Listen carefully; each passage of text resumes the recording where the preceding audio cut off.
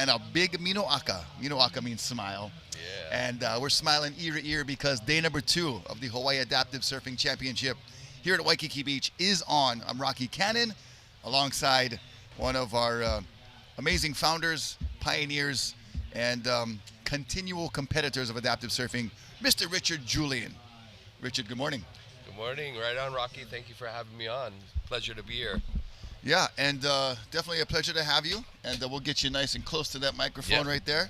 And I guess we'll start off today with talking a little bit about yesterday. We had day number 1.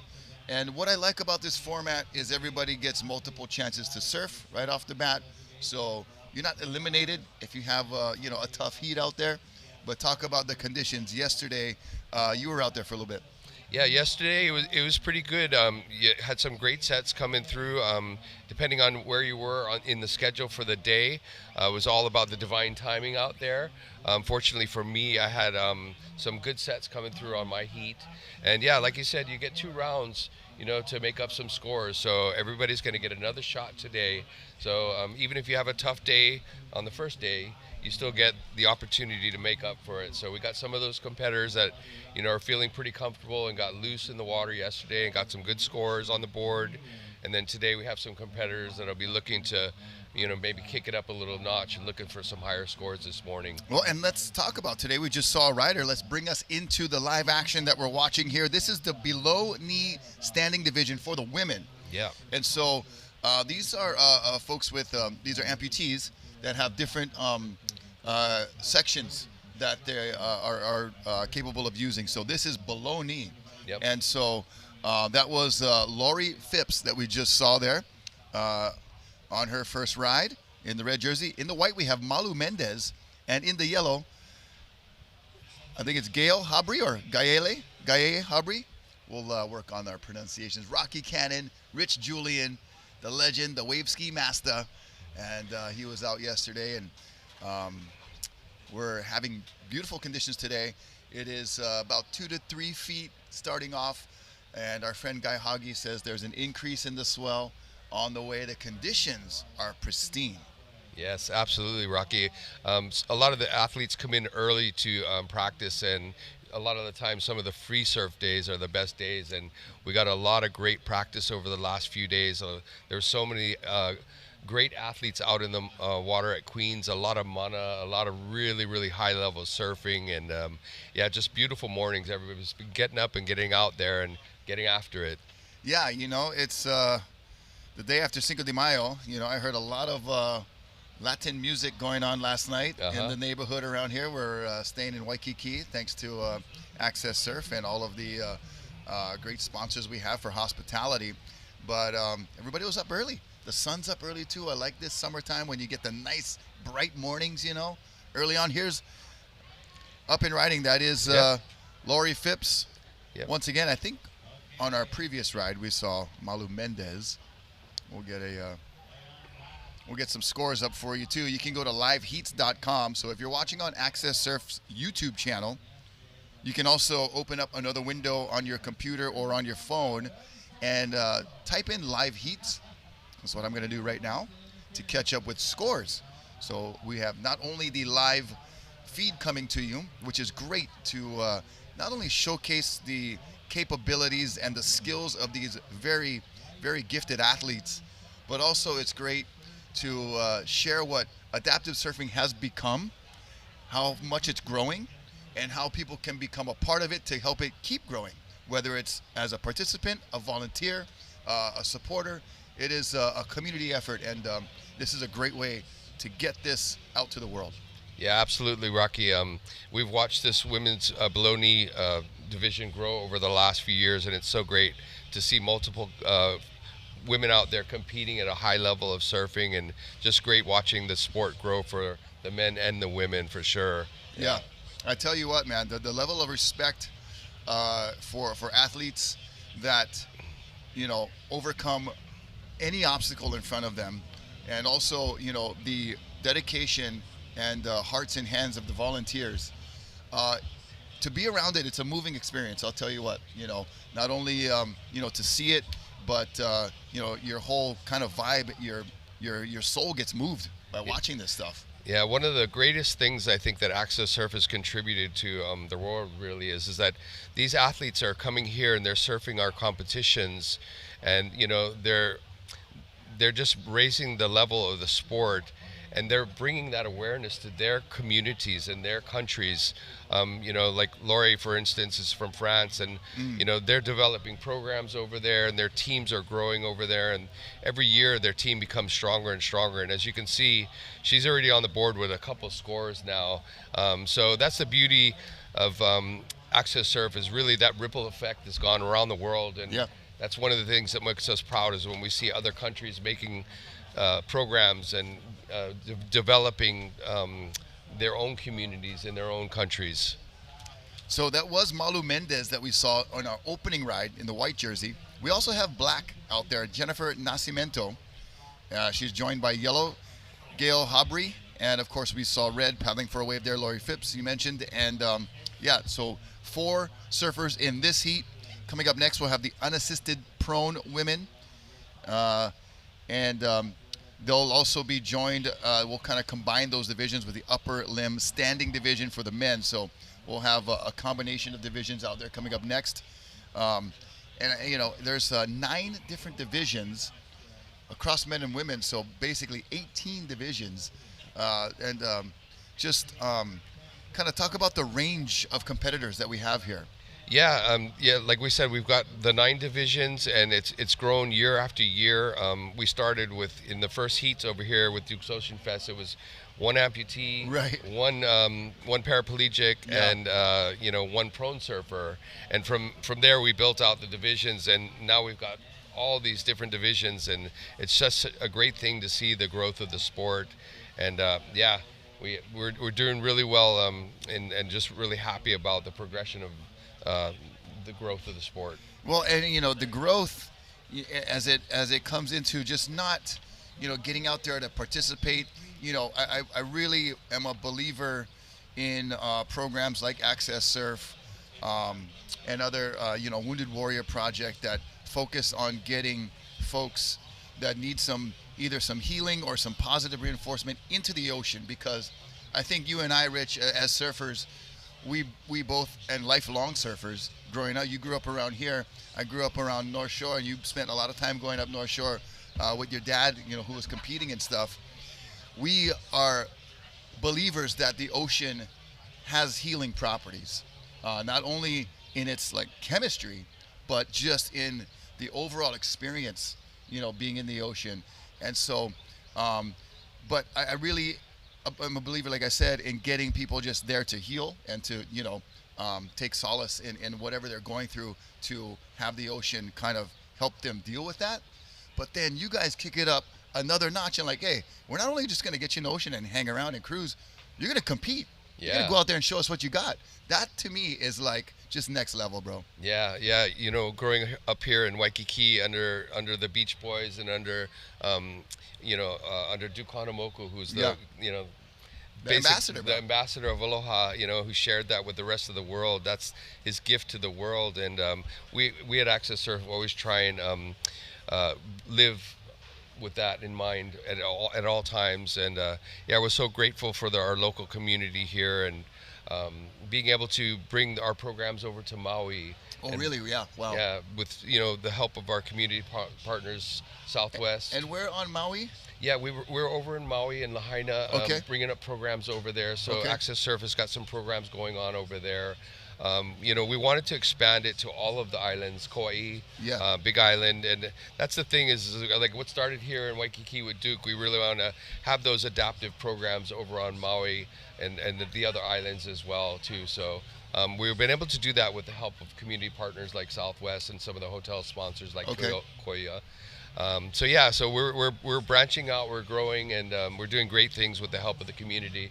And the rest of the world is looking at it, and they're doing those things in their community too. Yeah, I think a lot of folks just needed a little bit of leadership, needed a little bit of example. As we watch, we'll break away from that and look at the live action. And just a little late on the takeoff right there. Sometimes this morning glass can be a little deceiving and hard to tell where the wave's going to break when it's so glassy. because you know when the wind's blowing, you can see the lip kind of feathering a little bit. Yeah. But when it's so glassy, it's hard. Here we go. This is Lori Phipps, and Lori's up and riding on her second wave. She had a 3.83 on wave number 1, and I like her change of direction right there. You see. Yeah, Lori's been coming out here a few years now. I remember meeting her for the first time, and she's a really well-versed surfer. And we got, let's see, right there, White up and riding in the back with a great first ride, I believe. Yep, that's Malu Mendez. Yep. She had wave number 1 early on, and then she had a quick up and down, and this is wave number 3 from Malu Mendez. Yeah, pumping down the line, making the most out of that first ride there. And she'll peel off and try and look for her next score. Yeah, these surfers, this is round 1 for them. They did not surf yesterday, so they're getting the early morning start with the clean conditions. So in talking about, you know, the healing properties of the ocean, just the fact to get people in the water, and then this whole other competitive side, and the development of the AASP, which is the Association of Adaptive Surfing Professionals. And I like the revert back to kind of the ASP, you know, when professional surfing was that before the WSL. But the AASP, this is the international governing body for professional adaptive surfing. Talk about how that came about. Yeah, so that was founded by Chaka Webb, and basically a few years ago, he came up with the concept of the Association of Adaptive Surfing Professionals, and he called me, and we started to collaborate with myself, Roy Tuscany, Mark Mono Stewart, Deb Stewart. So we got a bunch of committee members together, okay, and we basically started to create the structure for the AASP, and the goal is to have it be a world tour similar to what Randy Rarick and them created back in the day here, and bring it to a professional level, because there's so many great adaptive surfers. We want the rest of the world to see what these adaptive surfers are capable of. I mean, coming from Hawaii, you know, we've got Bethany Hamilton. Yeah. I mean, she's charging against girls, able-bodied girls, and holding her own after, you know, a big devastating attack over in Kauai. Right. So we really wanted to give them a professional platform where they could be supported by their communities and their, you know, businesses. So that was the goal of the Association of Adaptive Surfing Professionals, is to really get a world tour going where we could crown champions, and they could show the world what they're capable of. And so we talk about you know, Chaka Stoke for Life Foundation, and then you know, the U.S. Open of Adaptive Surfing Championships over in California. You know, how difficult was it to kind of, you know, because you gotta have like rules for competition, you know, priority rules, you gotta have like judging criteria. I know a lot of it is involved, blessing, money, testimony. Go to follow, you they go. This year, good news, giant plenty bonding. Follow, you they go. Fairly. So basically the classification system was the first thing that needed to be created. And for miles and miles around. That was huge. And then also the divisions and making sure we expanded and included all the people that we wanted to include. So yeah, a couple of key components. There's Lori Phipps. And Lori, some down the line speed, big smiles. That's always going to be lovely to see. Great camera work there, getting in on a tight shot on a break that is not close to the shore, bro. It's quite a ways out there. So these athletes got to work hard to paddle out to the lineup and find some waves. So good zoom out there of where the rest of the lineup is hanging out. Paddling for this wave is White.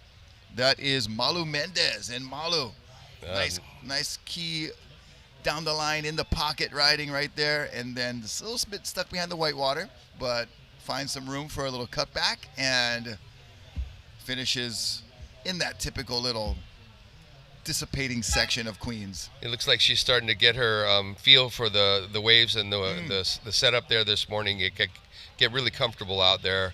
So Yeah, and it's important to get your moves in before that final section where it really drops off, gets deep, and the wave almost disappears right from under your feet, you Right. know. So you're right. It takes a little bit. Some of the athletes talked about it yesterday. Surfing Queens with nobody out is weird. yeah, yeah, it's a little tricky to read without all the other people out there around you. Yeah. Such a special feeling. But yeah, you really got to focus on where the waves are coming in, where is it lining up, where is it soft, and you got that inside bowl over there, and sometimes that thing, you'll end up on that reef over there if you're not careful. Right. Yeah, and when to step on the gas, when to let off. It is quite technical of a wave that requires a lot of wave judgment and kind of that sixth sense of knowing what the wave's going to do. And then you're right, not having everybody out there that kind of, okay, there's Uncle, I'm going to line up right off of him over here. Right. But man, it is such a treat to be out there with only a few people.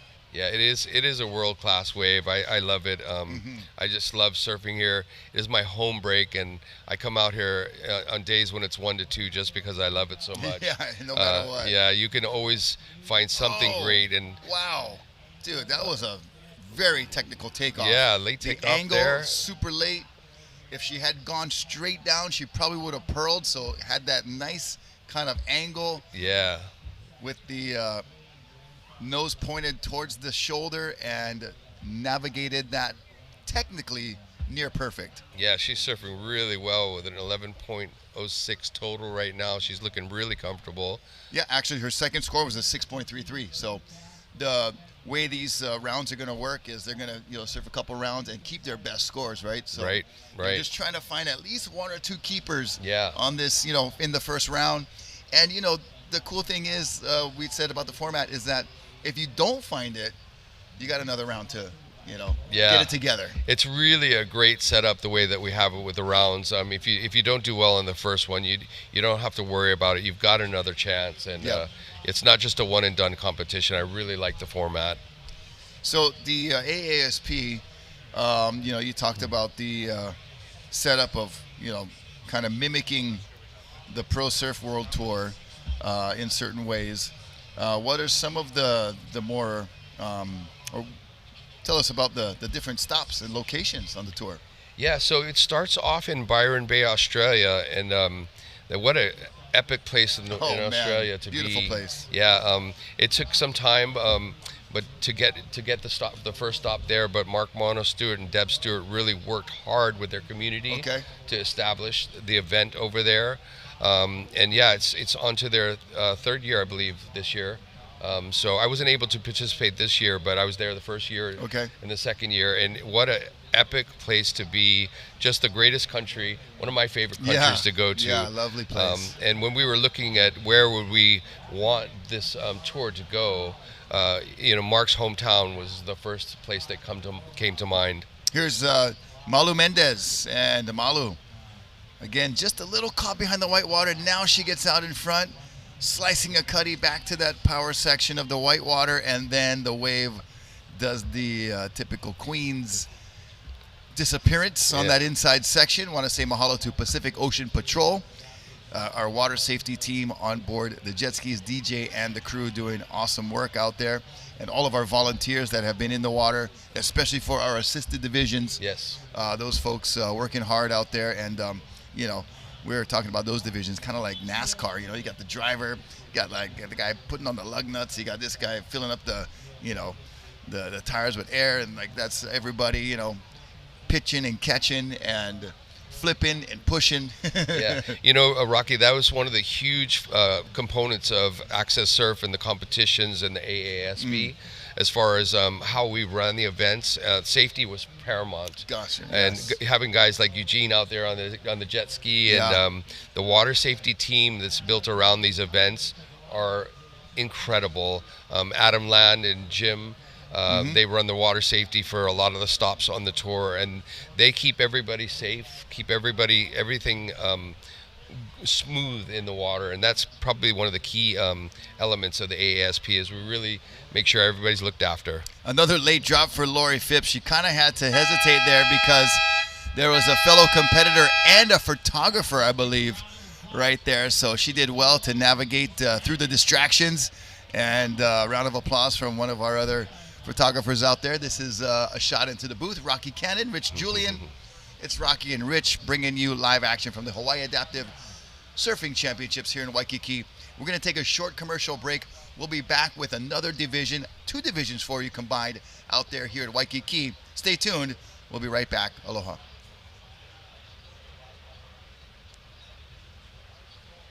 And we don't have a commercial. That's okay. You know what? We go with the flow. We adapt, bro. That's what the name of the game is. So this next division, it'll be the unassisted prone for the women. It'll be Lori Foti and Grace Kennedy and Kayla Woputz. And then they'll be joined by our upper limb standing man, Mike Richard. So those are the competitors that will be starting heat number 2 right now. The heat is on. So, Rich, you know, we talk about the different classifications and how important that is, because we want everyone to be competing as fair as possible, right? Yes. So, and some athletes, you know, they might not know exactly how they fit in. So it's good having a medical team to help with that distinction. Yeah, absolutely. We want to create fair competition across the board, and we want to be as inclusive as possible too. So yeah, Dr. Mo does an epic job just making sure that all of that gets sorted out, and yeah, we have a proper competition so people can be as competitive as possible. So back to the AASP, while we wait for some surfing action here, I see a little mid-sized set along, possibly on the way, so we'll keep our eyes on the screen to call the action, and we'll kind of break away to call surfing action whenever that takes precedence. Obviously, we'll watch this paddle, and we'll get back to our conversation here. If we see someone going, look like Mike Richard had a little look at it. This is Red having a paddle. That was Lori Foti.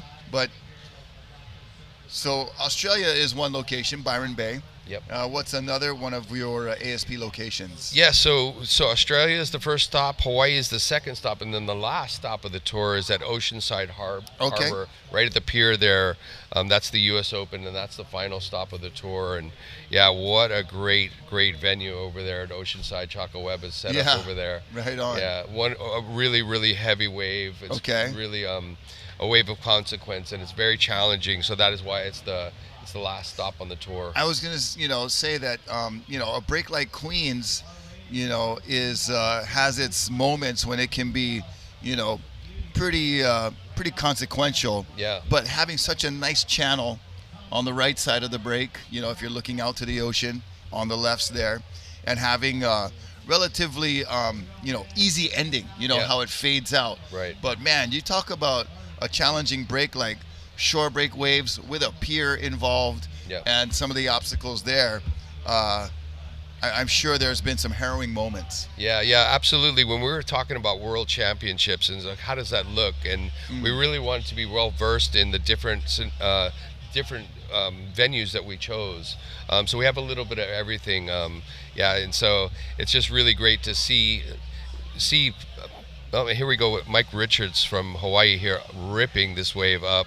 He is an awesome surfer. I believe he surfs North Shore on a daily basis, and so he's our upper limb standing and lone guy in that division. So he's just out there enjoying some queens with some friends, and a little bit of a late takeoff there. These are the prone unassisted women. So these girls have some use of their upper body. Yep. And don't need, or maybe don't even want the assistance. Yep. There's a lot of independence, right? When it comes to this adaptive division. Yeah, so these women are pretty strong in their upper body, and they're able to pull themselves into the waves and propel themselves around with their arms, and they're really excellent surfers. What they're doing out there is tough stuff for sure. Yeah. So. Yeah, and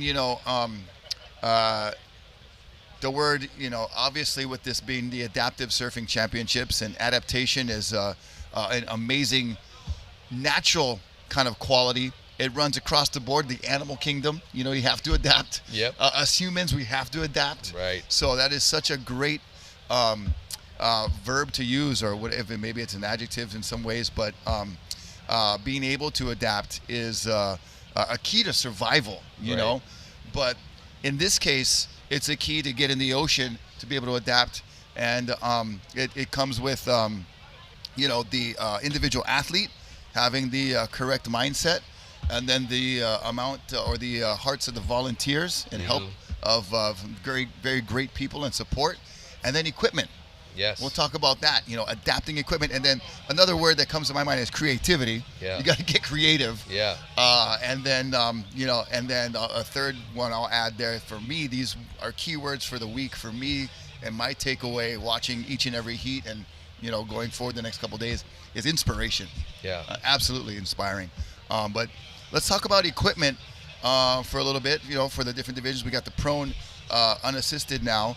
So they're going to want, you know, something that they can get a little more paddle speed with, right? Right. Yeah. Yeah. So the evolution of these prone boards is just incredible. We started off with these prone boards being, you know, 9 foot, 10 foot, and they've scaled just regular down. longboards. Yeah. They're just now we're down to these super short boards. So really progressive surfing on these shorter boards for these women, and yeah, the adaptations that they're making to their boards very personalized, as you said. Okay. They're figuring it out. Where do I need handles? Where do I need pads? Like, how should my fin setup be in my rails? So yeah, they really are looking technically at, you know, what they can do to make them the best competitive surfer possible, and really adapting like they do in their life. So in their everyday life, they're adapting. Yeah. So adapting to the conditions that they're given to them. So yeah, they're masters at it.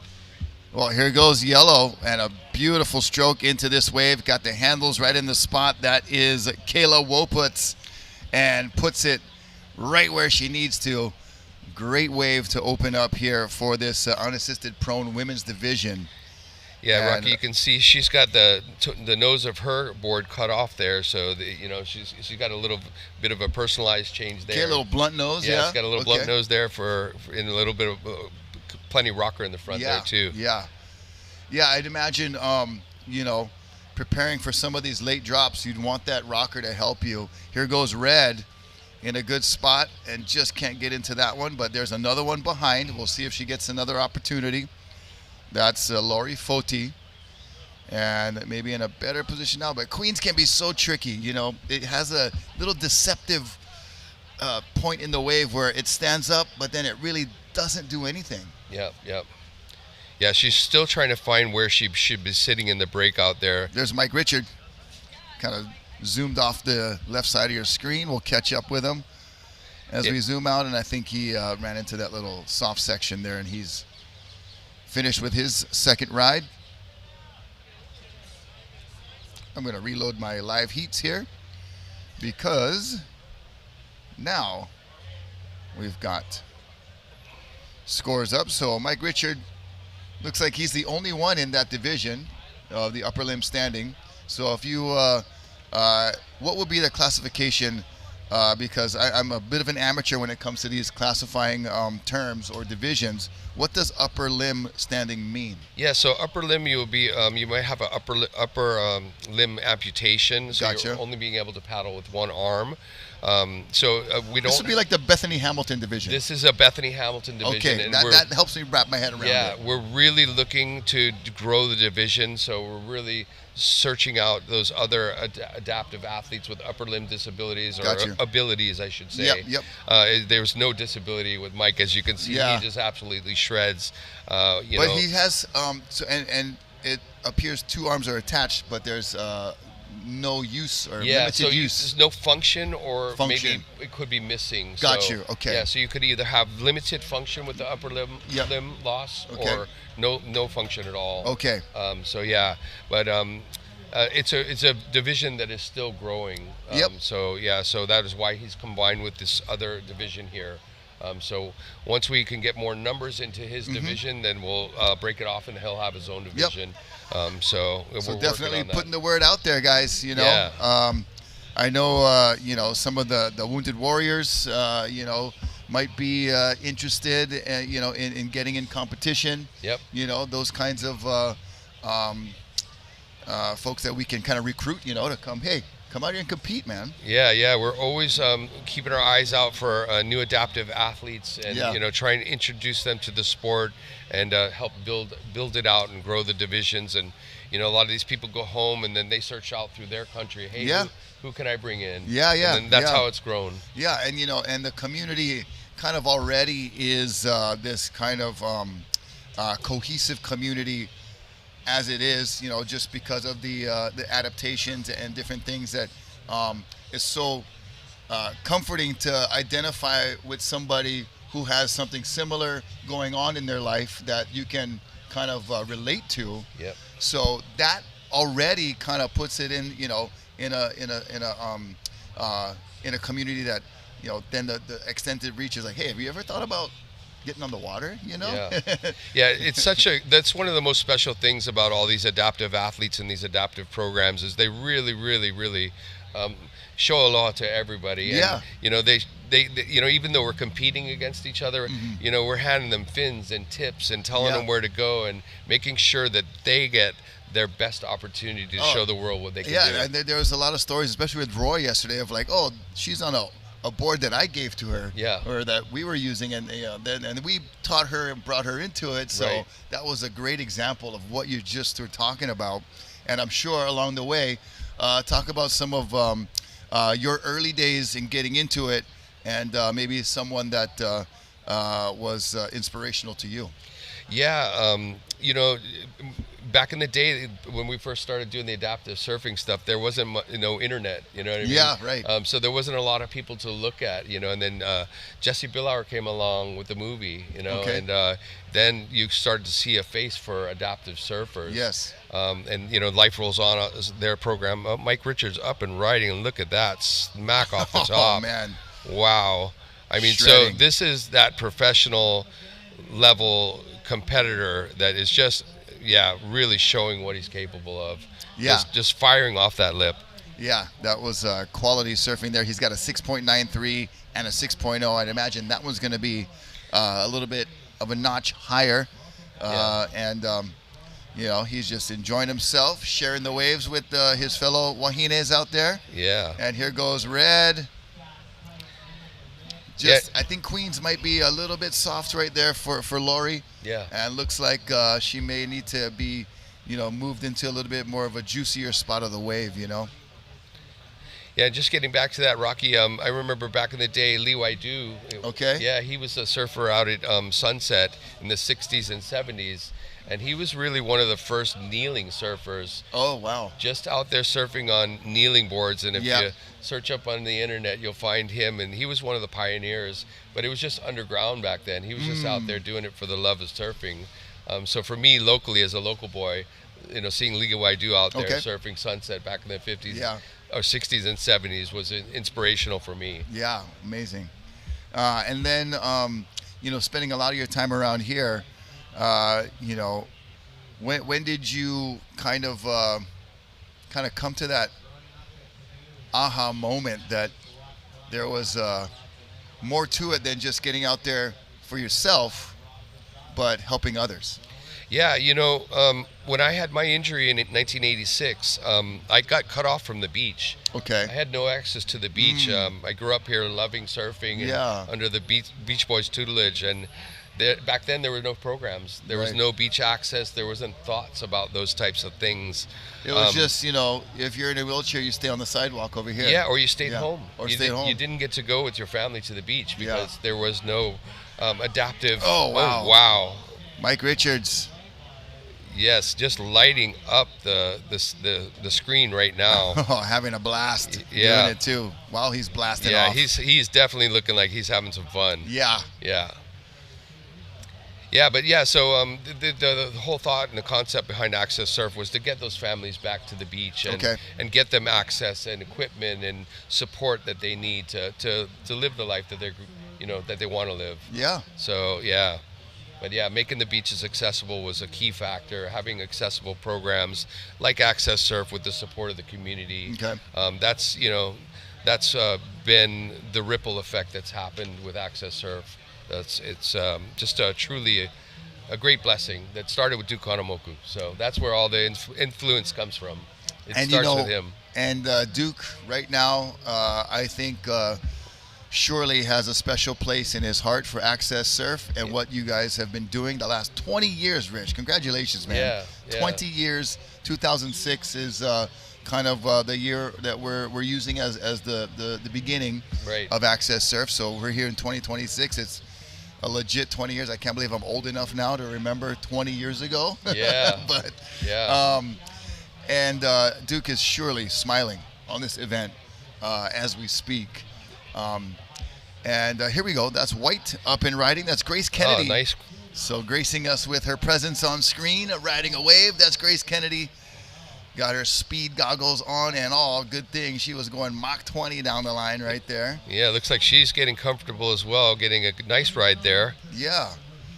And, I think for a lot of these surfers, especially we talked about a regular day at Queens is going to have 30, 40, 50 people out there of all different skill levels, and just navigating that crowd can be quite daunting, to say the least. Yeah. To catch a wave is one thing, and then once you're on the wave, you got all these obstacles in your way. So a lot of these athletes getting out here for, their first time with nobody around, finding that groove and the rhythm with the wave, I think it's going to take, maybe a couple reps, Yeah, it definitely takes a few minutes when you get out there and there's nobody around you. And then you really have to look at the lineup and, choose some landmarks. Get some landmarks, exactly. Yeah, choose some landmarks and try and triangulate yourself out there Yep. for the right position, because it's almost kind of easier with the crowd because you can see where you should be. Yeah. But then you've got to navigate through that, Yeah, and that can be really tricky.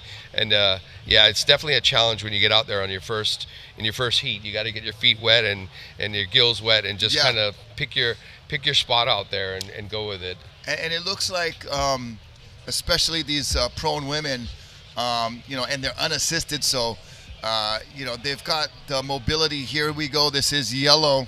That's Good Kayla positioning Woputs. And Kayla, nice takeoff. Holds got on the to blunt that. nose right there, and that was beautifully done, well timed, and is able to get on the rail down the line. Now using her left hand for some extra momentum. Great ride there for Kayla Woputs. Yeah. But it is tricky, finding your lineup there, and like you said, landmarks are key. And I have been teaching a lot of folks up at Turtle Bay on the North Shore, since I've stopped competing, and it's so important to have landmarks and to, like you said, be able to triangulate your positioning in the lineup. As we watch Mike Richards having no problem getting used to Queens right now. Yeah, just an epic surfer. I mean, I have not seen him out at Queens too much. I've seen him on the North Shore a ton, surfing really, really heavy waves, and just, what an incredible representation of Hawaiian adaptive surfing he is.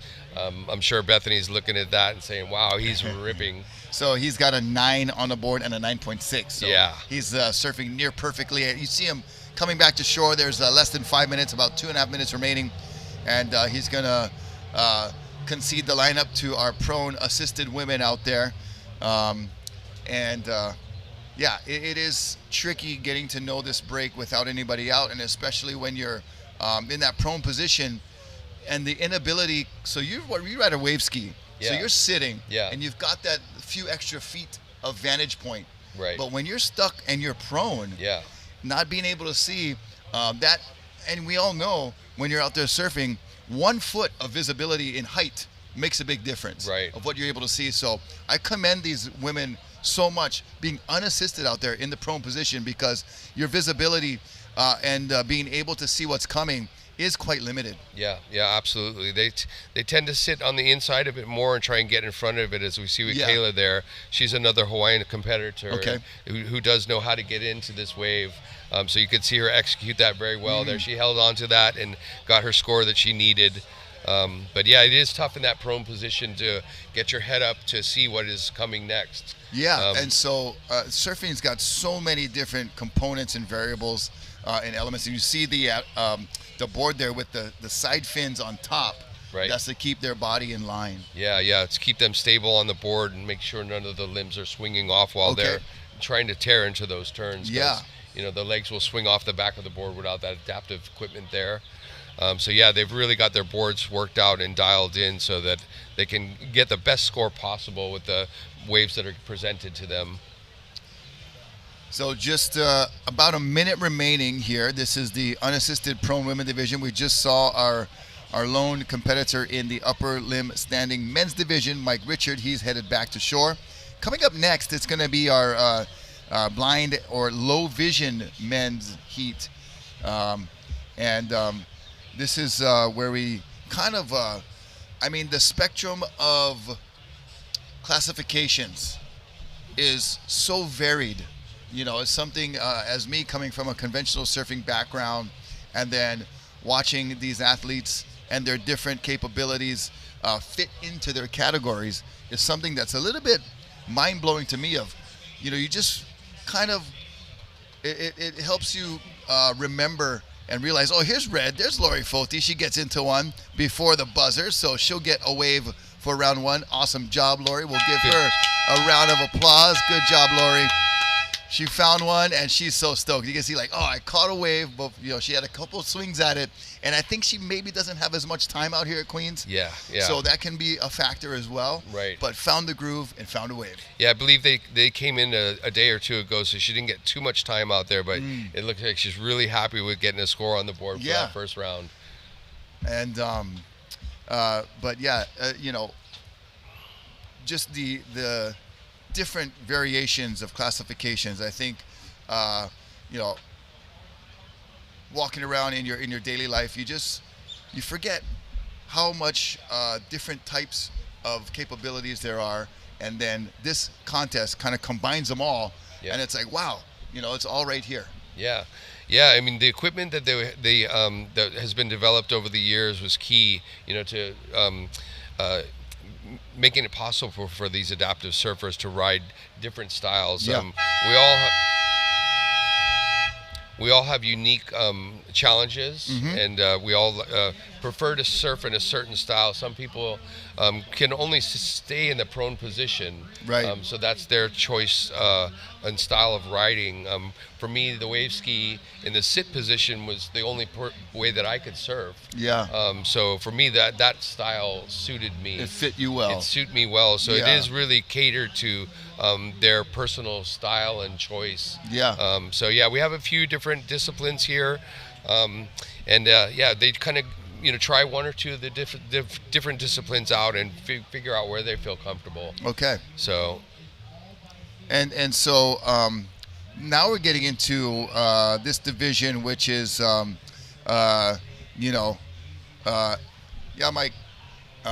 All limbs are functioning, but it's the vision impairment. Yep. Visual impairment. Yeah. Which is we talk about surfing such as a feel sport. These surfers are truly using surfing as a feel sport. It is incredible. Their senses, it. It is really incredible. I was out there the other day with Alali, and I was watching her surf, and her sense of feel for the wave is just incredible. It's just unbelievable that she can know where the lip is and find it with no vision at all. And just seeing her surfing is really incredible, and it's amazing what they can do. So in the water here for this heat of this will be a low vision. So coming up later we have blind no vision, which is that's a different classification. Right. But here it's a low vision. It'll be Finn Banks in the red. It'll be Aaron Polk in the white, and Alexander Shub in yellow. So I know Aaron from Maui. Yep. I believe Finn from Australia. Yes, I believe so. I think I remember Mano talking about Finn yesterday. And then Alexander Shub. We'll get a little bio sheet for Alexander here pulled up. But so these are folks that have very limited low vision. And I know I did see Aaron Polk on the news. Aaron Polk, excuse me. And I believe he was injured in the Lahaina fire. Yeah, he was over there for the fires, and a lot of the movie touches on that, and there's some there's a lot of that in the movie. So we're looking and that'll forward to be seeing that. premiering tonight. Yeah. And that'll be at Alohilani, I believe. Yes, Aloha Lani is hosting it tonight, so Cool. thank you for that. All right, at the Swell Pool Bar. So if you Yeah. guys can make it, Alohilani right here in Waikiki, that'll be featuring Aaron Polk and his story that is quite amazing. And he's out there surfing in the white jersey right now, so we'll definitely be watching for him. And yeah, Aaron, definitely another influential Hawaiian surfer that just rips, just has such a great sense and feel for the waves. Yeah, I was out there with him yesterday as well. He was just out there free surfing the canoes, just having some fun out there. You know, I know he's a regular at Lahaina, and yeah, just so great to have him as one of the ambassadors for Hawaii.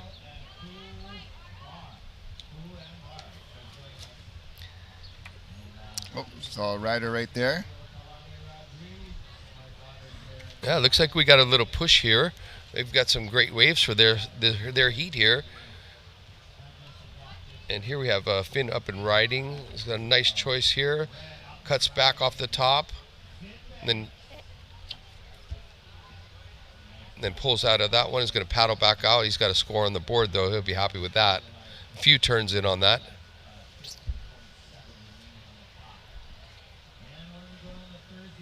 So we want to also take this time as we watch a little. We'll take this wave here. This is red. That is Finn Banks, and Finn banks it off the whitewater nicely and finishes with another ride under his belt. So we'll get the scores updated here for heat number. Yeah, there's a lot of new 3 of our competitors, day. Rocky, and this is one of the new competitors from Australia that I'm not so familiar with, but Okay. it looks like he's about to get busy out here. He's had Yeah. 2 waves in the first 2 minutes, so he's looking like really comfortable out there. There's some action at Baby Queens. Of course, want to say mahalo to all of the Waikiki Beach Boys and Beach Girls that lend us some of their space here for this event. And always doing amazing work getting our visitors out there catching their first wave. So I noticed there's 2 jerseys out there. So there's spotters out there? Yeah, so they'll have spotters out there letting them know when the sets are heading their way and kind of directing them, you know, east or west, and just saying, hey, you know, this one or maybe wait for the next one. The next one looks better. So they'll have a little bit of help with the technical aspects of getting onto Okay. these waves. Some Yeah. navigational help. Yeah, Yep. so they can't touch them or anything like that, but they can kind of just guide them, you know, Vocally. verbally. Yep, verbally. Yep. Okay, gotcha. Yep. Yeah. Yeah, like you were touching on, Rocky, the local Beach Boys here have just been incredible, opening their home break Yeah. to AccesSurf, and we're so grateful for that. The local community here has just been really, really welcoming.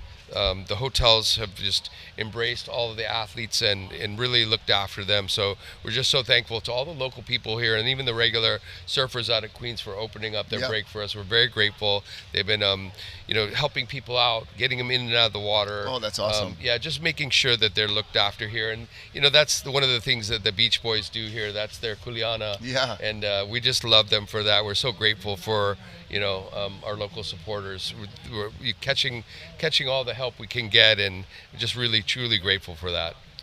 Well, and you know, these folks with the low vision, they have those, you know, caddies out there, those partners that help them navigate, and it is, you know, amazing that even with, you know, just the sense of where the wave is, and you know, I've kind of joked about it or talked about, you know, me surfing North Shore competitively or, you know, what have you, and big sunset or somewhere offshore winds, and you're like, it's blowing in your face, and you're basically, you closing your eyes, but you're getting that sense of, you know, dropping in with your eyes closed. And I've done that more than a few times, you know, just because I had to, because of the, but you think about these surfers, like going every session like that. Yeah. That is like just truly amazing. Navigating the world with a visual impairment or being blind is super challenging. I mean, I couldn't even imagine. Right. You know, like you're describing, you know, we all experience it here and there, but Yeah.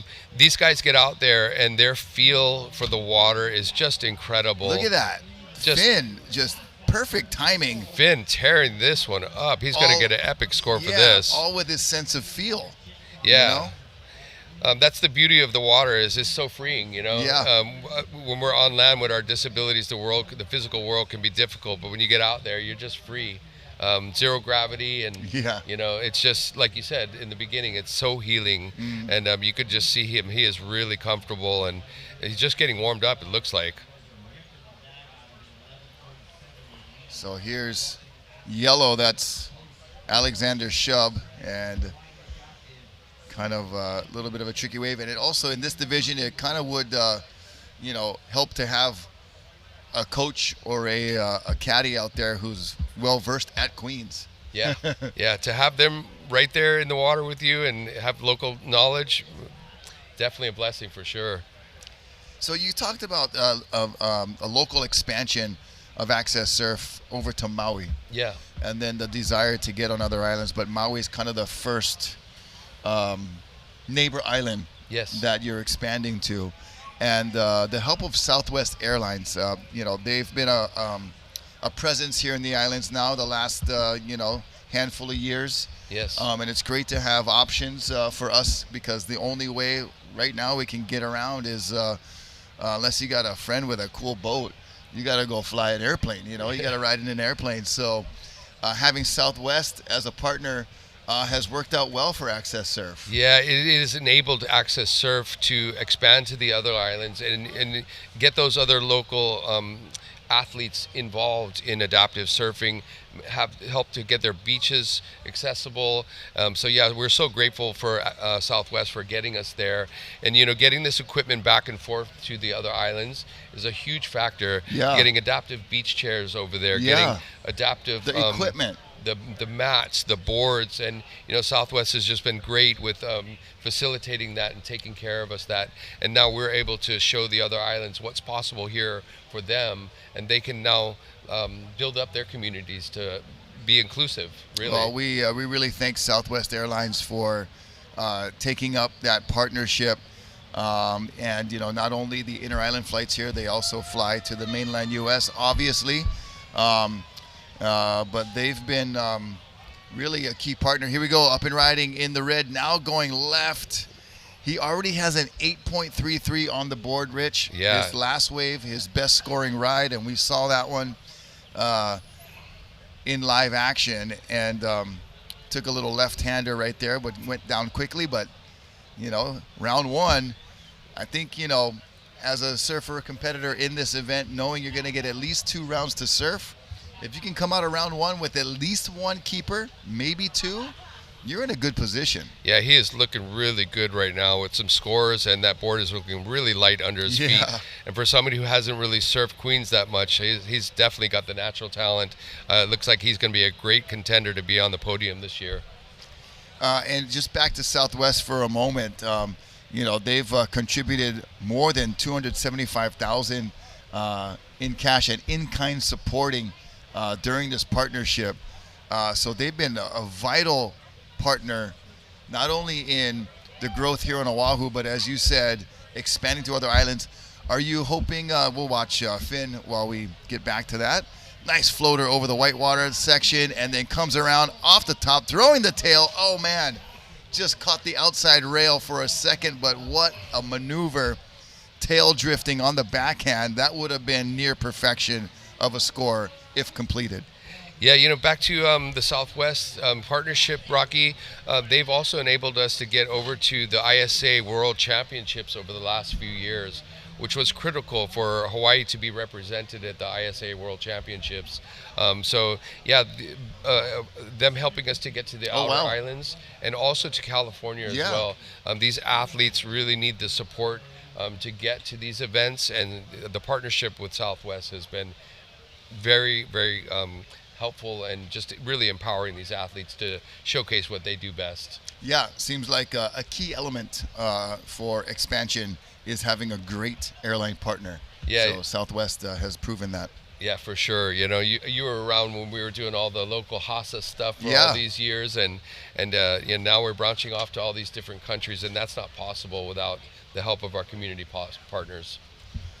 All right, so Finn on the board with that 8.33. He's got a 5.67 to possibly carry with him to the second round, unless he can pick up something of more value with 7 minutes, 15 seconds remaining.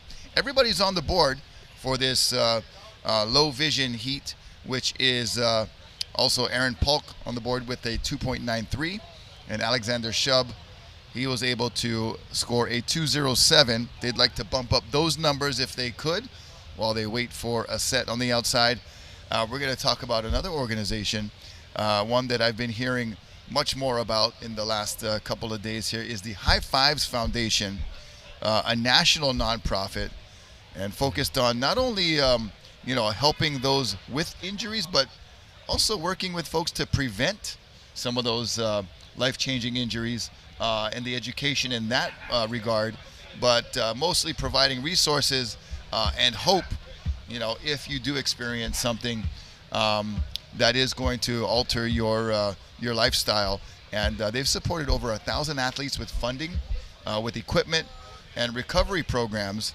And across, I like this, is that they don't just focus on one discipline. Right. They go from mountain, like we say here in Hawaii, from Mauka to Makai. Yes. Yeah, they got ski, surf, biking, dirt, and fish. So folks that want to get out and experience nature in multiple ways, High Fives does it. Yeah, High Fives has been coming out to Hawaii and bringing teams of surfers here for many years now. Roy Tuscany and Elena have just been incredible. Their foundation is incredible, and we really look at them and admire them, and we imitate a lot of the things that they do. And we're so happy to see that they have expanded their programs. Here's here Yellow. we go, up and riding. That's with Yellow. Alexander Shub. And Alexander with a nice work down the line with a lot of speed, a couple of cutbacks, and loses the handle at the end there, but all the important work was completed at the nice beginning critical part of the wave. So that should be a little bump up in the scoring for Alexander in the yellow. But right now they're all trying to keep pace with Finn Banks, who is really performing at a high level. Yeah, it seems like everybody's got a few waves under their belt and start to get comfortable out there. And we've got a contestable heat here. Some good competition going on. Yeah, so Alexander with wave number 2, and that is going to bump up to a 3.3, so he will add to his total, or at least improve on his first wave of a 2.07. That leaves Aaron Polk probably out there with priority, and we've talked about the different rules of the AASP. This event is sanctioned and falls under those rules, correct? Correct. And so priority out there is just kind of a taking turns priority. Yeah, so on the priority, we'll have the priority flags up on the board so that they know which whose turn it is to take. And so they can ask their spotter to let them know what priority they're sitting in so they know what wave they're eligible to take on the next wave. But in order to start priority, it's just first rider up. Right. And then, so the priority system is key to the AASP as well, to give everybody a chance at getting waves in the competition. Yeah, kind of, yep, and that's the same for conventional surfing competition. I think the priority system is the best way to have the wave catching be fair, because you could have someone who is either an amazing paddler or just a bully that can own the peak, right? And so that prevents that, and just kind of brings it back to more of the surfing skill against skill. Rather than your wave catching ability, it's more about your surfing ability. So that's a great implement. Yeah, we want to see what the surfer is capable of on the wave, and as opposed to having 4 surfers on the same wave. Yeah. We really want to see execution happen at the critical parts of the wave. Yeah. And so more of the High Fives Foundation, they've been, as you said, Rich, have a long-standing presence here, as we'll watch White paddle for this wave. This is Aaron Polk. So there's our Maui boy shredding a nice cutback. And I like that board style for Queens too. I think that's one of the perfect kind of shapes for surfing Queens, Yeah, it looks especially on a smaller day. Yeah, it looks like he's chosen to go with a bigger board today. He's usually on a really short, rifling short board. Aaron really choosing his equipment well today and getting on the board with another score there. It looked beautiful. But the High Fives Foundation is, it wants to build a strong community rooted in positivity, which I think, you can feel just tons of positivity at these events, and this event especially. Progression, and we talked about, how these athletes are constantly not only physically pushing themselves, but also with their equipment, dialing it in, getting in the shaping room with the shaper, having some specifics, what works best for them, not only in riding a wave, but also just being in the water, and the adaptations and creativity required for that. So the progression is definitely a part of the High Fives creed here. And then a belief that these life-changing injuries should not define or limit your future. Right. Yeah, Roy has such a great story, and what he's done with all of his athletes is just truly incredible, and we're so great to have him on the committee for the AASP. He's brought a lot to the table with that every year, just supporting from behind the scenes and on the camera, and in every way possible with equipment, making sure that his athletes are on the best equipment possible and that they're taken care of while they're out there doing these sports. So yeah, we really admire their nonprofit and look up to him in so many different ways. Yeah, and finally, High Five Foundation supports and extends beyond competition. The travel assistance. Yeah. It's a lot to get some of this equipment around, to get the athletes, on the, in the to the correct locations and all of that. Logistics that comes in with that, right? And then just the general athlete resources, all the things that these athletes need, and that helps them, just enables them to just be the best competitor they can be. Right. Yeah, and we just love the fact that Yeah, we love the fact that they're involved with so many disciplines of sport for adaptive athletes. That's great. We love that. Me as an adaptive athlete, I like to canoe paddle. Yeah. I like to swim. I like to surf. Anything involved in the water. So for them on the mainland, having the different programs for dirt bike and fishing and snow, their snow program is epic. And, one of these days, I hope to get up there with them and maybe try a monoski. Elena, co-founder apparently, or husband and wife combo, just a dynamic duo with Roy and Elena. I think those two together, you can see how much special things are being done, and amazing things that are being done. But her snow background, I was just learning about with her yesterday. Just amazing athlete, and with the world to give. Just an incredible background in sports.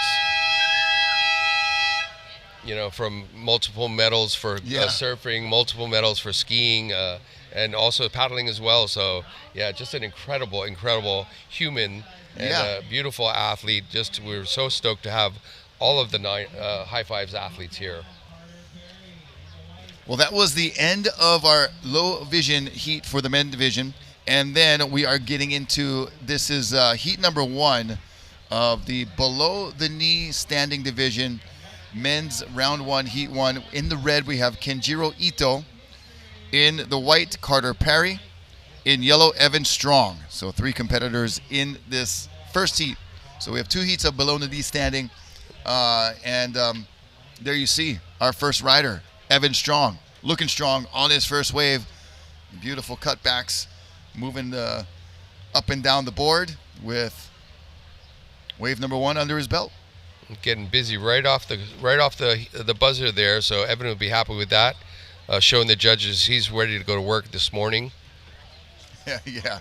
It is adaptive pro surfing, so these guys are on the job. Yes, as professionals. Evan Strong representing the U.S. and rides Kozuma surfboards out of the high-tech Maui contingency there. And Evan's been surfing since he was 8 years old, so he's been at it for a while, and the experience showing there, able to grab a wave with just a minute or so gone by. And Kenjiro Ito representing Japan in this below knee standing division. Carter Perry from the U.S. second in the Japan Open, so he's traveled and competed. Yeah, and Kenjiro, we love him. Everybody loves him. And Carter was able to go over to Shizuoka at the wave pool last year and experience that, you know, as the Japan programs are growing and expanding, and Kenji and Masa have been the key figures making that happen over there, and welcoming all of us Hawaiian competitors over to Shizuoka in the wave pool. Yeah, man. And that's pretty awesome. It's so awesome to see that develop in Japan and to see them building their community over there. And Kenji, he's just an incredible surfer. So it's I'm really happy to see him work this morning. Just such a great human, just the happiest guy you can meet. Yeah, and Carter has also competed in the Hui long course canoe race. So that is, from Turtle Bay to Waimea Bay. So the long course out there on the North Shore. Finished first place in that. Yeah. And also in his bio would like to share that, he has one leg and one lung. Yep. And no toes. So Carter is out there shredding in spite of anything, listed there. It is just, like I said, inspiration is one of the key words to take away this week for sure. Yeah, Carter is just such a pleasant and great guy. We're just so happy that he's come into the scene here in Hawaii. And it's just such a great thing to have him here. I believe his the way he acquired his injuries was from surfing out in Ala Moana. So he had some type of infection. Oh no! Yeah, so he's a local boy, likes to paddle, likes to surf, and it's out here competing. With just a few years being into his injury. Yeah. Wow. Yeah. So yeah, a joy to be around. Yeah, I think we've talked about it. We've touched on it. The positivity, and it's again, the word inspiring to experience such positivity with anything and everything that these athletes have been through in the past. They bring so much positivity to the table and to the scene here that you can't help but be inspired. Yeah. And also just be physically and emotionally moved in the right direction. Right. Yeah, I mean, the adversity that these athletes face is, is very challenging, and they just look at it with a positive attitude and adapt and overcome. Really. Yeah. And that's what Carter has done here, and just like I said, with a few years being into his injuries, he's an avid paddler, avid surfer. Yeah. He surfs so well now with his prosthetic, and that's tough to do. One lung and a prosthetic. He's got a lot of things that he's worked through to get to this point and be on this stage here now. And speaking of prosthetics, we like to thank North Shore Prosthetics and Orthotics. I'm wearing the hat right here. When we get a shot in the booth, I'll show you my new headgear, courtesy of Eric Welton. Yeah. Big E, as we like to say.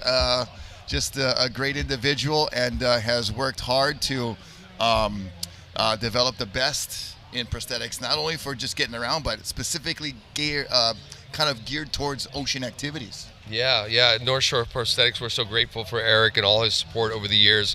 And really, he's been here since the beginning as well. I remember being here on the beach with him for surfing this summer, and he's really been in it since the beginning, and really supported AccesSurf. Is now a board member and a major contributor and sponsor. But he's helping all these athletes out with their gear, making sure that they're on the right equipment and that they're comfortable out there. One of the other girls came in the other day, and she had some issues with her prosthetic, and we drove right out to Eric, and within hours they were working on her leg and getting her back, comfortable with her prosthetic. So we were so grateful to have them here as a sponsor, and just their presence is amazing. And here goes Yellow Evan Strong. He's up on riding on the left-hander. You saw him on the backhand on the first wave, and now opts for the left. So he's got two waves under his belt, out the back in the white. All right, Carter Perry paddling hard here. Not quite going to get that one. One of those tricky queens kind of mirages, I like to say. Yeah. That kind of look like they're standing up, and then they'll break way inside, or sometimes not at all. Yeah, sometimes it just gets a little soft there on the corners there. So yeah, maybe you'll get a little closer on the next one, get a little further inside, so you can get maybe hit by that a little bit more. Yeah, the little roll in sometimes will help. Yeah, with the little cushion on the top as well. It does help to get a little closer on the inside on the smaller days out there. Yeah. You definitely don't want to sit too far out there when it's a little softer. Yeah. And then we'll have a little bit of a tide change. I'm hoping that we'll see a little bump in the swell. Yeah. That's in the forecast. Yeah. If not today, it will be for sure showing tomorrow. Right. And it looks pretty nice the next couple of days. So it's always a good thing looking into the forecast that things will get potentially better. Yeah. Instead of worse. I'm really looking forward to the forecast. I mean, if it holds and we're having a 3 to 4 on Friday, the competitors are really going to showcase their abilities. Yeah. And the free surf days, we had some epic 3 to 4 foot days. I heard over the weekend. It was so good. It was so good. And just watching everybody out there, warming up and getting familiar with the break and just showing what they can do. Yeah, it's almost like you could, from the beach, I'd imagine, you could just see like, AccesSurf or adaptive surfing is here. Yeah. You make your presence felt, and you're it's a community that is unmistakable, right? When you see him and you watch him out there, and look at this carving from red. Kenji this is with good surfing, man. Nice wave. Oh wow! You can tell he is loaded with experience in this break, and he just executes perfectly on this first wave with some nice cutbacks there to start off his campaign. That's Kenjiro Ito putting it on the rail. Some power surfing from our Japan representative out there, and we've been seeing more and more Japanese competitors. Yeah. And the programs over there, according to a lot of our sources, have said that they've really progressed the last few years. Yeah. Kenji and Masa have really developed the programs over there with their communities. Okay. I got to go to the Shizuoka wave pool with them last year, and it was one of the most incredible experiences. I've never surfed a wave pool. Yeah, it's pretty trippy, right? And that wave You're in pool, fresh water. Oh yeah. The buoyancy's a little different. It is such a short wave pool, and the takeoff is fast and tight. Yeah. It's so tight in there, and you really have to get your takeoff down, number one. Yeah. And then here we go, Carter up and riding with Carter. a nice pick on this wave. Beautiful. Let's see if he can stay on and hold on there. Yep, he's going to get his first score in here and get some work started here for sure. Yeah, that was a nice drop, and the wave kind of ran away just a little bit, but beautiful wave. Good start for Carter Perry in the white jersey. Yeah, so Kenji and Masa, we just love having them as a part of the community, and we're just loving the fact that they're opening up the doors in Japan for everybody else too. They're really sharing this stoke with everybody in Japan and allowing us to go there to participate in their events as well. So a little bit about more about North Shore Prosthetics. You mentioned the ability to kind of have on-site support as well as kind of emergency support. You talked about someone needing assistance, before this event, and was able to get that from Eric and the team. Yeah, absolutely. Yeah. So they're out there. So if anybody has any issues with their equipment, they'll sort them out straight away and make sure that they get back here to make their heats. And it's incredible. This is adaptive equipment. It's adaptive surfers. Yeah. And we need adaptive people to help us out with making sure that we can do what we need to do. It's not like we can go into TNC and grab a shortboard.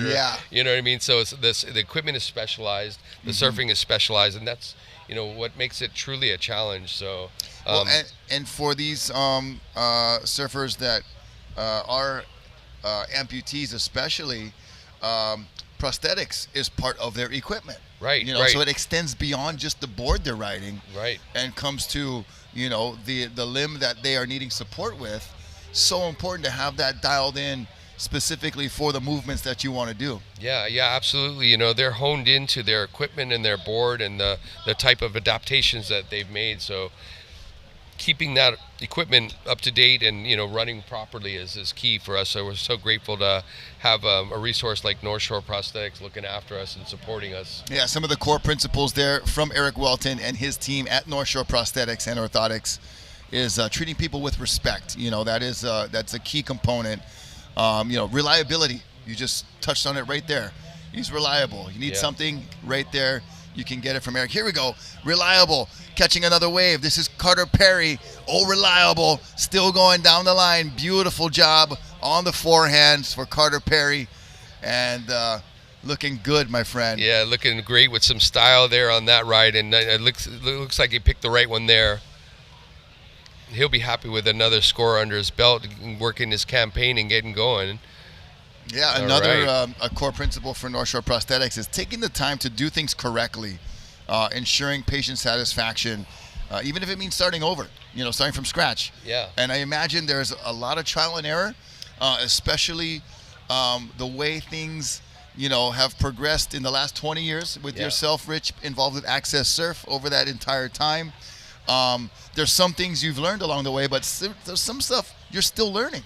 Yeah, absolutely. We're evolving all the time, and that's one of the great things about North Shore Prosthetics is they're bringing in new surf legs and new equipment for these guys to try, and really each year they're learning something new and developing something new, and really it's an extension of their body and their personality too. So, they got some great pieces of equipment that they can customize and make custom designs and personalize it for them. So, I've seen them do a lot of legs with Hawaiian flags or, just personal stuff so that they can really express their personality. When people are looking at their equipment, they're like, oh, wow, that's a cool leg. And look at that. Yeah. So it's part of their personality as well. Yeah. No, that is so great that that's able to be incorporated these days. And it's just, so much more than just a piece of equipment, like you just said, Rich, very correctly and eloquently, that it's an extension of themselves. Right. Yeah, it absolutely is a game changer, having the right equipment and feeling comfortable with what you're working with. As you know, you choose the right board and the right equipment, and you get out there and you feel like things are working. You can really produce your best results. So that's what North Shore Prosthetics enables us to do. Well, and not only has Eric been, doing a lot of great things in the science part of adaptive surfing, but he's been a volunteer since 2009, surf instructor, water safety, great guy to have in the water with you. Strong dude, can, get you out of any situation that you might be in, and founding member and manager of the Hawaii Adaptive Surf team. Yeah. And a board member since 2021, and now, helping sponsor and direct this Hawaii Adaptive Surfing Championship. So just a wealth of knowledge and a wealth of support from Eric. Yeah, and personality. We love his personality. I mean, can't miss that, bro. Yeah, his personality. You can't beat it. And fills the room, man. Yeah, having him do very nicely. Yeah, the opening for us and being on the mic. He's just a great guy. Just such a funny guy, and we love having him speak for us and represent us. And like I said, he's been here since the beginning. So he was a competitor in the beginning. He was here at the first competitions. So he's been here all along, and he's not going anywhere. So just a couple more things before we move on to our next mahalos here and watch live action of Kenji Ito. So we're gonna try to keep our eyes on the surf action as well. So much information and great things to pass on to all of you folks watching online. Thank you for watching and tuning in on our YouTube channel at AccesSurf. And Kenji has a 7.5 on his opening ride, so he's really getting off to a good start. That was his first wave. 4.0 for that last score. A little touch under his opening ride. Evan Strong coming on strong with a 5.17 opening ride, and Carter has a high score of a 3.53. So, and I really like how these athletes demand to be judged based on the scores they earn. Yes. They don't want any favors. They don't want any, generosity, so to speak, from the judges. Yep, they want to be fairly judged. There we go, up and riding in the yellow. Up and riding again. He's chose a nice one here. Able to bank a few turns here on the opening. Staying with that inside section, see if there's anything left for this ride. Yeah, Evan Strong with has to have the leash on the right foot as a goofy foot. that can also be a bit of a challenge. Yeah. Getting tangled up there. So he does a good job adapting in that way as well. Yeah, and whichever prosthetic you're surfing on, whether it's a front leg or the back leg, it makes a difference. Yes, in absolutely. Surf style, goofy foot, regular foot, all Right. that plays into factor here. Yeah. So his prosthetic is on his back foot. So, you can see the weight distribution that he has to use in adapting to that situation there. So good surfing there from Evan Strong. Just about 2 minutes and 50 seconds remaining here in this first heat of, I believe Carter, this is the below the knee standing division. So we'll make sure we get our classifications correct. And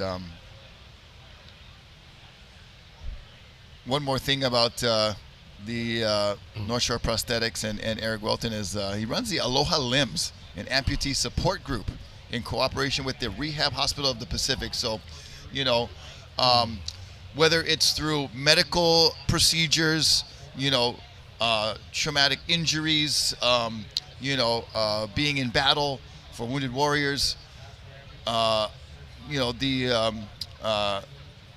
community of amputees is probably continues to grow, and those folks need support. Yeah, absolutely. It's something that you go through that, especially if you've had the use of something and then now don't. I'd imagine the emotional support is very important. Yeah, absolutely. If you get injured here in Hawaii and you head off to Queens and they do your surgeries and stuff like that, and the next place you usually end up is the Rehab Hospital of the Pacific, and having that mentor and support group there is so critical. And just from a personal perspective too, is like meeting somebody now who you can relate to, like you touched on earlier. Somebody to tell you, hey, look, this is not the end. This is the beginning of a new chapter of your life. And just to hearing those words from the beginning is pretty critical. So having him there to mentor those new people. Yeah, and that's something that Eric has dedicated his time to, which is a very good thing. Yeah, the mentor factor here is critical. We definitely want to make sure that people know that this is just the beginning of a new chapter in their life, and that there are solutions, and there are ways to do things, and life doesn't end there, it starts there. And that's so important. We can't overstate that mentorship, that emotional support, that mental support, and then the physical support of what you guys do at AccesSurf is getting here to the ocean and the healing properties of that. We have folks that come from ocean backgrounds that naturally will gravitate back to it. But I think one of the extra special things, as we watch Carter Perry, we're going to watch this extra special gentleman here work down the line with such ease and style. It's amazing the comfort that he's got out there now. Yeah, I love his style. He's got so much style on his board, very unique. And then we have Evan up and riding again here. Looks like he's taking on his fifth wave here. Yeah. Going to work this smaller section here and see what he can pick off, see if it reforms on the inside. Looks like it cut out there. Well, everybody's got a keeper from that heat. 7.5 for Kenji, 5.17 for Evan, and Carter Perry, his last score, probably his best wave. That's after the horn right there for Kenji Ito, but why not get another wave at Queens on your way in? So the first heat of below the knee men's division is complete. We'll stand by for the start of heat number 2. We're going to take a short commercial break. We'll come back with more Hawaii Adaptive Surfing Championships from Waikiki live here on the South Shore. Stay tuned. We'll be right back. Aloha.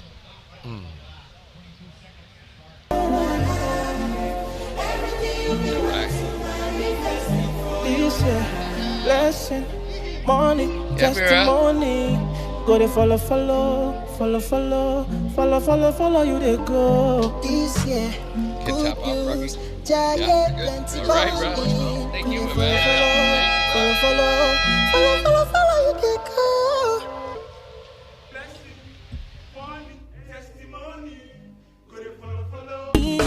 His love for miles and miles around the world.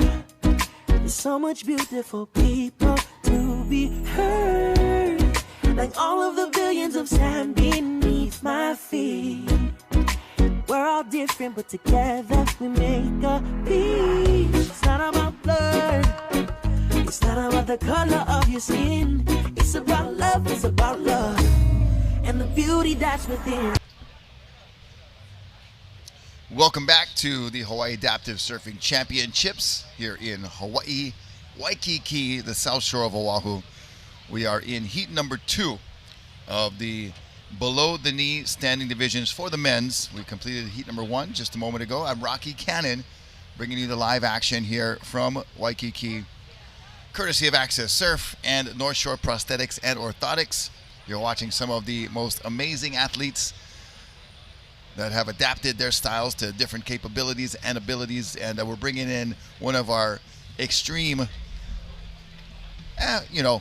legend. I don't want to, put a number or a time on this individual, but she's been here with her beautiful smile and her amazing style out in the water, Miss Mera Nelson. Mera, how are you? What's up, brother? Hi. How are you? Nice to see you. Good to see you. Thanks for having me. Oh, you're so welcome. Yeah. And so we had Rich Julian joining us, and he's a wave ski competitor. We have this Wahine wave ski competitor, champion competitor, Mera Nelson. Mera, how you doing today?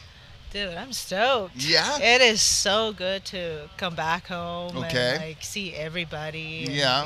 so it's... Yeah, because you've been mainland, stateside for a little bit. Yep. Tell us about that. My family and I moved to Idaho. Okay. And we live just outside Boise area. All right. Eagle area, and it's been good so far. So we've been there 3 years now. Okay. So it's been great. Yeah. Yeah. Is yeah. this your first time back since then, or you've been back a couple times? I've been back Yeah. since moving. Okay. So it was that one thing that my husband was like, okay, Yeah. what do you want to get out of this move? Yeah. So, In fact, yeah, you were here last year yep. on a buzzer beater to win the title. Yep. Heard about absolutely. that. That's So, pretty awesome. It's always good to come back to see everybody and, just to defend that title as Yeah, well. for So, sure. Yeah. So right now we're in the division of the below the knee standing division. So it'll be this heat right here with Right. Genji. Shawnee Whitaker. We've also got Bruce Campbell in the white jersey. So Shawnee Whitaker's in the red. Bruce Campbell's in the white. Scott Scooter Metcalf in the yellow. And Kenji Nonaka in the black. And Kenji, a more recent amputee.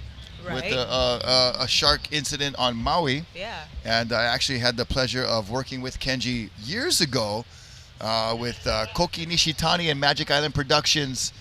We were on Maui shooting a Maglite calendar advertisement. Yeah. I was the model, believe it or not. But it was a I mean, faraway how could shot. you not? It was a faraway shot. You couldn't even tell it was me. We're doing such small, light in your hand kind Yeah. of stuff. But Kenji was our point man on Maui. And just Wow. a great guy to work with, always on it. And then I learned about what happened, and seeing him here this year is just really, really an amazing thing. Yeah, fun story about Genji. It was last year that we kind of all, the adaptive community, met him in Okay. the water, Yeah. in those early Dawn Patrol sessions. And we saw him there, and we were like, wait, that guy rips. Yeah. And it was only then as well that he found out about the competition. But Okay. yeah, so that was we were like, we gotta get that guy in. Yeah. So Great ambassador, amazing yeah. human being, and also, like you said, just a great surfer all around. Yeah, and his smile is just Yeah. from ear to ear. I mean, Yeah. we gotta get him in, and he's in, and I think he's more stoked than anybody. Yeah, no, that's so right now. cool. Here we go, up and riding in the white jersey. We'll cut to surfing action when it happens. This is Bruce Campbell. And we'll pull up some information on our competitors here. But Mera, so you've been off the island. Tell us, how. Maybe let's take a few pages back into the history books and see, or at least learn, your first introduction to this adaptive surf community? Right. So I moved here from Samoa back in 2002. Okay. And then the first adaptive community that I joined here in Hawaii was, the paddling, the Okay. outrigger paddling Yeah. crew that they have here. It's the kind of a adaptive. natural transition, Yeah. in a sitting position. Yeah. And getting in calm water, kind of an Yeah. easy transition, right? And then just being from an island, Yeah. it's a natural thing for us to get into Yes. the ocean, right? Yeah, for So sure. I adapted really well with, it was Rich Julian Okay. that kind of brought me into the paddling community, and it was only then that I learned they always told me stories about AccesSurf, right? Okay. And I was like, surfing, that's not my thing. Like, I'm scared of The the waves, yeah. waves. That's I like paddling canoes, not surfing canoes. Right. Yeah. Flat water. So it was, I finally made the decision in 2011, to join AccesSurf on one of their day at the beach. Okay. And it was then that, it kind of ignited that fire. Okay. And it never stopped from And there. that was on a wave ski? Yeah, so I tried prone. Yeah. I'm a L3 level SCI, and my neck and my back just was not really for the prone. Okay, And got it. Yeah. They had me try the wave ski, and I fell in love with it. Oh, and wow. Yeah, so Yeah.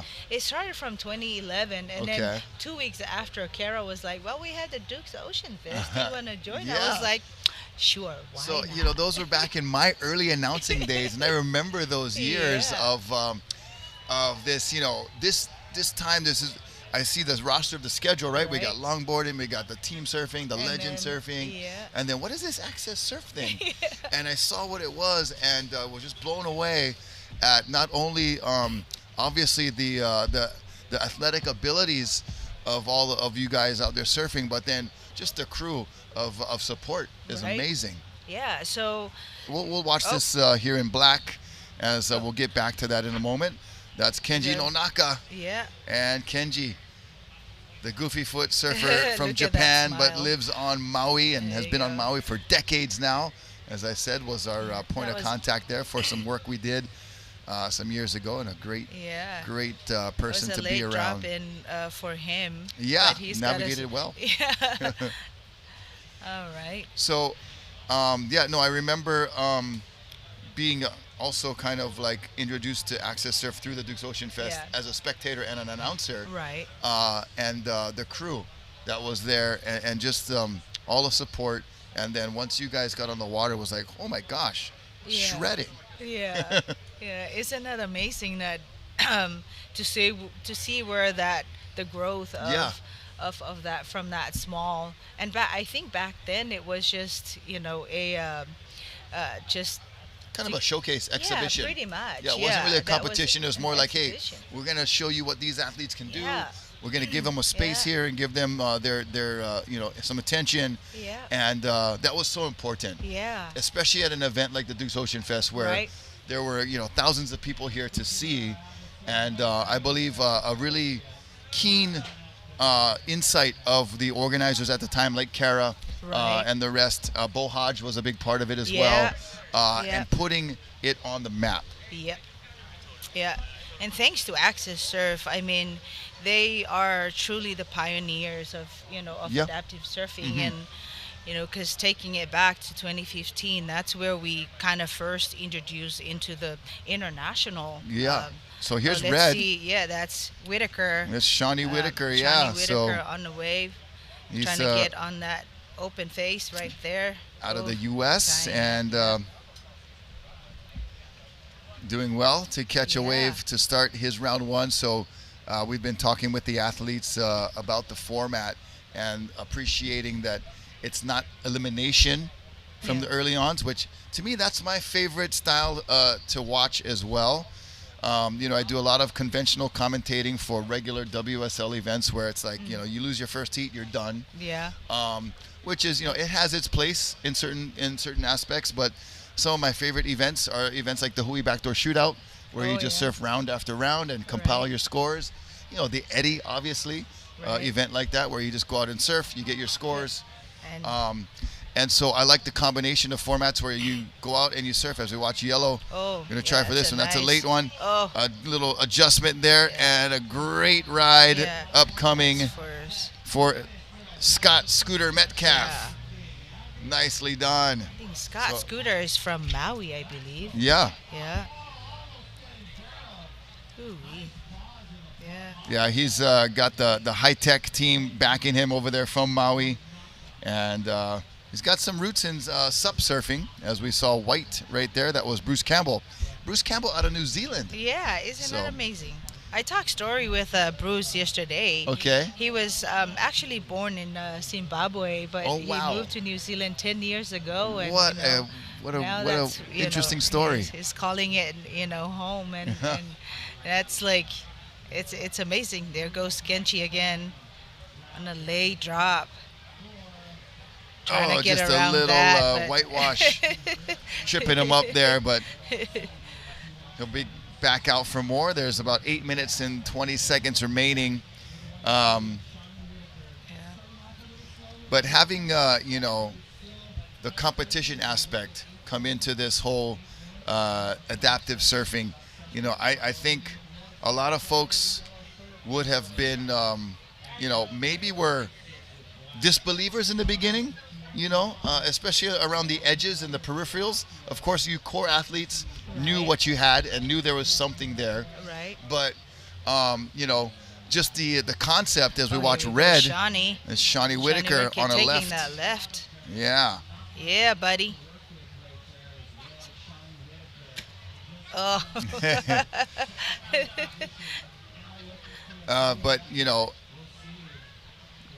you would be considered, I think, one of those pioneers of the competition days, where it's not just getting out and having fun and participating, which is great, but AccesSurf was, kind of at the forefront of, hey, we also want to put on a jersey and get judges up there and really put these athletes to the test and talk about that step. Yeah, and it wasn't just, because there were so many athletes. It was more of the performance that the athletes brought with them. For sure. And that was, as we see Yellow here on the late drop. Yeah, Scooter Metcalf. Oh, nicely done.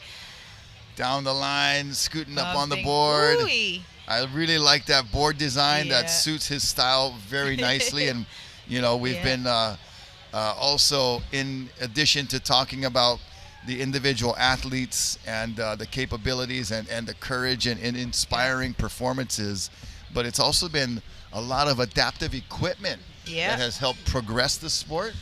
And continue on what you were saying. The level of performance. Yeah. So and the entertainment value. Yeah, and we the movement has gotten us to the point of now we have so many young athletes, that are like, taking us old folks out. Yeah, even though, and that's even though you got a 16-year-old son that you call your brother, because you still look like you're 17, girl. You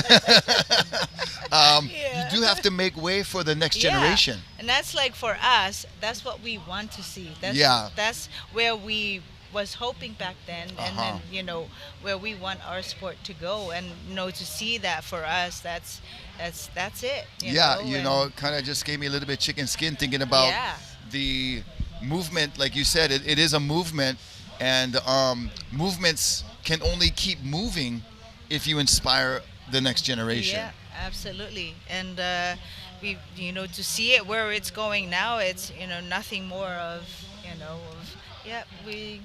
we done something right? Yeah, and for sure. Hopefully for that generation to keep it going, and I think it's where we're heading. Yeah, you've laid a great foundation. And can you believe you joined AccesSurf after they had begun, but 2006 is their official starting year. So this is 20 years of AccesSurf. And what a great milestone. Yeah, we're seeing Kenji. Oh, Kenji almost. Yeah. Yeah, and to have everybody here, it's for me, it's like coming back home. You know, like it's his family to me, and see the the Beach Boys on a beach still supporting us, and Right. so it's amazing. So let's talk about yesterday and your heat that you had out there. What was kind of the mindset from a competitive standpoint? You have at least 2 rounds to compile some scores. How did you feel about yesterday for you? I wish it was better. Yeah.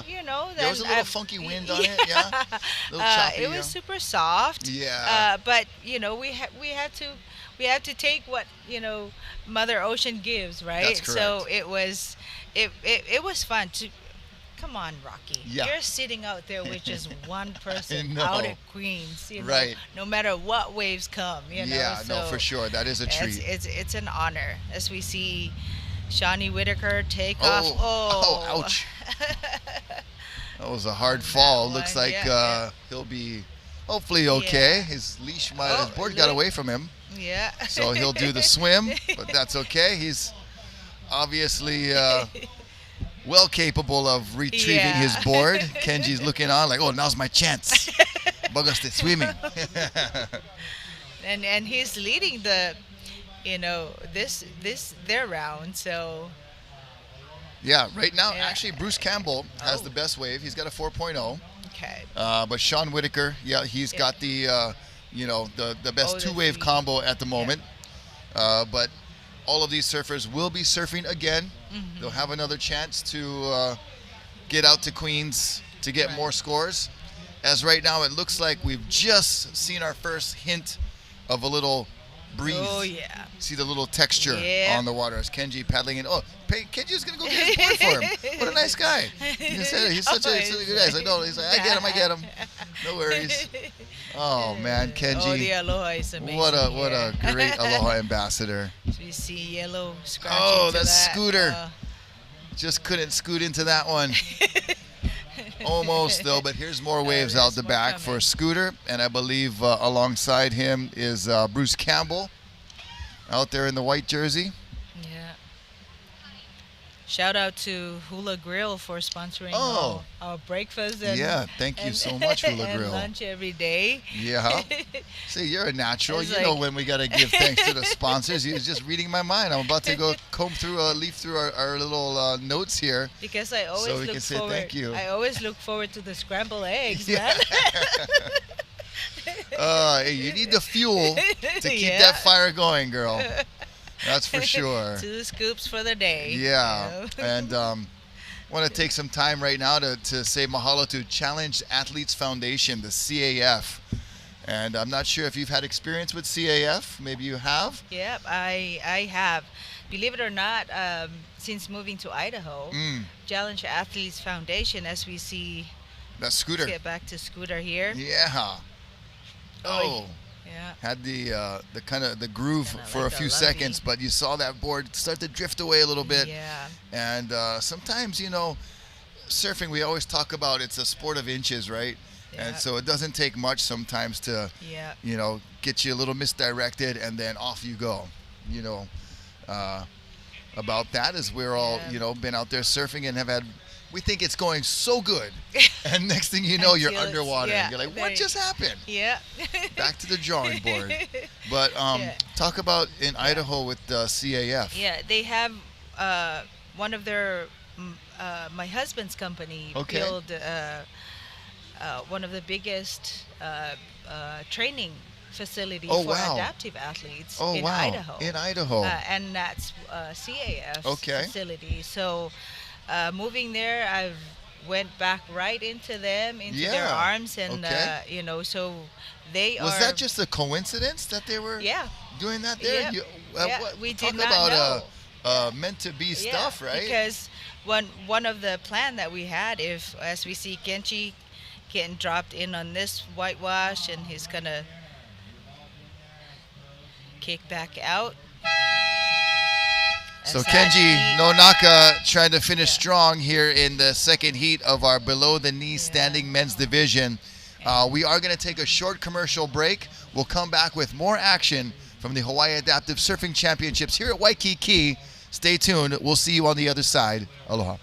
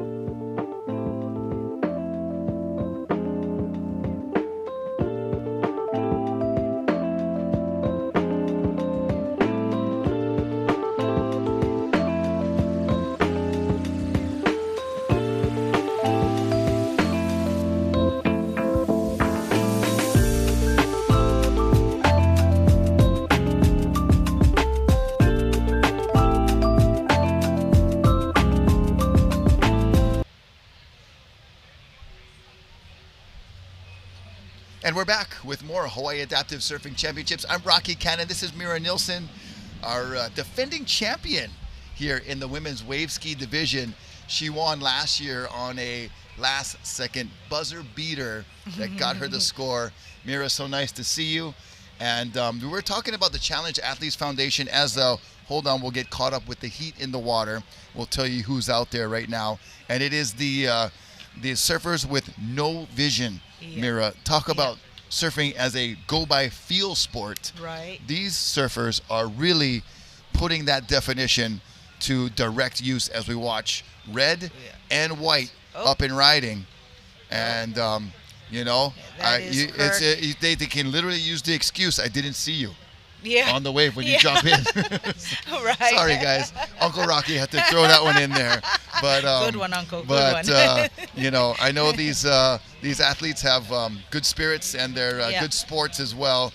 But you know, surfing with no vision, you know, everyone has their different capabilities. But these guys have the extra sensory perception, I believe, to know where they're on the wave. On the wave. Yep, good call. That's Steve Fox in the yellow. We'll introduce the heat. That's Marta Pacau in the black. Thomas Da Silva is out there in white. And Kirk Watson is in the red. So 4 surfers in this heat. And there's Marta. Oh, nice. Wow. Look at that style. That's what I love about surfing, too.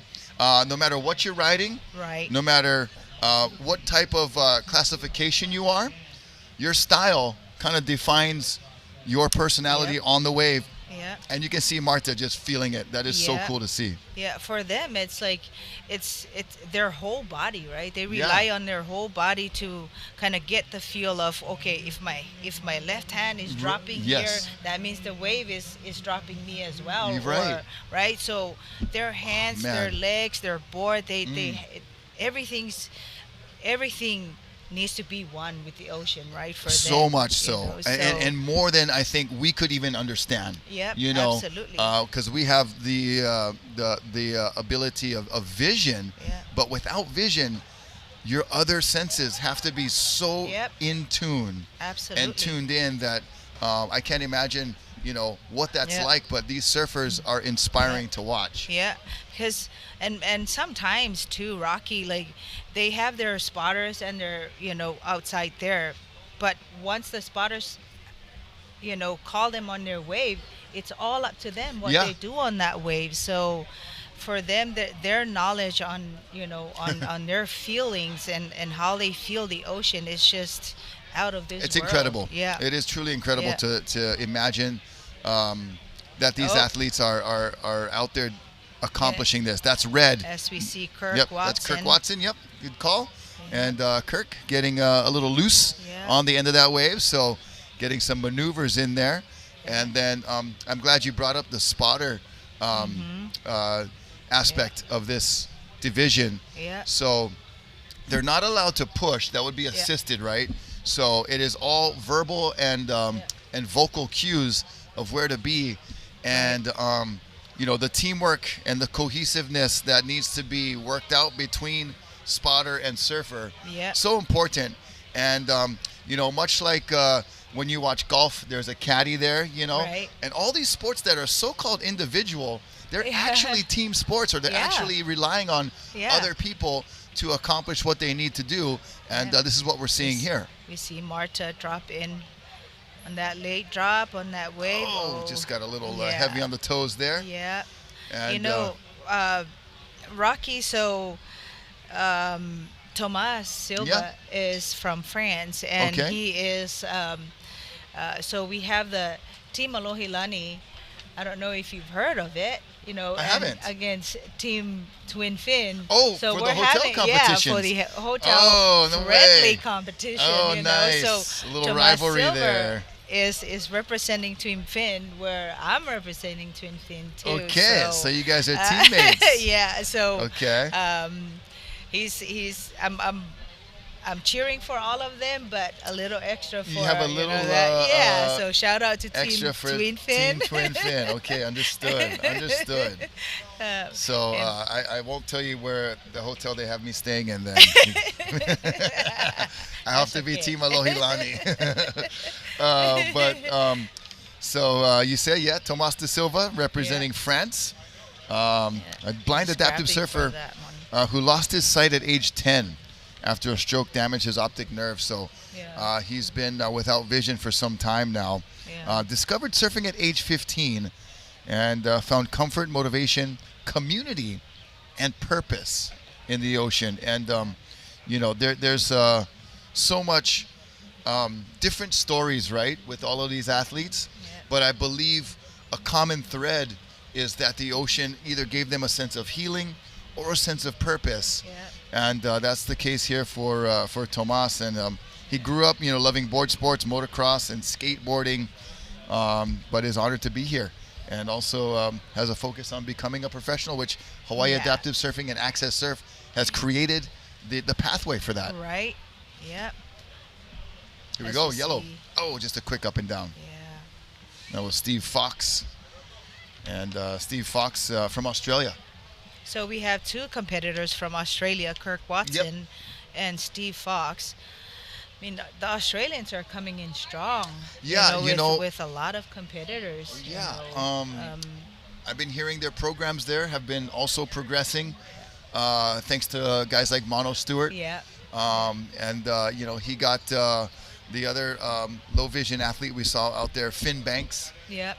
started over there in Byron Bay. So, yeah. Yeah, I was listening in yesterday on your, Yeah. with you, Mano and Yeah, Elena what a great guy. and all those legends, and I'm like, he's sounding old there, but but his surfing is he still surfs like a Still putting up 18. nines. Yeah, I know, right? Jeez. It's something Sorry, about Mano. this, this ocean and surfing. Yeah. It keeps you young, right? Yeah, absolutely. That's why I want to come back more. Yeah. Not just to see everybody, but So Steve Fox, we're gonna give props, for still being out there at age 60 and still competing. So That's amazing. finished second last year in the Byron Yeah. Bay Adaptive Pro 2025. So he's got some hardware under his belt to prove his competition accolades. And time remaining in this heat is, let me just update my live heats here. You can do that too if you're watching on AccesSurf YouTube channel. You can also go to liveheats.com, type in AccesSurf in the search. It'll pop right up. Super easy to follow. But Marta is leading this heat right now. yeah. She has at least the updated scores here. Yeah. Has Marta with a 4.33 high score. Kirk Watson has a 3.67. Yeah, her Marta's first wave was a solid one. Yeah, that was her best score so Yeah. far. And I like the way I was telling Rich earlier. I like the way that these athletes are demanding to be judged, harshly, or Yeah. just to the extent of professional, Yeah. criteria, which is, I believe, just a statement in itself. Here we go. This is Steve yellow. Fox. Steve Fox. Yep. Yeah. Little dismount on the inside there. So you've surfed Queens many times, competed here so many years.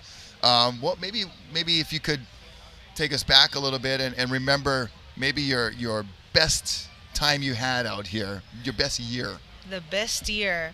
If I you had think to pick the best one. year, if I were to pick one, Yeah. was the 2015 one. Okay. Because it was the best surf we've had, and Okay. it was up to us because there was a whole lot of flooding going on before the competition. Oh wow. And I broke my nose and I didn't compete. Oh So it's a memorable one, but Okay. it was the best one because everybody got to surf no. You saw what was what Queen, yeah. what Queens. Oh can man, I bet offer, that broke your so- heart. Oh yeah. To have to stay Yeah. on the beach. Oh, I wanted to go back out, but there Yeah. was a bacteria warning. Oh yeah, you didn't want to get that- an infection. yeah. I remember No. that year. It was yeah, like a hurricane almost Yeah. came or something, right? Yeah. And I wanted to go back out, but it was the first year as well that the International Parasurfing was hosting in La Jolla that year, and so they didn't want me to surf it, get an infection, Yeah, and not be represent- able to yeah, do that. represent Hawaii in that year. So it's a memorable one. Well, it's one you'd like to slash- remember and forget. Okay. It brings a smile. Okay. Yeah. Kirk Watson, the Aussie, up and riding, Yeah. and working that wave to the inside, and just Yeah. having the feel to know when to move the board, and all of those things are just really still.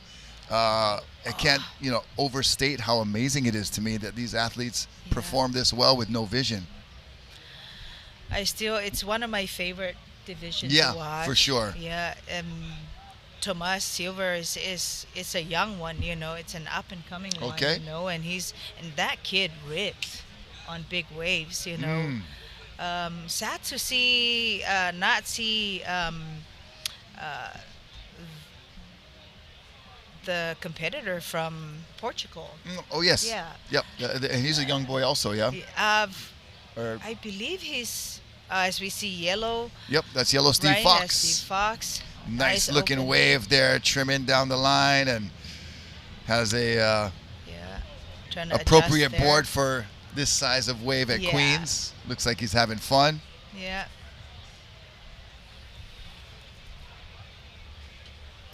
Getting readjusted there. So there we see our logo right there, the Challenge Athletes Foundation. Mm-hmm. The CAF has been a proud sponsor of this event since 2018. Yep. The mission to provide opportunities for individuals with physical disabilities to live an active lifestyle. It does make AccesSurf a natural partner. And I love how these nonprofits collaborate together as Yeah. we watch White up and riding. That is Tomas da That's Silva, Tomas. your team twin fin member. Yeah.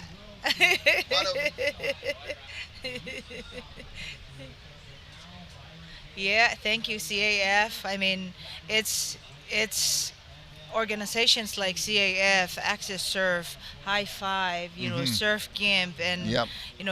there's more young ones too coming Yep. up. It's because of them we are able to, to do what we do and enjoy what we do, and so.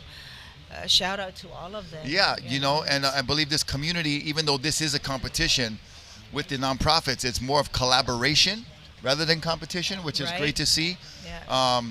And it's kind of more of what can we do together as a concept. Yeah. So that is always something inspiring to be around for sure. Yeah, absolutely. Yeah, shout out to my Challenge Athletes Foundation. They're watching. Yeah. Okay. in Cool. Idaho. Yeah, and, the Idaho contingency. Yeah. So, what are some of the And my things that family. you've seen over there in Idaho with CAF Yeah. that you've been pleased to see? Yeah. So they host a lot of sports weekend. Okay. Next weekend they will have their mountain bike weekend. All right. And that's with athletes, challenge athletes from anywhere, in a nation. Okay. And And then my favorite one is the water sports weekend. Okay. So You do I'm- some I'm like s- river river kayaking. kayaking, yeah. rafting. Yeah. And then they have wake surfing. No way. Yeah, and longboarding on the wow. lake. On, so on the, on the lakes. behind the boat. Yeah. No way. Yeah. That's so cool. I got to try that, and you Yeah. know, it's not the same, but it's Yeah. pretty rad. Yeah, you know, yeah, it's no, pretty- that's pretty amazing. cool. I've held on to the rope behind Yeah. the boat before with a surfboard, but never was able to get a boat big enough, to Yeah. to have a wake you could let go. Gotcha. That's an amazing concept to Yeah. me. Yeah, it's and they have their own competition as well. You Yeah, know, okay. It's small, but it's building. Yeah, you know, yeah. So No, that's I what's cool believe about it. Yeah. so many things are just these little ideas amongst a small community Yep. that you never know what's gonna just start catching Yeah. and growing. Yeah. And it seems like, I mean, talking about AccesSurf and adaptive surfing. Yeah. I mean, 20 years later, we're doing a live broadcast at Waikiki On with YouTube. a lot of great viewers on YouTube and 90 athletes, almost 100 athletes when we started here with the Dukes Ocean Fest with like Right. one heat of maybe 5 athletes. Isn't that amazing? It's so amazing.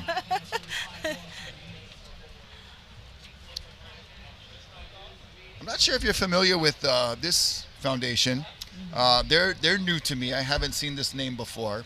Some of the others I've seen over the years. Indie.club. And maybe tell me what you know about these folks. So Indie stands for I'm not dead yet.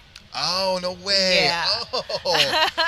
Boom, my mind was just blown right Yeah. here. That is such a cool acronym. They've sponsored a lot of our athletes as well. Okay. With registration, logistics. Yeah, stuff, okay. And so it's amazing to see, and it's a new. So fairly new, 2024, yeah. so just a Yeah. couple of years old, Yeah. and making a big impact already. Yeah, Trevor. Shout out to Trevor. Okay. He's the lead man of Okay. of Indie Club, and Oh man, yeah. that is such a great acronym. Yeah. I'm gonna repeat that I'm not dead plenty yet. Yeah. to some friends and family that will just get a kick out of it because I believe that's a lot of the inspiration for many athletes, especially who've gone through some severe trauma. Right. That didn't stop me. Yeah. This ain't gonna stop me. Only gonna make you stronger. and make you stronger. Right? So inspiring. Yeah.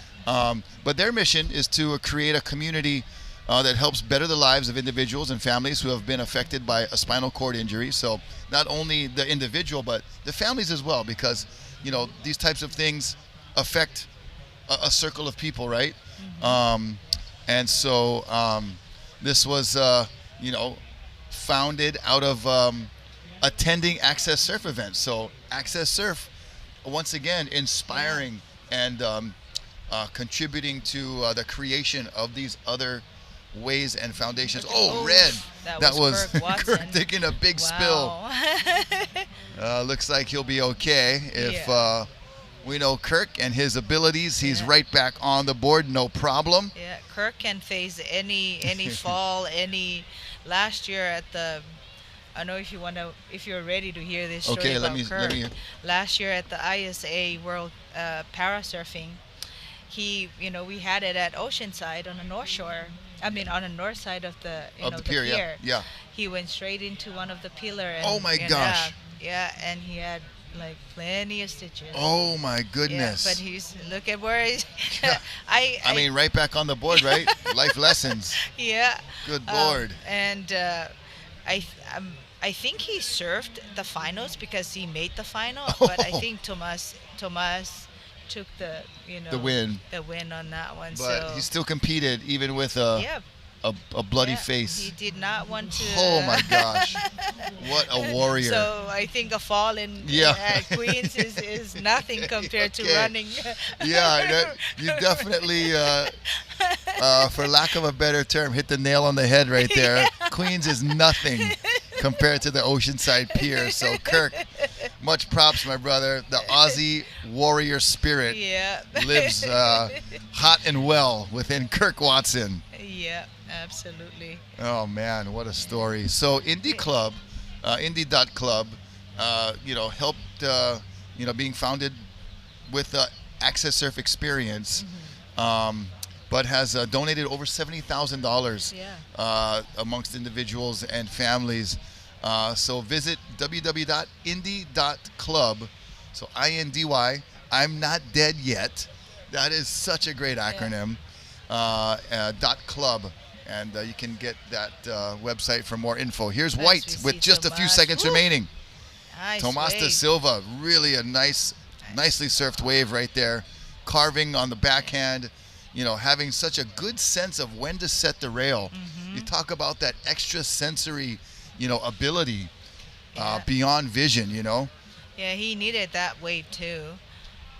He needed to perform that cutback that he just did on that wave for a better score. Yeah, he's got a 5.3. That is the best wave of the heat so far.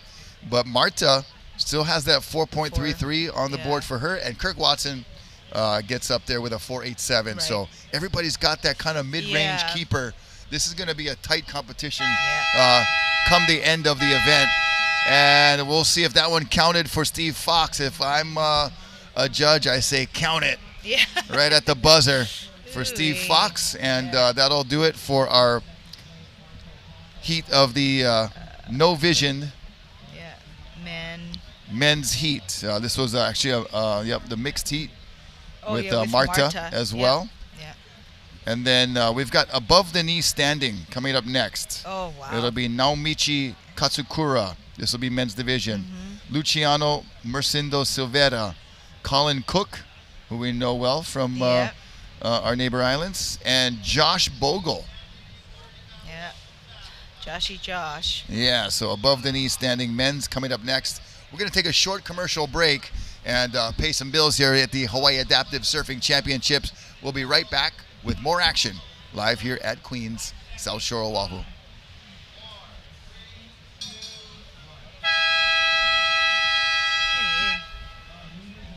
That's a solid beat right there. Katsu and Colin and Josh. Is that Katsu? Nice. You know how it came about, right? I heard the story way back then about how he was, his hand. Okay. His friend said it looked like a Katsu chicken. Oh my God.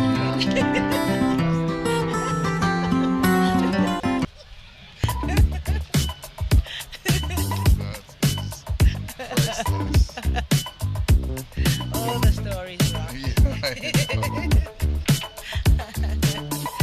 And I'm glad to have you guys be here to tell them. Oh, that's Bill. Oh, I missed. Oh, there you go. That's the blind. What's his name? Yeah. Hey, we are back. Live action here right into the next heat. It is the above the knee standing men's division. Up and riding in the yellow as we speak. That is Colin Cook. And Colin doing great things, not only in surfing, but as an ambassador of adaptive surfing as well. Yeah. We got Joshy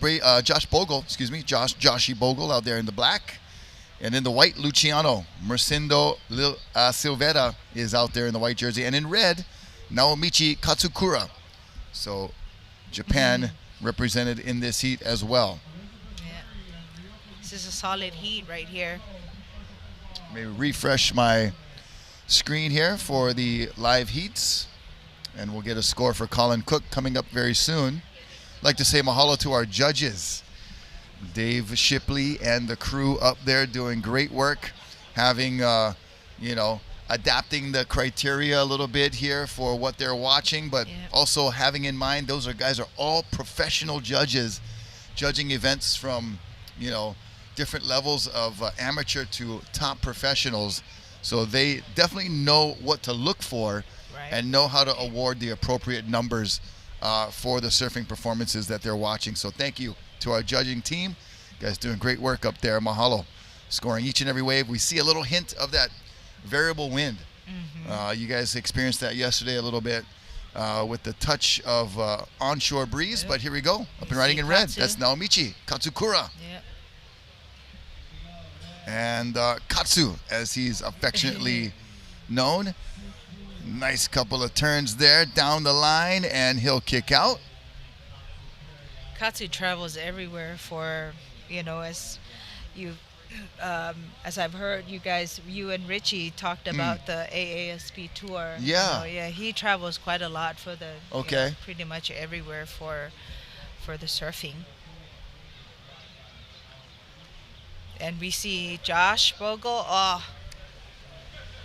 trying to travel down that line, but got a little lumpy there for him. Yeah, this variable wind effect has just a touch of onshore breeze. And, sorry, that's our fan right here. That's what I'm feeling. Oh, blowing strong with it. You sure? Yeah, like, wait a second. We got a Vornado fan right here keeping us cool. So, but there is a little bit of that texture that we did not see early on in the morning that we're seeing here. So that does contribute to some of the little bit more difficulty on the drops, especially, in the different divisions with their different abilities that rely on maybe a smoother face or a smoother drop. But, as we said, surfing is the most adaptive sport where you have to be ready for the changing conditions, right?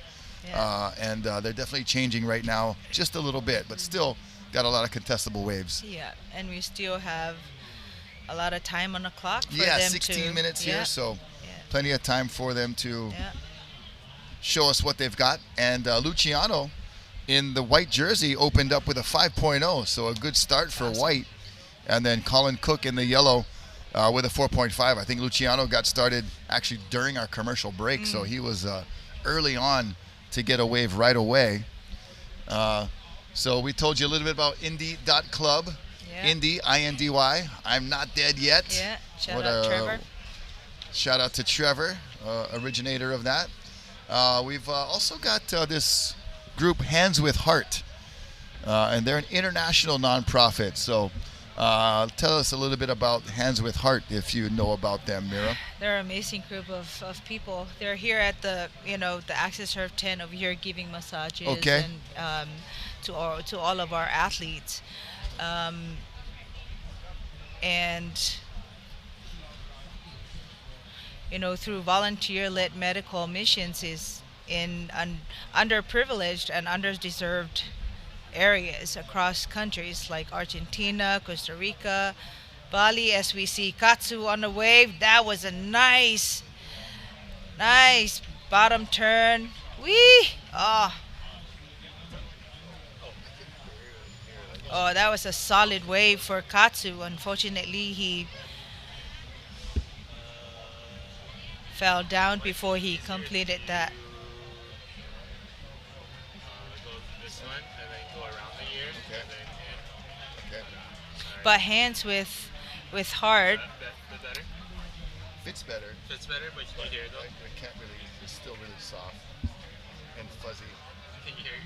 I can hear you a little bit. He's saying it's soft and fuzzy.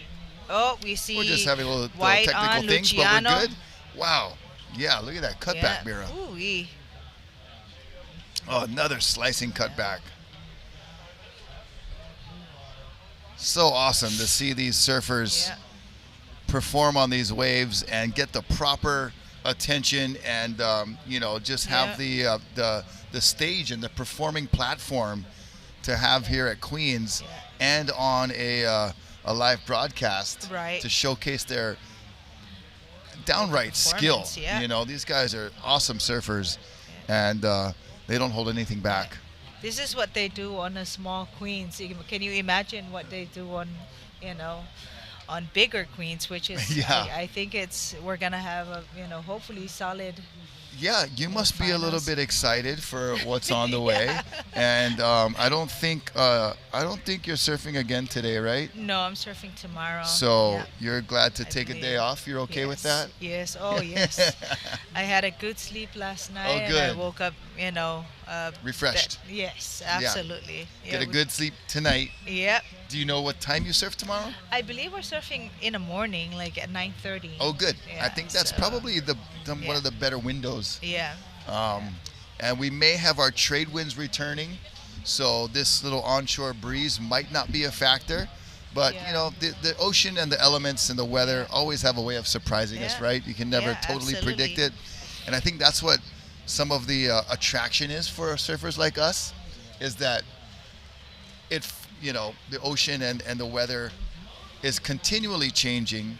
No 2 days are ever the same. Right. No two sessions are the same. No two waves are the same, even in succession. Yeah.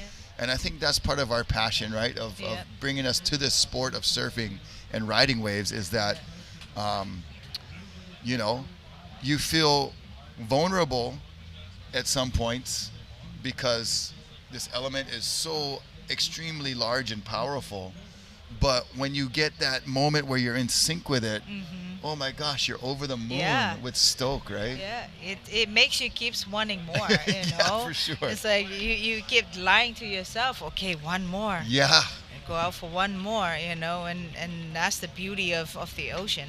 It just keeps providing for you to keep adapting. Yeah, no, know? and that's such a great way to move through life as Yeah. well, as we see Yellow That's moving Colin on this Cook wave. Yep, double dropping C, in on Colin that one. Cook,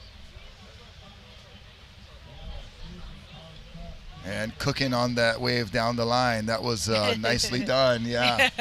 Sorry, I'm gonna be throwing those in every now and again. But the Hands with Heart people, they're here working on the athletes here up in the tent. You know, there's so much therapy involved, right? Yeah. You know, not only emotional, but also the physical. Yeah. And so these folks are volunteer-led medical association. You know, they want to give care and long-term support. They focus in countries like Argentina, Costa Rica, Bali, and across Europe. But they're here in Hawaii now doing this for this championship event, and it's so great to have them here. I think a lot of our athletes look forward to seeing them as well, because after, you know, a long session, you know, Yeah. at Queens, they need that, you know, a little lomi here Yeah, and there, a just little to get lomi. yeah. It's a far paddle out there as we watch Red. This is Katsu. Naomichi Katsukura. I heard Ezra up there say katsu curry, which is what I had for dinner last night. Might as well just add on to Yeah, right. Oh, he's looking ono Katsu. on those waves, Yeah. bro. That's for sure. Very delicious surfing style, my friend. Yeah. Oh, good stuff. Good stuff. Yeah, but Hands with Hearts, they change everybody that comes to Hawaii Yeah. almost every year, and Okay. like, you know, they all do the same Oh, thing. okay. You know? So it's they must be happy to get that assignment. Yeah. yeah. Oh yeah. I think a lot of them just wish for that opportunity to be like, Well, that's I great go? that they have so many great people Yeah. to send Yeah. over. yeah, We do they're all appreciate Hands amazing with Heart. people. Thank you, folks, for being here. That is a very meaningful part of this event, is having the physical attention, right? Yeah. You're Yeah. expending yourself so much, and even for you know, regular sessions, free surf sessions, there's a lot that goes into it, right? Yeah. But then in competition, you know, and as a former competitor in surfing, you know, for a long time, you know, a 15 or 20 minute heat of going all out, Yeah. it feels like you're out there for a couple of hours. Yeah. So your body really does need that recovery. Yep. And so Hands with Heart, that's what they're here providing. Yeah. And like some of us too, like some of the athletes, they need it more than, you know, someone, you know, like let's say an upper limb or a lower limb, Right. you know, because we all have different levels of injuries. And, Right. You know, let's say a quad, you know, the assisted guys, Yeah, you know, yeah. needs a little tweak here and there just Yeah. to, you know, to get their necks. Yeah, and just so they're not in pain, Yeah. and just so that they're able to function Yeah. and do the competitive maneuvers they Yeah. can do or they need to do without too Yeah. much, you know, pain or discomfort. And for Hands of Hearts to provide that for us, it's pretty solid. So Yeah, shout and out to I them. really Yeah. like that name as well. Yeah. Hands with Hearts, you know, Yeah. because it's both of those combined. Oh, Here we we go, see up and riding. Katsu. Yeah, looking ono, brah. I like it. Just inspiring to watch. Katsu one blaze turn down and the that- line. Yeah. You So- too, Rocky, you should get a massage too. Hey, you know, you're- I you're- will not say no Yeah. to that. We see Here's Luciano. yeah, Luciano, way. one of our international competitors, Yeah. and you can see his stoke right there. You can, Yeah. you know, the paddle back out, right? Kicking the leg, Yeah. paddling hard. That is such a good feeling, getting a nice ride here in competition, and Yeah, Josh Getting that has good paddle not back out. taken and caught a wave yet, or he fell on. yeah, we saw his couple of- attempt, Yeah, but you know, couple. appearing he's a double amputee, so Yeah. just you know, already inspiring to see him Yeah. out there, you know, Josh in is a- competition, and we'll be cheering for Josh to Yeah. get a ride here pretty soon. Pacific Ocean Patrol on the jet ski. Thank you to the water safety team, Yeah. DJ and the crew doing Yeah. great work for Hawaii Adaptive Surfing here at Waikiki. And here goes Joshi. See. He's gonna have a paddle. Looks like he's in a good position. Yeah. And looks like he's up and Eek.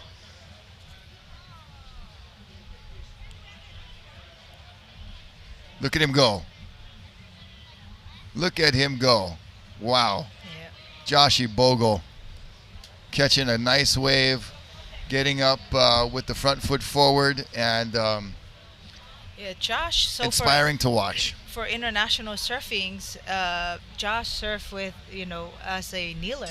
Okay. So I think like for him, he's trying to challenge himself. Okay, on the- got it. Because I yeah. did see his name in Yeah, a different on the division kneeling, of the kneeling division. yeah. Yeah. So. That guy is all about challenging himself. So okay, that makes sense. I'm like, I saw him. I think I want to say I saw his name. I remember the Joshi, and some of these names, you know, I've obviously, you know, Rich and yourself, and other names I've known in this adaptive surfing for years. But some of the guys have come along in the last few years Yeah. that I haven't seen surf yet. Joshi's one of those guys, but. Did very well in the kneeling Yeah. competition, and as you said, Mera, never shying away from a challenge. Yep.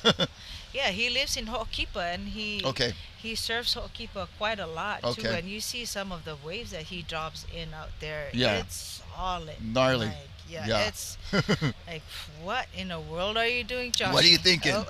He's thinking, you know, I'm not You dead see yet. Collins on nice little top turn right there. Yep. That Good bottom work. turn down. Down Yeah, the and Colin, line. one of those surfers that, you know, had surfed prior to his injury, so you can still see his signature style, you Mm-hmm. Yeah. know, still alive Yeah. and is still there. That's always cool to see the, you know, that surfer That see- still holds that style. You know, some Yeah. things will never change, right? Yeah, absolutely. That love of the some ocean. things on site here. We've got a merch tent, so if you guys are watching online and you're saying, oh, you know, the weather's beautiful, maybe I should be outside, maybe I should be down at the event live. Well, turn off the TV, come on down, Yeah. and join us live. There is a merchandise tent with some stylish gear that all goes to support AccesSurf and what we do here for the Hawaii Adaptive Surfing Championship and the programs that go on. We'll talk more about those as we go through the broadcast and how you can get involved hands-on. And all the proceeds go to support the programs that we just were alluding to, and we'll get details on those programs as we progress through the event. And yeah, come out and visit the site or visit the website. You can be on site or on the website, accessurf.org. And we've got a cultural tent here with partnering with the Hyatt Regency right across the street, and they've been a great hospitality partner as well, celebrating 50 years. Wow. The Hyatt. These twin towers have been iconic landmarks in Waikiki, and they've got daily activities down here, so come and check it out live on site. Yeah, we've got a great setup with multiple points of shade. We've got food and beverage. Yep. courtesy of our hula girlfriends. Refillable water stations, courtesy of the Kokua Foundation. So come on down and check it out live. But if you can't make it, we love to have you guys tuning in on the AccesSurf YouTube channel as you are right now. So some scores coming in. A 5.9 from Luciano. Actually, his second wave, Luciano scored a 7.57. Oh, wow. So he's got a good keeper score. And then Katsu, his second wave was a 7.0. So Mera, these surfers are really getting comfortable, starting to elevate the scores. Yeah. We see Luciano on that wave. Nice cut back. Yeah. Nice roundabout. Oof. Yeah, I That really wave. like when the surfers are able to complete the cutback Yeah. and hit the white water Yeah. appropriately, just kind of maximizing that maneuver, because a cutback is more of a kind of a go through the motions kind of setup maneuver, you know, whereas the off the tops, off the lip, you know, hitting the top of the wave is what the judges are really looking for a big score. But if you're going to do a cutback, at least complete it all the way and hit the white water, you know, if you can. So that is great to see Luciano complete that nice cutback on the inside. We're getting photography done right now. Me and Mera, Rocky and Mera, bringing you Thank you. a very pleasant experience, hopefully, on your live broadcast.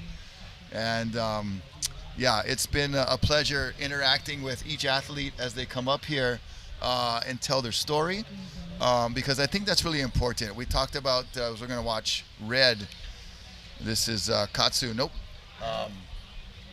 Not only about your performance and how you're competing in this year's event, as we watch Luciano, a nice another cutback again. I think he might have heard how I like hitting the white water, so he said, "Oh, watch Uncle Rocky, I'm gonna do him again." That it's important to let everybody know how you got involved and your start here, because and Rich talked about it a lot too, is the mentorship, and you talked too about the next generation and passing this on, and so many people that could get involved that are learning about it through this broadcast. So it's important having you guys here to really share the first-hand information. We're going to be right back with more first-hand information and surfing entertainment of adaptive surfing here at the Hawaii Adaptive Surfing Championships, live at Waikiki Beach, the South Shore of Oahu, the home of Duke Kahanamoku. And great surfing coming your way. Stay tuned. We'll see you on the other side.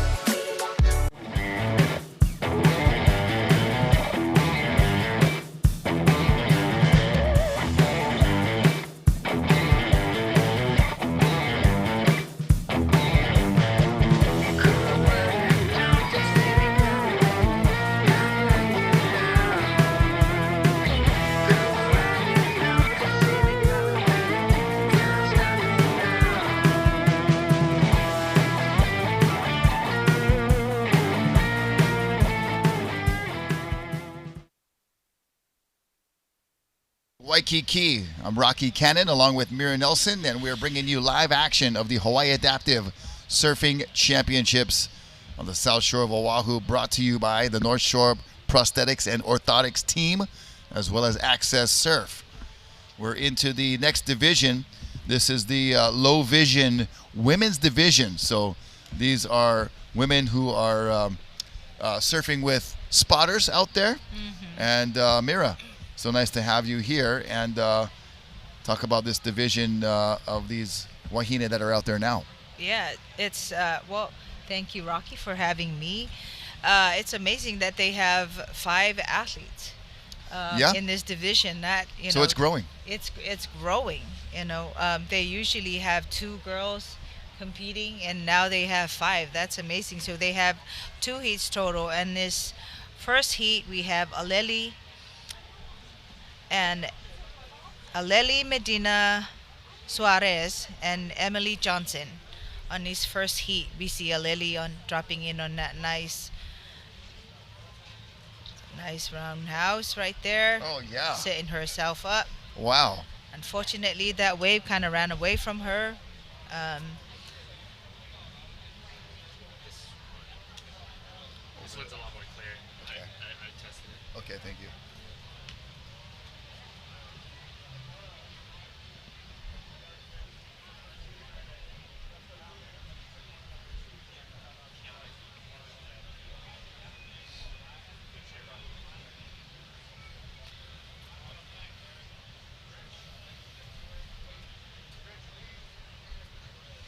So, all right, we're going to be on to our next division. I'm going to refresh my live heats here, and we'll catch up on the scores of Aleli Medina Suarez, and see what her first wave scored. Oh, 6.33, Mera. That's a good keeper. That was a nice top turn she did there. So Emily Johnson out there with her as well. So just two surfers with spotters. That's why you see 4 individuals out there. But the spotters, such an integral part in these low vision surfers' success. So they do have some vision. They can sense, some of the things that are going on, but as opposed to our no vision surfers, but still just that extra reliance on a spotter, but also of your extra senses, your other senses, I should say, that are engaged more than they would be if you had full vision. Yeah. And I hear that so many times from folks who have impairments of the different senses, especially the eyes and the ears, the blind and deaf. Yeah. So We see Emily and Emily, nicely done, Emily Johnson.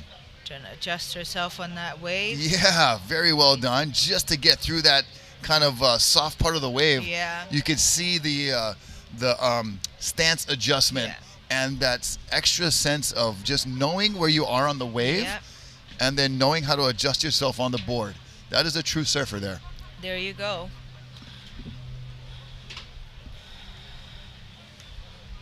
It's not about who can, do the most radical turn all the time. It's not about, who can catch the biggest wave or get the best barrel.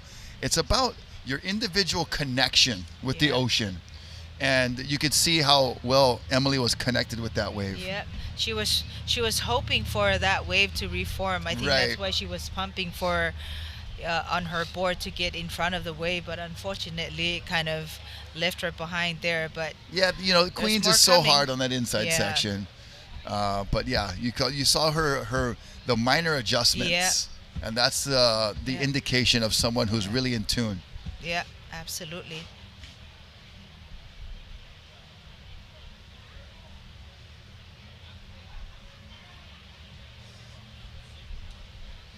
Lily is one of our youngest competitors Okay. in the adaptive and the para surfing community, and she is a ripper. Yeah, no, she's already got a 6.33.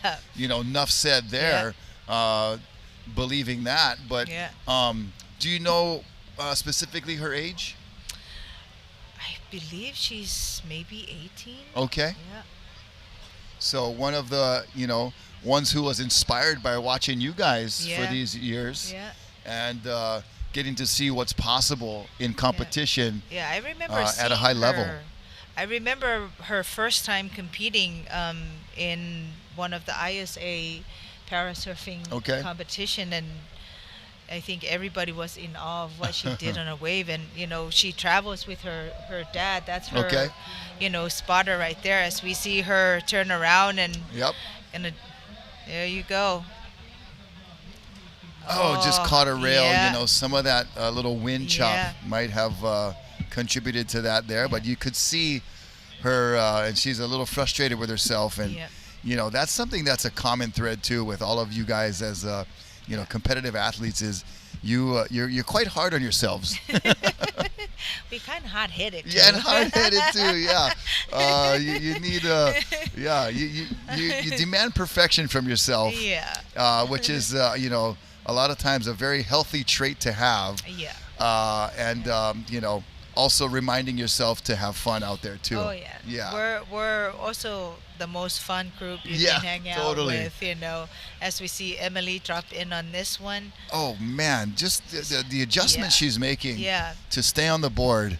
Yeah. I'm very impressed with. Yeah. I think Emily's from San Diego.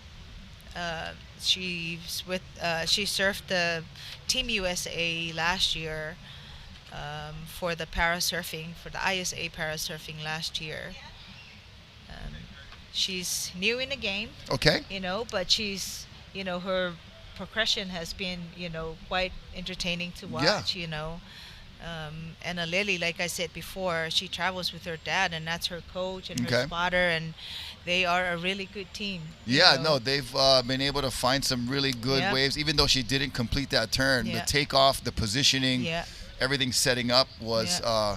a recipe for success. Yeah, absolutely. It was just up to Aleli to complete Yeah. that, and I know, like I said, she was looking like she was like, darn it, I blew it. Yeah.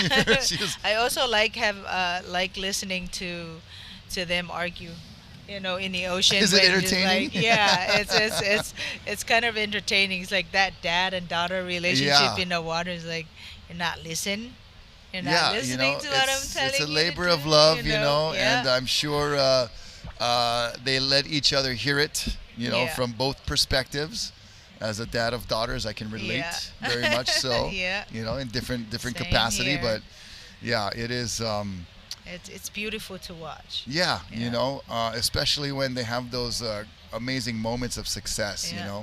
Everything's working as it should, but then you also work through the adversity. Yeah. And that's part of. It's not always going to be rainbows and roses, and you guys are a community that, Yeah. can surely attest to that. Yeah. And have been, keeping your composure. Most of the time, Yeah. I guess I'll say. Yeah. Keeping it Most cool. of the time. Most of the yes. time. But have always been able to kind of step back and see the big picture, right? Yeah. Yeah.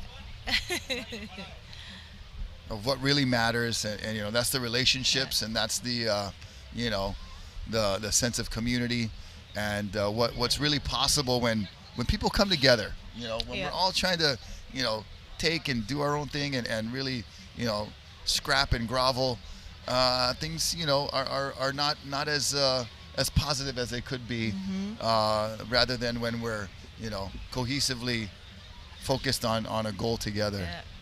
That's what this community is all about, It Rocky. totally is, It's such a, the ocean is part of that unity as well. It's, as we see a Lily looking on this wave, she's like, no, I'm going to wait for something better, you know. Yeah, that was a good That's- decision right there. yeah, Actually, that wave did yeah. not provide much. Yeah.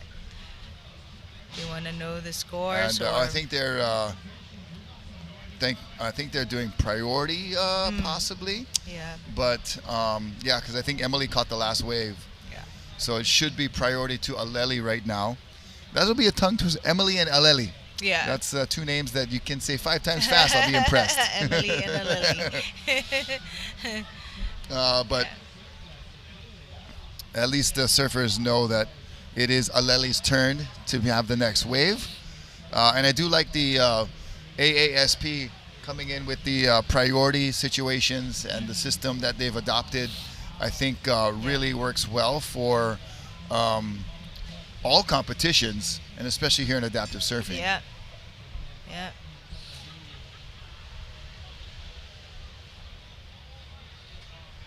I remember when we first started competing in a much bigger picture.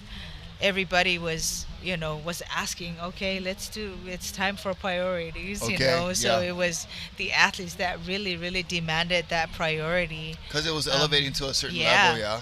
Oh, here we go, Aleli. Oh, late drop on that one. She decided to hop out on that one. Yeah, you can see that wave. she's got the movements and the board Yeah. and everything to get going for a big Yeah. score. Yeah, She we just s- needs to complete some of these rides as we watch Yeah, Emily Emily, Johnson. yeah. Just beautiful adjustments. Look at that Yeah, down the oh. line speed, and Connected with really that wave. impressive getting in Yeah. front of the whitewater there. Yeah, absolutely. Yeah. And you know, you just see the difference in generation. Yeah, Aleli representing the Yeah. youth, but also has some of that experience, and then Emily, a little bit of a newcomer, but later in life. Yeah. But it shows you that, you know, hey, Yeah. no matter what, you got Mono out there, you know, been doing adaptive surfing Yeah. since 1976. Won't put too much more numbers on him, you know. But here's Aleli once again. Nice wave. Oh, there she goes. Nice. Yeah. That's the one she was looking for. Yeah. Oh, she decides to kick out on that one. But her first wave, oh, she just dropped a 6 on that one.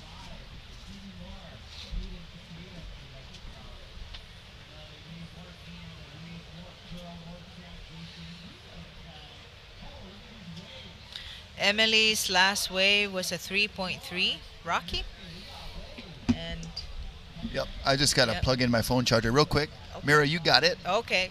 And that last wave of Aleli was a 5.7. So she knows what she's doing, she knows what she's looking for, and she's dropping in on some good waves.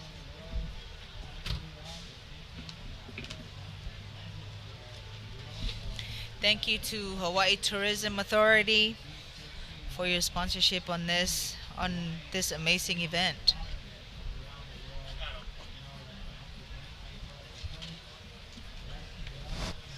I come prepared. I brought Yeah. my own extension cord. I brought my own phone, phone charger. Oh wow, Aleli Yeah. with some Mach 20 speed right there. Yeah, she's fast. We see Emily scrapping for this one. Go, go, go. Unfortunately, she could not get on that wave.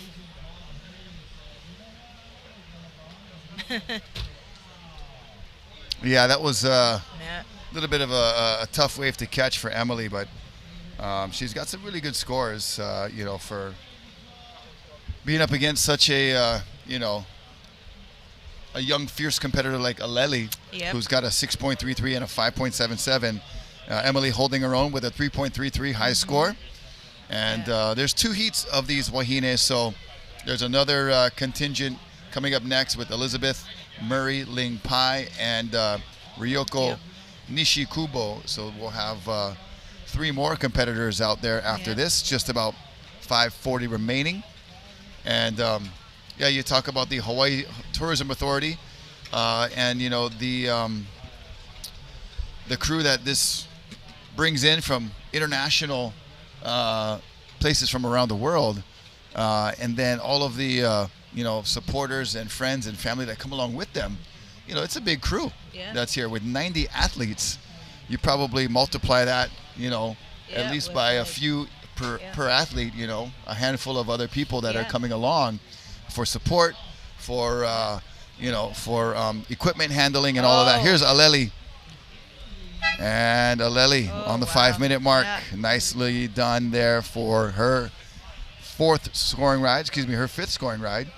Actually, wave number 6. So she's been busy. She has been very busy. Morning. Good morning. I want to say mahalo to Route 99 for competition merchandise and hats, as well as Elite Parking, helping us out. Waikiki is definitely a place where you need some parking kokua. The Orchid Lay Company. Also Tag Aloha with the custom backpacks for the athletes. Pepsi, if you need some caffeine, Pepsi's got you covered, as well as Aroma Cafe. They're going to be hosting the Pauhana Party for volunteers and athletes. That'll be coming up. The Moku Surf Shop as well. They've got the surfboard needs for the athletes. So Yep. very Yeah. Oh, they come in handy. important sponsor. Yeah, for sure. Oh, they are so important. And shout out to Brian, Yeah. the whole Moku crew. Oh, They awesome. always take care of everybody. And you know, the Aroma Cafe. Have you ever attended one of those Pauhana parties? Not recently. Not recently. I think it's you should. I think it's time. Okay. Sounds like so much fun. And probably smells nice in there with the aromas. And the name of the cafe. Here's Emily Johnson. Emily, Nice. Oh, Oh, just a Yeah. little fatigue factor maybe there. She's been at it for Yeah. a while, and we talked about, surfing in competition. So much different than a free surf. Right. The way your mind is telling your muscles what to do. Yeah. Everything's got a little more edge to it, And the adrenaline is That like too. also pumping, For and sure. it's like the nerves are there, and it makes everything shaky. So Yeah. but so if you're shaky, you're gonna make that board shake, and then when and if the ocean is if A we little get choppy, a little bit yep. then everything is gonna fall apart. But she's paddling back out. Yeah, that's like, part of yeah, surfing. I think Yeah. the beautiful part of our sport, in the way it teaches us to handle life, is that yeah. you're gonna fall. Absolutely. Here we go, Aleli. See Aleli. Nice Nice. recover. Decides. Just couldn't hold on there. I know she's Yeah. gonna be disappointed about Yeah. that, but looked good partway through. But judges are looking for those completed maneuvers. Yeah. A couple of days ago, I went on a dawn patrol when it was nice. I have I was lucky enough to I got a board from High Five and Oh, yeah? Roy, Roy's crew. And, Okay. He seems to I was have able- supplied quite a few athletes Yeah. with equipment. Yeah. So that is a really Yeah. cool thing that High Five has done. In addition to, the support of physical and emotional support, Yeah. but equipment support, Yeah. super key. It's very important. Yeah. We need that, and it's. I was saying I went out for a dawn patrol, and I was able to get that board on a vertical, Oh, yeah. and I was hoping for some good waves yesterday, but never came. So I am But you're on the excited right to- equipment, you feel like. Yep. Okay. Yeah, I feel like You have that magic board, that magic, experience with a board where you're like, Yeah. you reach Oh. that moment as watch Emily Johnson Yeah. here up and riding again. And she's down, but having a good time Yeah. with about a minute remaining for these two Wahinas to catch more waves. Aleli on the outside now with priority. yeah, They're Yeah. aware of the time. But when you have that one moment, it's almost, it's like any sport where you have that good connection or that good yeah, rhythm yeah, with whatever you're doing. Swimming a golf club, hitting a volleyball, whatever it is. Yeah. You have that moment. And surfing is so unique because your equipment is so important yeah, in feeling that moment. So you had that vertical yeah. off the top. Yeah. Where you're like, off oh, the top that is what. almost like I was like, this board can do that. Yeah. Heck yeah. Yeah, Let's go. All right. But that's like the evolution of the equipment Okay. that we have now. Yeah. It's like we're constantly changing what we want on our boards, Yep. And so it's to have a lot of organizations that provides grants, for us to get that right Okay. equipment. It's very, very crucial. Yeah, Very and important. we cannot say enough mahalo to the folks for the support in that regard. It is doing a great thing to keep these athletes in competition Yeah. and involved, and with all of this great sense of purpose and all this healthy competition and community.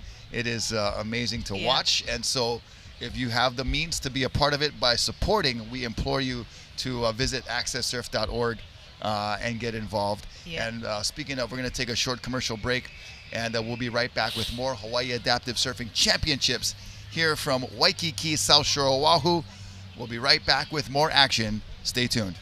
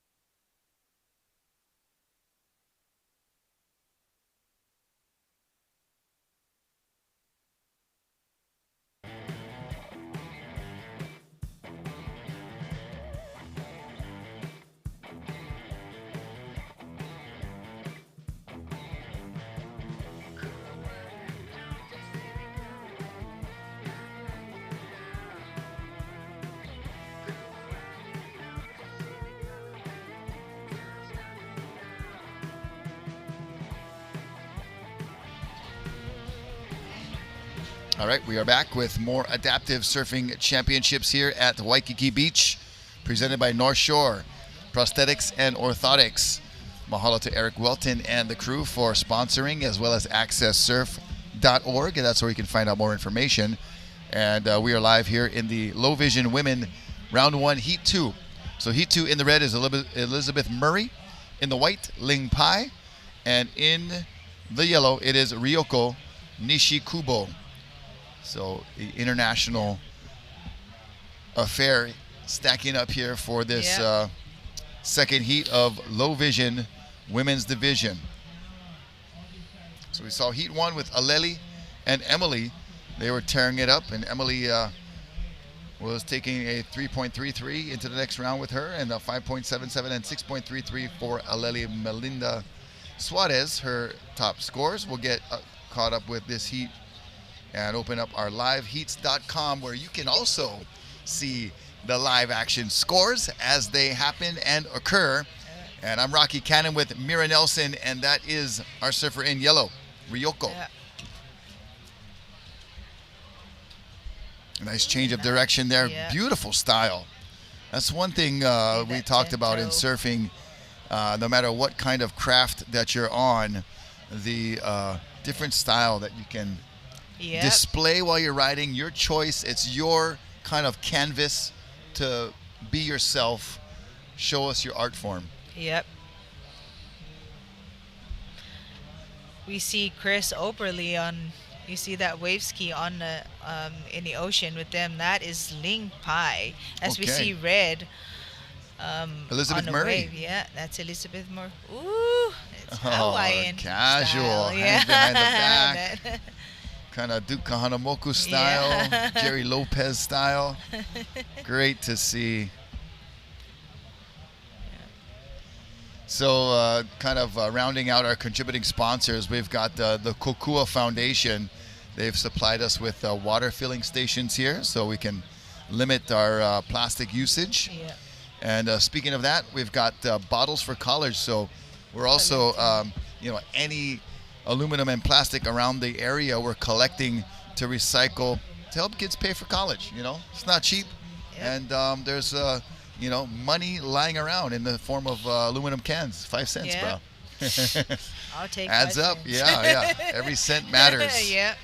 And also Parley hosting a pool party with the Indie.Club and Aloha Up Sunscreen. They've been around for decades, still sponsoring events, and this event here. Eggs and Things, so supplying the coffee. I've been definitely taking advantage of that. And the other lunches are set up or from our crew, include Menehune Grill, Big Kahuna Pizza, and the Garden and the Boardroom. Banan treats are saved for the last day. You mentioned Hula Grill. The Ono grinds all week, breakfast and lunch each and every day here. Mahalo Hula Grill. Much mahalos.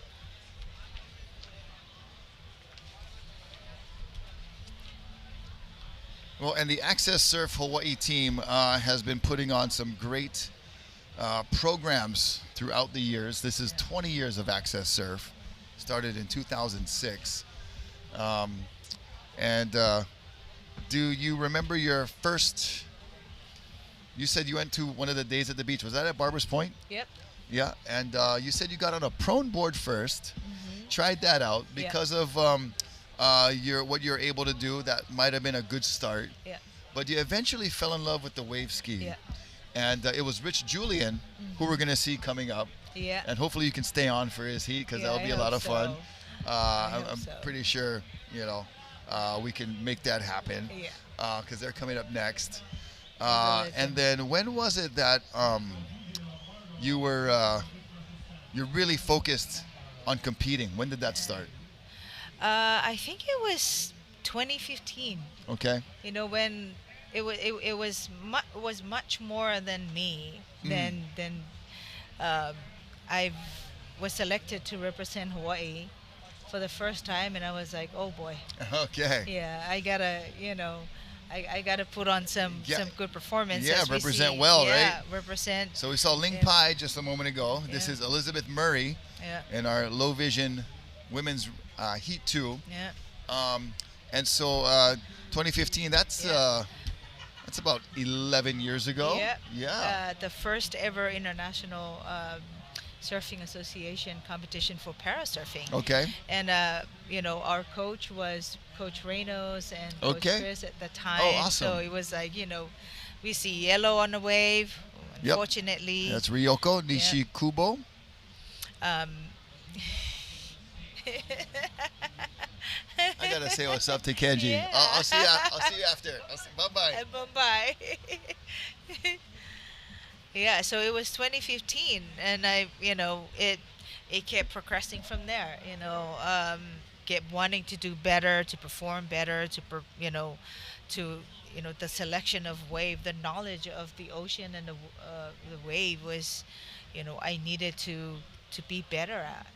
So thankfully I'm almost there. I'm still learning. Yeah. There's never a moment where you stop and like I know everything. I'm always learning. Like coming back to Queens, I gotta relearn everything. Yeah, and the different conditions that are going to be available. And then you said you just got on a board that you recently been introduced to. So it's a little bit of learning curve there. This is white. Ling Pai. Ooh. Rocky, 2 days ago I went, I dawn patrol with Ling at 5 o'clock. Oh, wow. You guys are on it early. She barreled out there. No she way. Had some covered out there. Was that over the weekend? Yep. Yeah. I heard the waves were really good this past weekend, and we should see hopefully similar kinds of conditions coming up the next couple days. But everybody had been talking about Saturday and Sunday. Yeah, sure hope so. But she did. I was a spectator. There's Elena Nichols. We saw her on the news this morning. She's just off camera right here.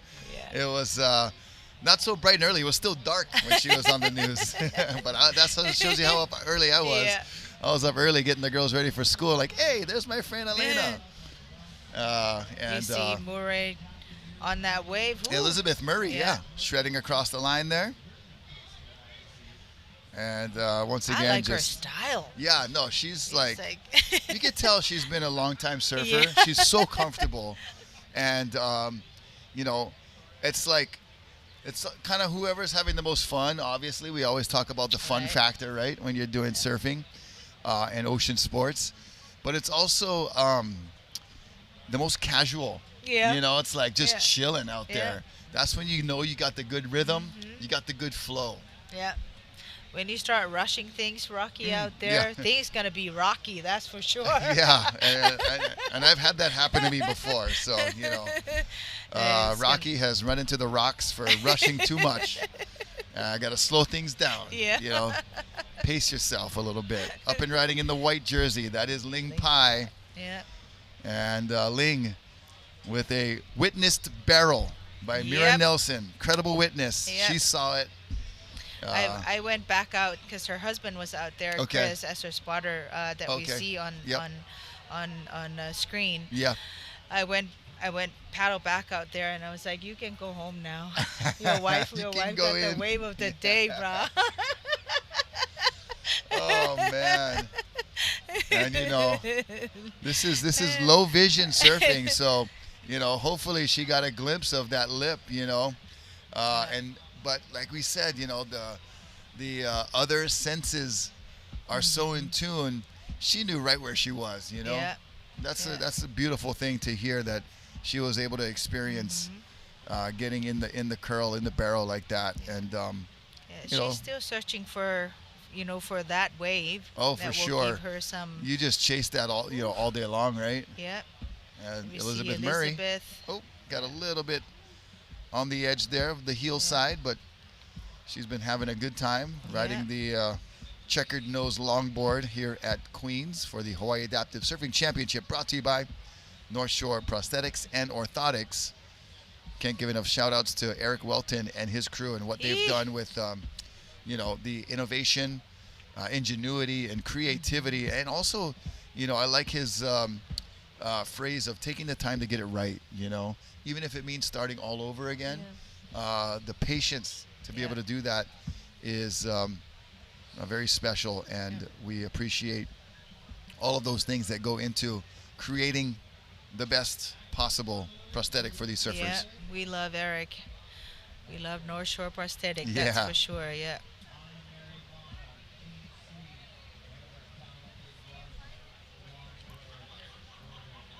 And I think Chris Operly is actually competing right after this, Rocky, if I'm not mistaken. Yeah, so, well, he's actually going to be out there in a little while. He's heat number Okay, 3, yeah, but he's I think number he's 3. just, Yeah. you know, enjoying being on the Yeah. water. You know, why not? You know, Yeah. he goes there, gets his jersey like 1 hour early just to go hang out and probably heckle the other Yeah. guys. Yeah, maybe do a little friendly, you know, come on, bro, what is that? Or support, you know. These guys, there's such a fun community to witness interact with each other, Yeah. you know. That's Yeah. for sure. Ooh, we see Yellow on the wave, trying to hold on. Oh, that's Ryoko, excuse yeah. me, Ryoko, surfer from Japan. And we've had really strong growth, you mentioned earlier, from Australia, Yeah. and also really strong growth from Japan as well. Yep. Yeah, pretty much. Oh, we see Ling paddling on. I hope she. Oh yeah. Yeah, There Ling she Pai, goes, yeah. Redirect. nice directional change, good style, has very good control of the yeah. board. And, you know, that's something too, is the style, the comfort, and also the control. So when you're surfing and you know, we call this rolling up the windows. You remember a long time ago when you had the car, you had Right. the windows like this? And check We out see Elizabeth Murray, Yeah. pure stoke, Yeah. just passing it on. You know, I want to borrow some of that stoke too. It is infectious, you know, Yeah. to watch these athletes compete. Oh, I the stoke, definitely the felt smiles. that. Oh my gosh. Yeah. She looks like she's having so much fun Oh, out there, absolutely. you know. But when you can kind of tap in to the stoke, get inspired, Yeah. and then not only like witness it here and you know, have it kind of affect you here, but you leave here and you go into back into your zone, you know, in your life and your everything. Yeah. Taking that with you, I think Oh, is so yeah. important, Yeah. and can really put this extra pair of, you know, vision goggles to the way you see your life in a prism that's like you never saw it like this before. Yeah. And it's because of being around this community. Yeah. Is really infectious. Yeah, it's you know, Aloha it looks different on everybody. Yeah, you that's know, really and that's what really a good statement. It's when I leave here, like you said, I go home and share that. It looks different on everybody there. You know, and to them, Aloha means love, and that's Yeah. all they know, right? Right. But Aloha means kindness. You know, laughter. Yeah. You know, kokua, helping Yeah, one another, right. supporting one another. Yeah. So it you know, it might be just a simple word, Right. you know, but the meaning of it's very impactful. And I think we see that, you know, on Elizabeth and how she Yeah. embodied that in Yeah. that water, you know, hang loose on that board, you know. That's Yeah, what we like to right. see, and that's the Oh. spirit of being here, and you know, in Waikiki, you know. That's very well said. So it's so good to see that. Sometimes we get caught up in, you know, wanting to get that, you know, that wave, you know. Right. And it kind of, you get so hyper focused Yeah. on this one thing that other things you should be paying attention to kind of fall off Yeah. the wayside, and you got to kind of take a Yeah. step back and regather, like, whoa. Sorry, I got so intently, you know, Yeah. We tunnel see vision, Ling. right? So here we go. Looking for more tunnel vision, so Yeah. to speak, is Ling Pai. She got a nice wave here on a Dawn Patrol session with Mera Nelson out Yeah. here over the weekend. So Ling Pai is looking good with 5 minutes remaining. Yeah, I know Ling can put up some good scores, so it's finding that, reading that, the ocean, and finding, you know, that nice peak to drop on, and I know she can do it. Here goes red. This is Elizabeth Murray. Yeah. Yet again, a nice little style with the Nice, yeah. little hand gestures and Redirection. jives. Cuts back to the whitewater nicely and Good control of the board. A little cross step for some style. Very well done and super stoked. She's happy. Oh my gosh. You know, I think she's got the smiling award. Yeah. Every wave, beginning to end, she has been ear to ear, and it is really, like you said, good to see and rubs off on you in all the right ways. Yeah. Shout out to my husband. He's watching right now with the kiddos at home. Okay, I gotta really? throw that in. All right, Rocky. of course. Of course, you know. It's a team effort, right? Yeah. You know, it's a beautiful thing having a family, having, you know, mom and dad going, you know, when that's possible. And, you know, my wife travels, and so she's, you know, her work takes her different places. Not frequently, thankfully. Yeah. But when it happens, man, oh, I'm so glad she's home. Yeah. It's like you really appreciate that partnership, that the extra pair of hands and eyes and ears and just, you know, help me out here. You know, mom said this too, you know. Not only me saying this. So that backup, you know, because the kids, man, they'll turn on you on a dime when they can to get whatever they want, you know. And then I got beautiful daughters, Ulu and Dane. I love you guys, but they're in school. They're not watching, but, you know, they might see a replay. So lovely to have the ohana intact, and absolutely. I'm sure they're missing you, Mera. Oh my goodness. Yeah. I have a 6.5, and I have a 4.5, and I have a teenager here. You know, obviously, and those two little ones, they are attached to my hip, and they were not happy that I left. Oh yeah. I've got the same, you know, 2 year separation. They're 8 and 10, but when mom's not around, it's it's testy. That's for sure. So I'm sure hey, Mera's husband, dad, good job, pops. Keep it up. Dads are amazing. Okay, brah. You're doing good, no matter what they say. Yeah. No, we're glad to be in that role. It's such a good healthy thing. So we got a couple minutes remaining here. This is our second heat of low vision. We're going to change divisions and move to the wave ski division, something my partner here, Mera, knows a lot about. And we'll actually be watching one of the individuals that was instrumental in getting her to where she is. Rich Julian. Rich Julian will be out there. He'll be out there with Nicholas Farrell and also Jesse Hinson and Chaka Webb. So some legends coming up in the wave ski division. That's a stacked one. Yeah. As well. But I'm sure those boys will not leave any wave behind. Yeah, you know, with the four of them and the way that they can use those blades, these waves have no chance.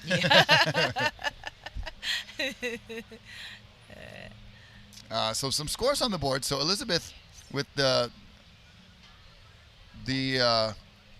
high score of a 4.33, and she's got a 5.8 as well. Ling Pai, she's got a 5.0 and a 3.97. Ryoko having a little bit of issues with positioning.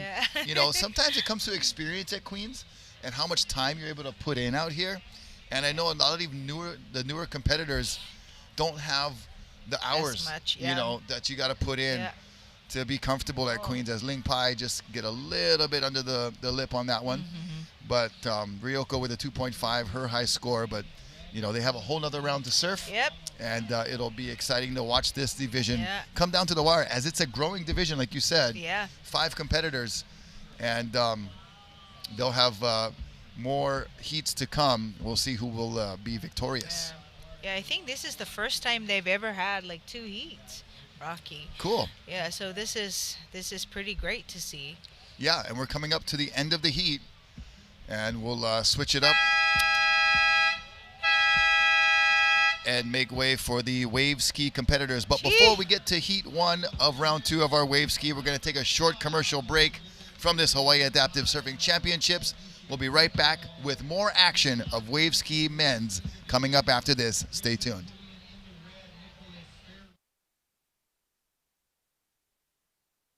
The Challenge Athletes Foundation's goal is to bring people together for them to understand what's possible. There's a fire burning, we come to life. We can be anything. This is for you. Oh my God.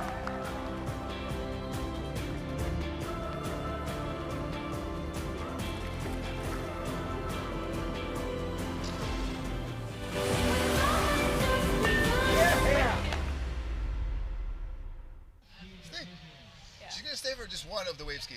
Yeah. Okay. She wants. I want her to talk about Rich. Yeah. Yeah. Awesome. Okay. All right. So the heat is on. We are back. Wave ski men's division, and it is Rich Julian in the red, along with Nicholas Farrell in the white, Jesse Hinton in yellow, and Charles Chucka Webb in black. We have Mera Nelson joining me, Rocky Cannon, here for the call. And we want to keep her in for one more heat. We'll have Elena Nichols coming up next, who's also a fierce wave ski competitor. So we'll have firsthand knowledge of this division and firsthand knowledge of Rich Julian out there, Mira. Yeah. He was the guy that got you into it. Yep, absolutely. He's a legend in my eye. Oh, and, it's like, totally. In a lot of eyes, he is. Yeah, he's Rightfully so. he's probably the reason why I needed to be better. I was Yeah. like, so I was one of those people that used to compete with a lot of men. Okay, Because yeah. I was the only one in the division when I started. Only women, yeah. The only woman in the wave ski division. So Rich kind of coached me in. Like he gave me a board too. Okay. To try out, and Yeah. and obviously, when I first started, I started with a 13-foot Oh, wow. wave ski. Yeah. And that's big for competition. Yeah. Yeah. Because it's not very maneuverable. Yeah, and then from there, like he just started sharing knowledge and tips on how to, especially not only in Queens but everywhere else on the island. Okay. So it was really, really good Yeah. to have him on my side when I Yeah. first started. And believe it or not, him and Jesse Lee were kind of like those pioneers of the wave ski with Yeah. Mark Thornton. Thornton, yep. You know, yep. his I've heard his his- accolades being Yeah.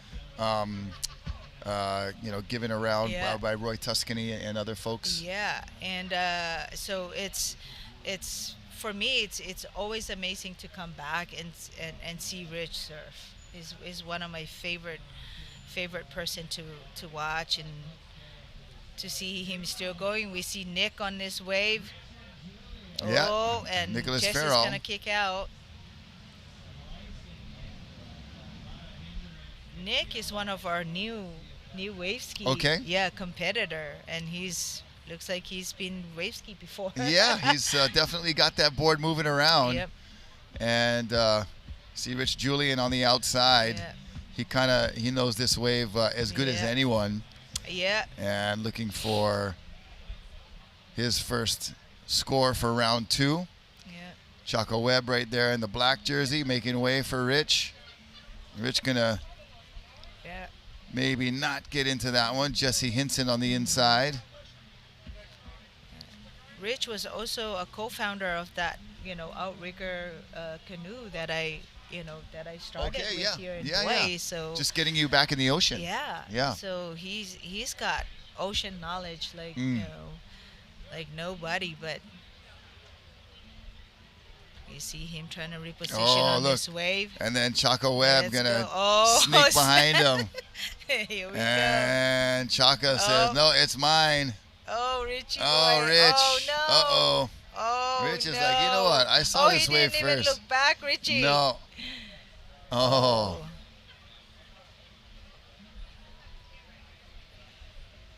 Oh, that's it. Oh, he's calling for the Yeah. interference. Yeah. Oh, classic. These guys and their competitive Yeah. juices always flowing. And you know what's funny, Rocky? They are good friends. I They know. are really, really yeah, good friends. No, they Yeah. were talking very That's- highly of each other yeah, in their that's- individual appearances here Yeah. on the broadcast. That's the And thing. maybe that was an extra friendly drop in there. We can be best of friends out in, On land, yes. But once you enter that, that competitive That horn spirit, blows. Yep, that's out the door. That is totally well said. Very well said. And that's rightfully. So it is interference, red on black. I just heard our beach announcer Ezra Rodriguez. I want to give out to Ezra, shout out to Ezra Rodriguez, doing a good job on beach announcing, bringing the energy and the aloha on the mic each and every day here for the Hawaii Adaptive Surfing Championships, and covering for me when I step out to go pick up the kids from school. Yeah, nice. It's still school's in session for the girls, so dad's on carpool patrol. But yeah, and then Eric Welton jumping in on the beach mic, so it's a team effort here. We appreciate everybody it's a community coming together. Yes, for sure. Yeah, we help one another, we support one another. Something I mentioned, so I get to announce the Menehune contest at Haleiwa surfing contest. That's where I grew up, in Ali'i Beach. We'll watch a yellow here. I'll get back to that. This is Jesse Hinson. And Jesse, you got that long hair flowing and a little side slip action. Gets thrown out the back of the wave, but he's on the board for wave number 1 of round 2. So this is the second round for these guys. So Nicholas Farrell, he's going to get a second score on the board. But with the word community, you cannot spell the word community without the word unity. That means coming together. And you cannot spell the word unity without the letters U and I. Something I made up just while announcing that contest, and it's kind of stuck around. And the people who hear it for the first time are like, whoa. My wife was like, is that from Lilo and Stitch? I'm like, no. Like, honey, I made that up. Come on. But it is something very Lilo and Stitchy. But it's got some Disney movie Do you mind morals. if I can share that? Oh, borrow that, please. No, have at it. I'm Mr. Aloha. Things just come flying out, free usage. But it is just a great sense of community here, and we'll see if Rich Julian can. He's not out of it yet. With an interference, you can still get some good scores, but just can't find the proper edge right there.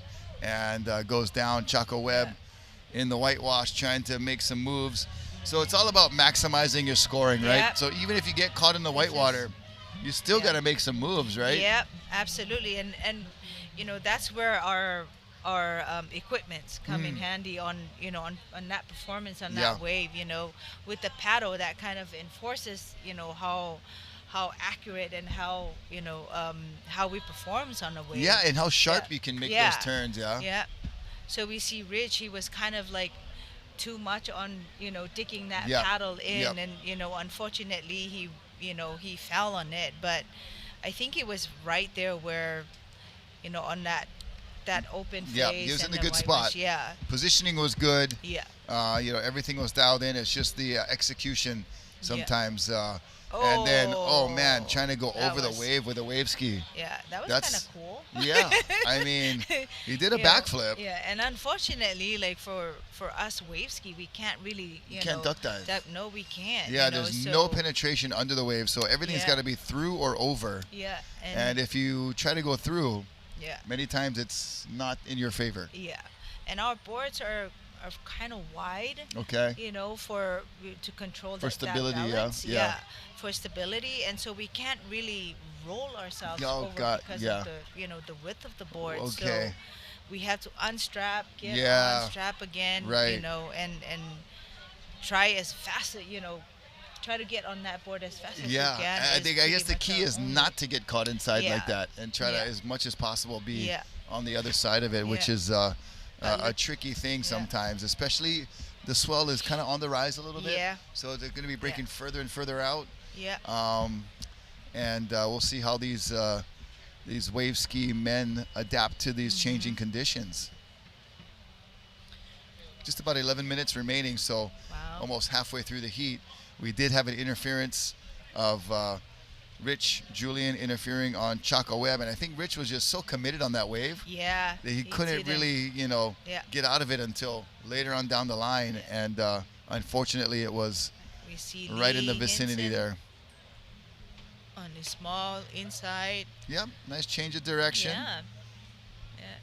Lee is representing Australia.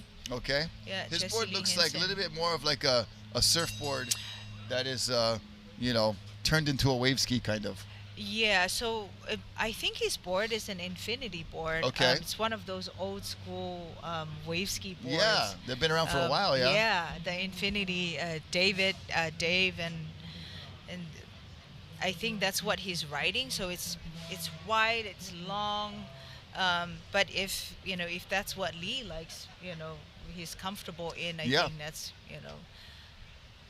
Yeah, that speaks to the Yeah. individuality of each competitor and each athlete, of their preference, not only of equipment, but of kind of the waves that they choose, and where they want to be in the lineup too.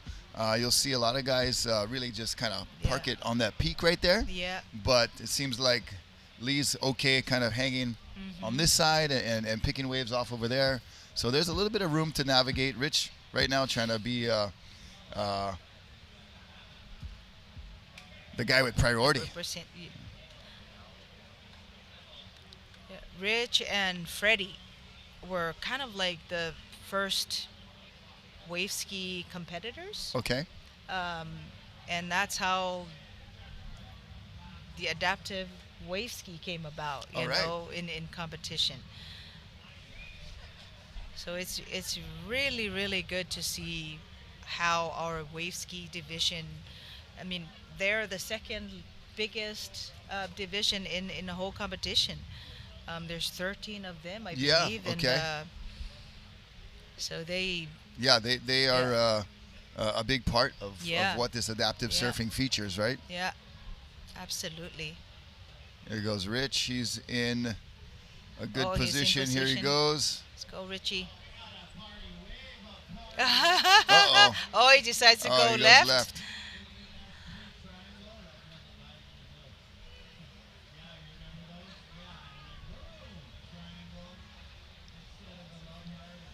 All right, so yeah, Queen's one of those waves where there's a lot of navigating the wave even before it breaks sometimes. Right. So you can see a lot of guys will fade this way, fade that Yeah. way.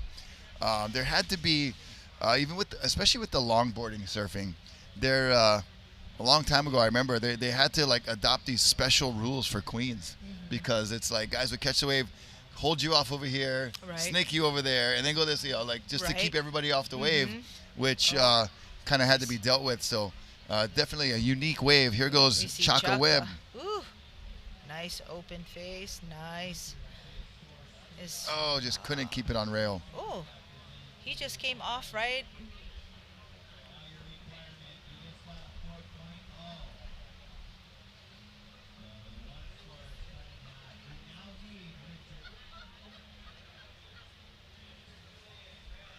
Yeah. It's a replay of Chaka yep. on that wave. Nice. We got the replays Yeah. queued up with the graphic there Nice. showing you it's a replay. Yeah. Awesome job. Thank you, production team. Yeah. Very well done and put together. Looks like Chaka As, fell on that wave because of his strap came off. Oh, really? Yeah, he was trying to dig the paddle and he just like came off the board because of Maybe the strap. maybe it wasn't intact Yeah. all the way or something. But yeah, there's Looks so like many it. different things that have to stay intact and Yeah. go right. Yeah. When you're on a wave ski, Yeah. that even the smallest misfire can Yep. be It will throw your everything game off. off. Yeah. Yep.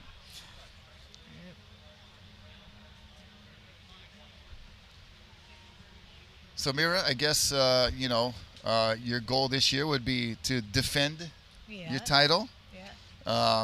How does it feel coming into an event as the reigning champion? I actually don't know. You're not sure what you're feeling now. Yeah, because Yeah, it's good but bad, but it's like your I- target, but it's like also you got some pressure, yeah? Yeah, I love coming to see everybody. Yeah, you know, that's your and first and foremost. Yeah, You know, like, achievement is to just come and be reunited. Yeah. And I love coming first and see, okay, who's new. You Okay. know? So it's never really in the back of my mind, Okay. but I know for sure, you know, once I'm in the water, it's like it's go time. Yes. So and that's where it you know, it's kind of It kicks wait, in, yeah. yeah. I So we gotta have I the got microphone out there to talk to you during the year. Okay, now this is fired up, Mera. Yeah. This is competitive, Mera. This is The hair this is gonna come smiling. out, Yeah. This is smiling, lovely, Yeah. aloha, Mera. But out there, Yeah. whoo, it's a different Yeah. lady, bro. Watch out. No, that's really interesting of you to say, and that is Yeah. that does make a lot of sense too. Yeah. Especially as we watch Rich Julian. Oh. Your mentor and Yeah. you know, kind of godfather of wave ski Yeah. surfing competitively here in Hawaii. Yeah. And Humble, little very less than humble 5 minutes. person, too. Yeah, such You a know, great it's guy, like- and you know, fun to have up here in the booth Yeah. to talk story, Yeah.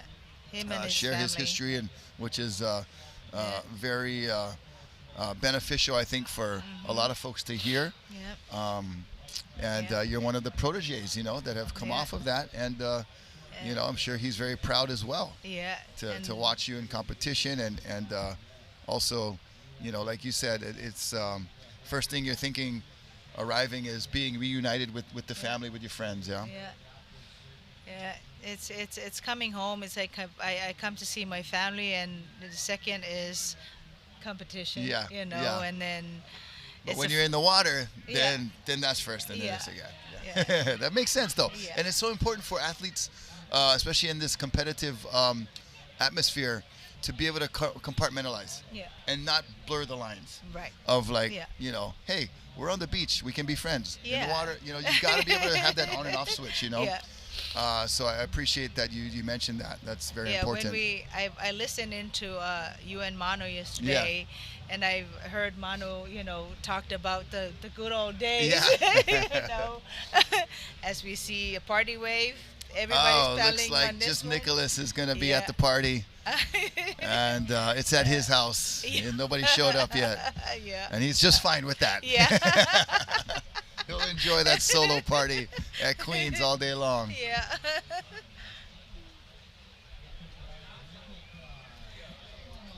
Yeah, so with all the young ones, you know, all the newcomers, is, you know, it's such a competitive, you know, inland, you know, in the water, on land and in the water, as we see Chaka Webb Oh, dropping nice in drop. on this one. Woo! Oh, nicely Nice. done. Yeah. Good speed Trying down to the line. redirect himself right there. Does that nicely. Yeah.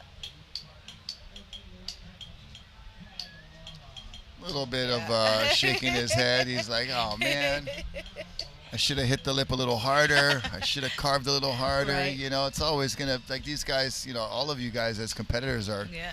perfectionists, you know, and I think that's what it takes to be at the top of your game. Yeah. You know, if you're satisfied just being out there, hey, that's fine too, but you're not gonna have any final appearances. Yeah. You got to push yourself.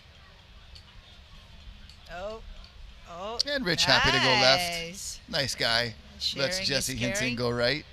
Sharing is caring. That's the phrase of the day. Yeah. At least for this heat. They've Yeah. shared quite a few waves.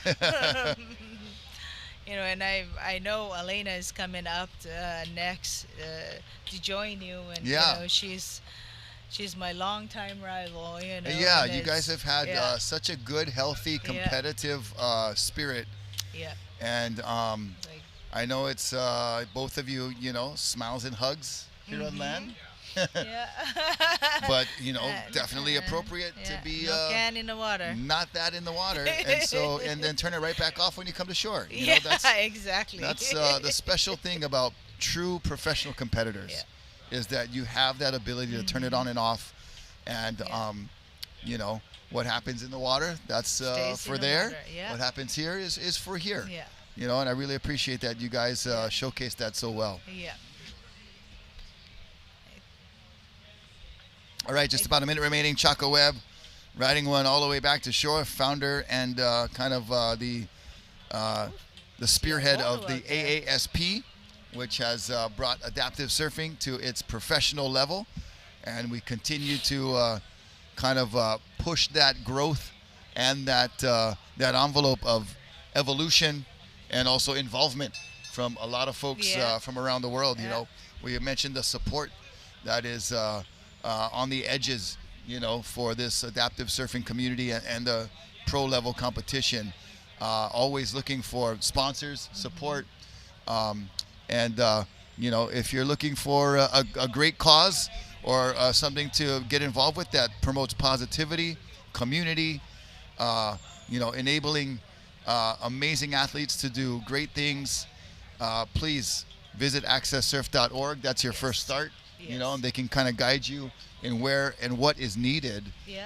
So this is a broadcast that aims to not only showcase what these athletes can do, but also to garner new support. And with ambassadors like Mera and champions like Mera, I think this adaptive surfing sport has a lot to prove. I mean, a lot to fulfill and a lot of growth to happen. So thank you for what you do. Yeah, thank you. Thanks for having me, Rocky. It's been amazing. And if you're watching and listening, you know, AccesSurf also have Day at the Beach. You know, go volunteer and, you know, share the aloha with all of them out at White Plains. So yeah, that would be awesome. Hey, Mera, thank you so much. We're going to take a short commercial break. We'll be right back with heat number 2 of Wave Ski Men's Surfing Division, and we'll be back with Elena Nichols joining me on the broadcast, and we'll say aloha to Mera, and I'll see you guys on the other side. Mahalo. Thank you.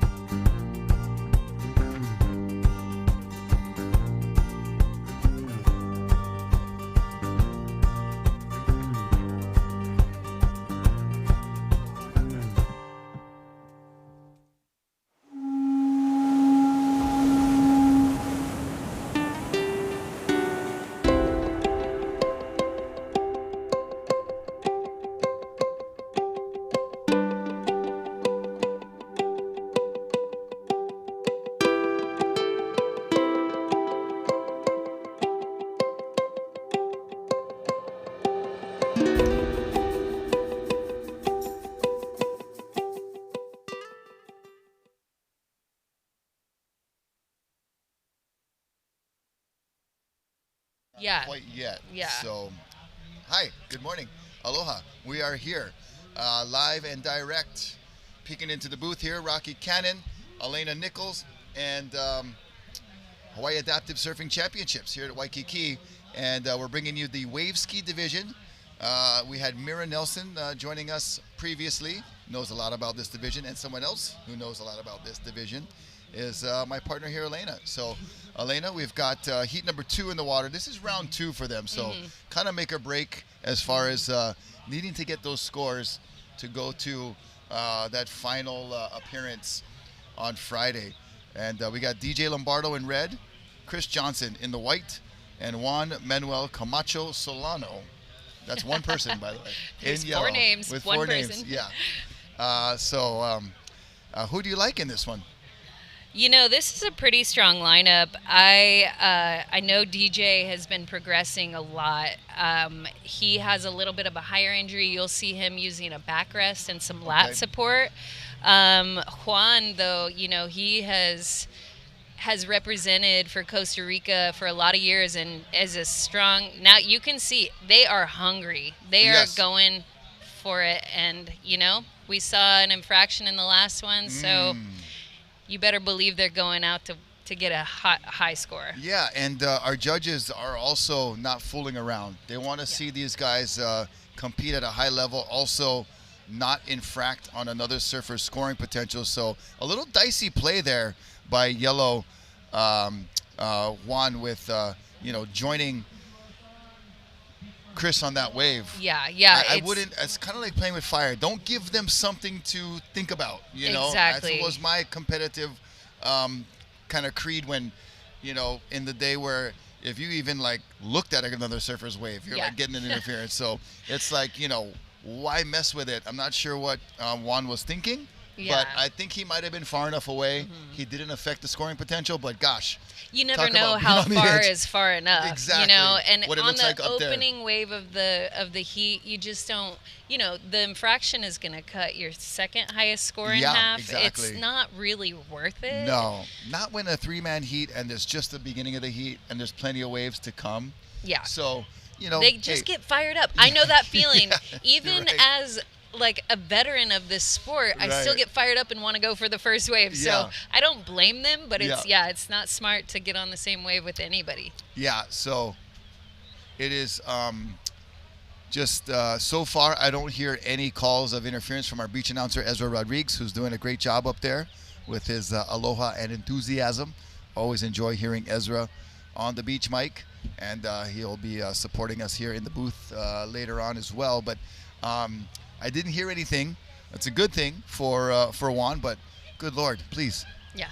Be careful. Exactly. Yeah, like you said, it's second round. This is all of these scores really matter going in to the next round. So Here's DJ Lombardo. And a lot of speed right there, going Mach 20. I like it. Good change of direction.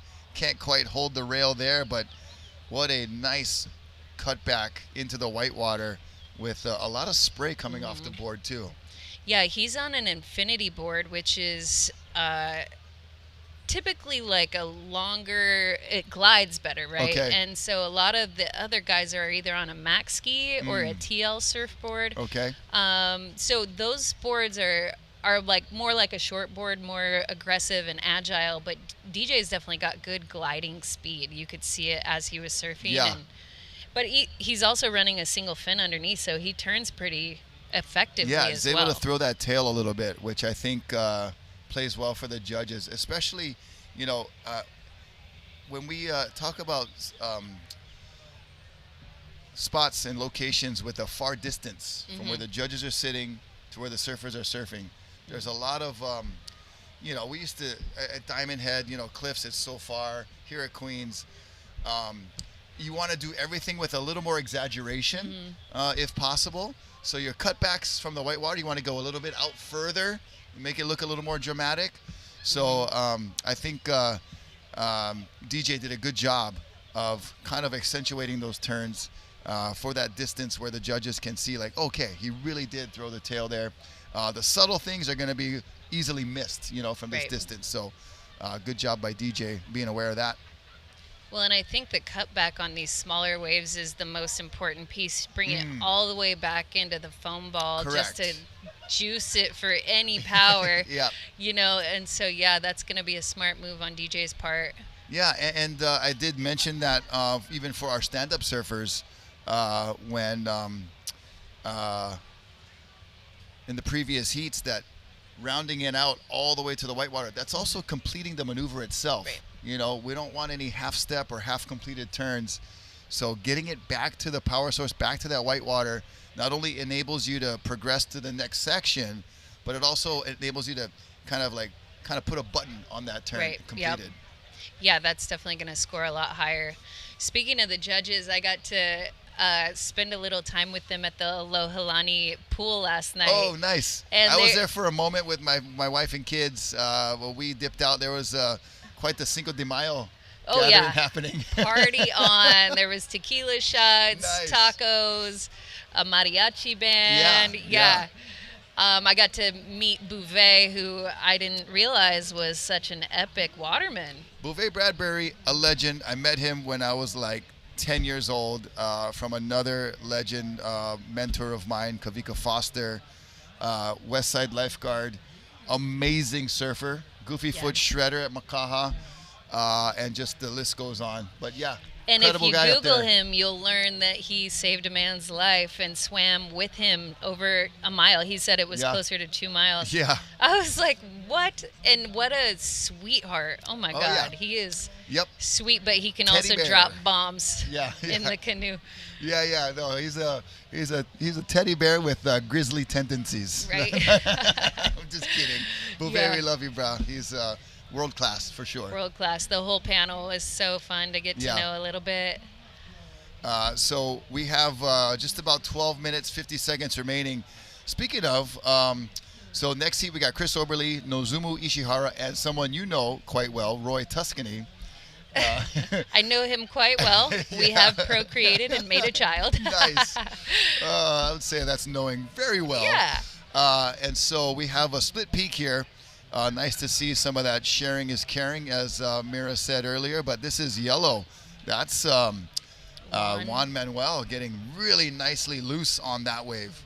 I have some extra love for Juan because he's been one of the only wave skiers out of Costa Rica, and he's just stuck with it and rode a board that wasn't right for him for so long, and then I was able to give him the board that he's on now. Okay. That was one of my old boards, and he's just ripping on it, and, you know, he's doing the best he can with what he has, and he's a ripping surfer. Yeah. And, you know, I just like to honor that resilience and, like, the tenacity it takes to just want to keep getting back out there. Yeah, Juan wants it. Oh, yeah. Yeah, he does. And so, and you know, I really had a good time with Roy yesterday on the broadcast. Oh, cool. Great personality. That's my first time meeting him. Okay. You know, first time meeting a lot of you folks. And it's been really a nice honor and pleasure.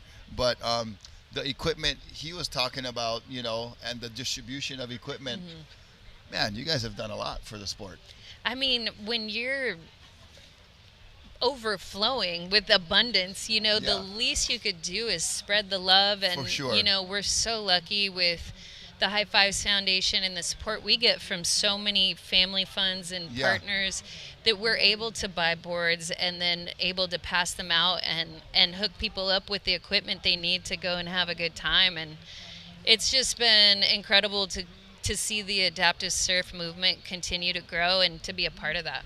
Well, speaking of Juan on your board, now his board. Yeah. And he's making it work. A 7.67 on his second ride and a 6.27 on his last ride. So he's definitely putting that board to good use. Yeah, he is. Chris Johnson here. He's S-turning down the face. I like how loose this surfer is able to get on that wave ski and just make it look so easy. That's not easy stuff, guys. Really great timing too, staying in the pocket.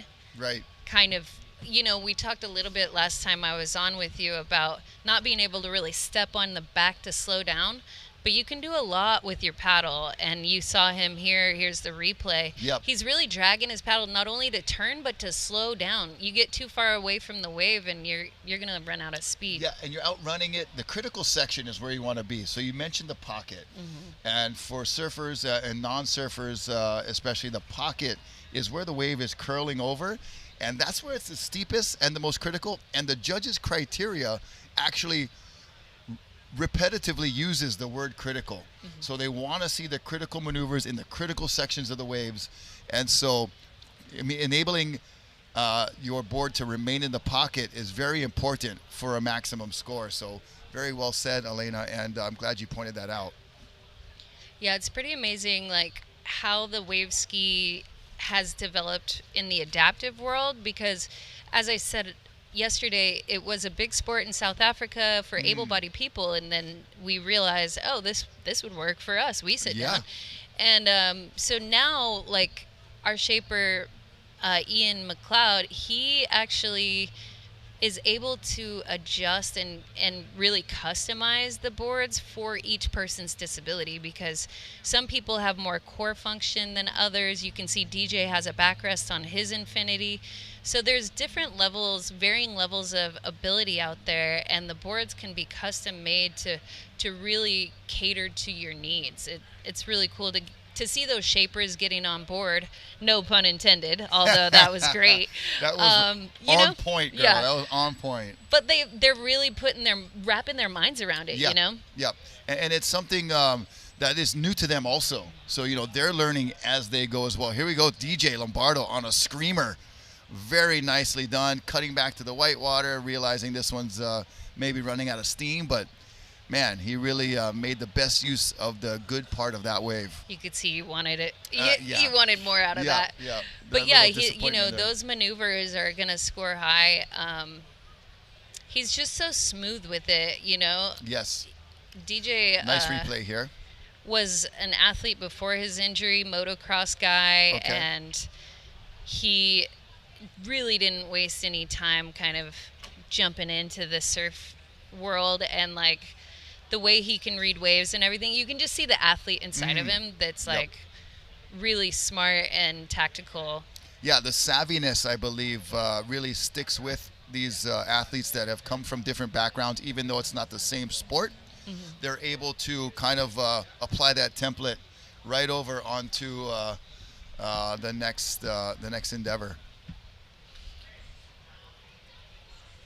And we got about 7 minutes remaining. And so some scores coming in. So DJ Lombardo, his last score, a 7.67. So a 7.67 for DJ. And then Chris Johnson, still kind of in that mid-range of 5.33 and a 4.13. But keeping pace right now with DJ and Juan. But Juan's got the that 7.67 plus the 6.27. So we'll see. We don't have the round one scores of these guys as we watch Yellow up and riding.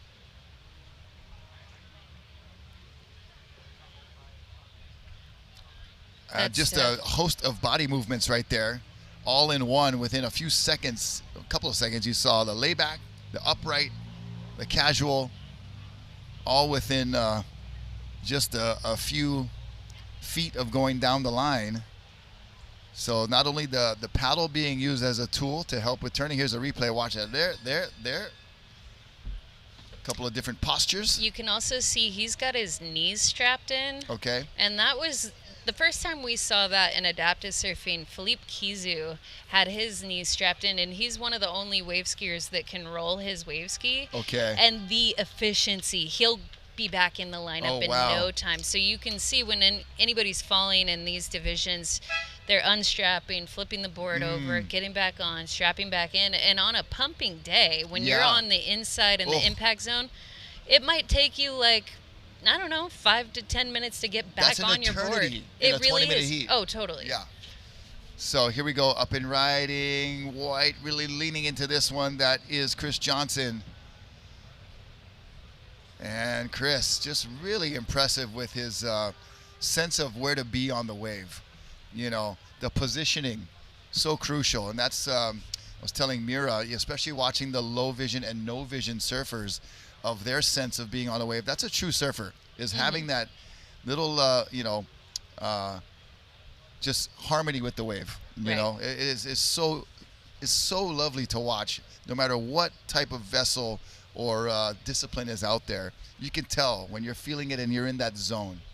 Yeah, and it does take so much time and experience to get that type of flow. Here's Juan again on a good open face. Love to see it. And see that hop turn. That's actually one of the more aggressive things you can do on a wave ski, is really throw your board, try to spray, but you know, releasing the fins and getting on rail when you land. Yeah, and a little tail drift too. Yeah, that he was going for it.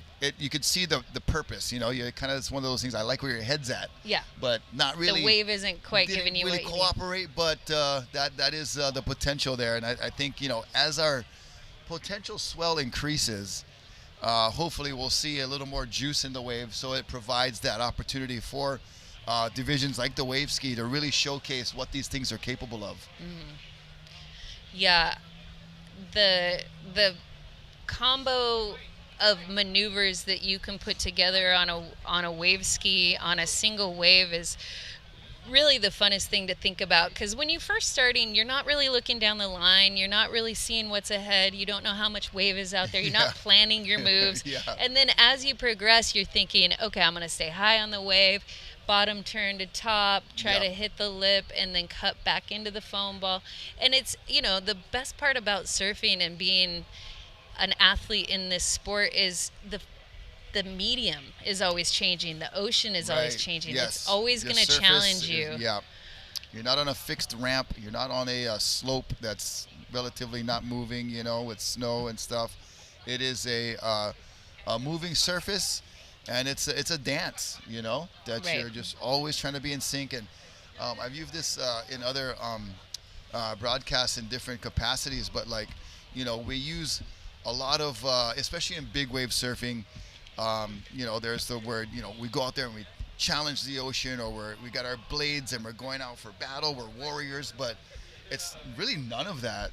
It's more of like, I'm trying to go out there and just be like one with In this beast, sync. and in Exactly. sync and in rhythm with this moving alive thing, And man, and sometimes you're so offbeat. There'll be a certain heat that I'll off. be like, wow, I went for every wrong wave. I was in every wrong spot. And then Right. there's heats where I didn't miss, Didn't do anything wrong. Yeah, and it's such a beautiful flow state when you Right. do get it right. Yes. And that's what we're all chasing, You're right? chasing that constantly, correct. Chasing barrels and chasing the flow state. Chasing the moment, for sure, yep. And right now we got just about 2 minutes remaining, so it is crunch time. DJ Lombardo able to pull off a 707, so he's got a 767 and a 707.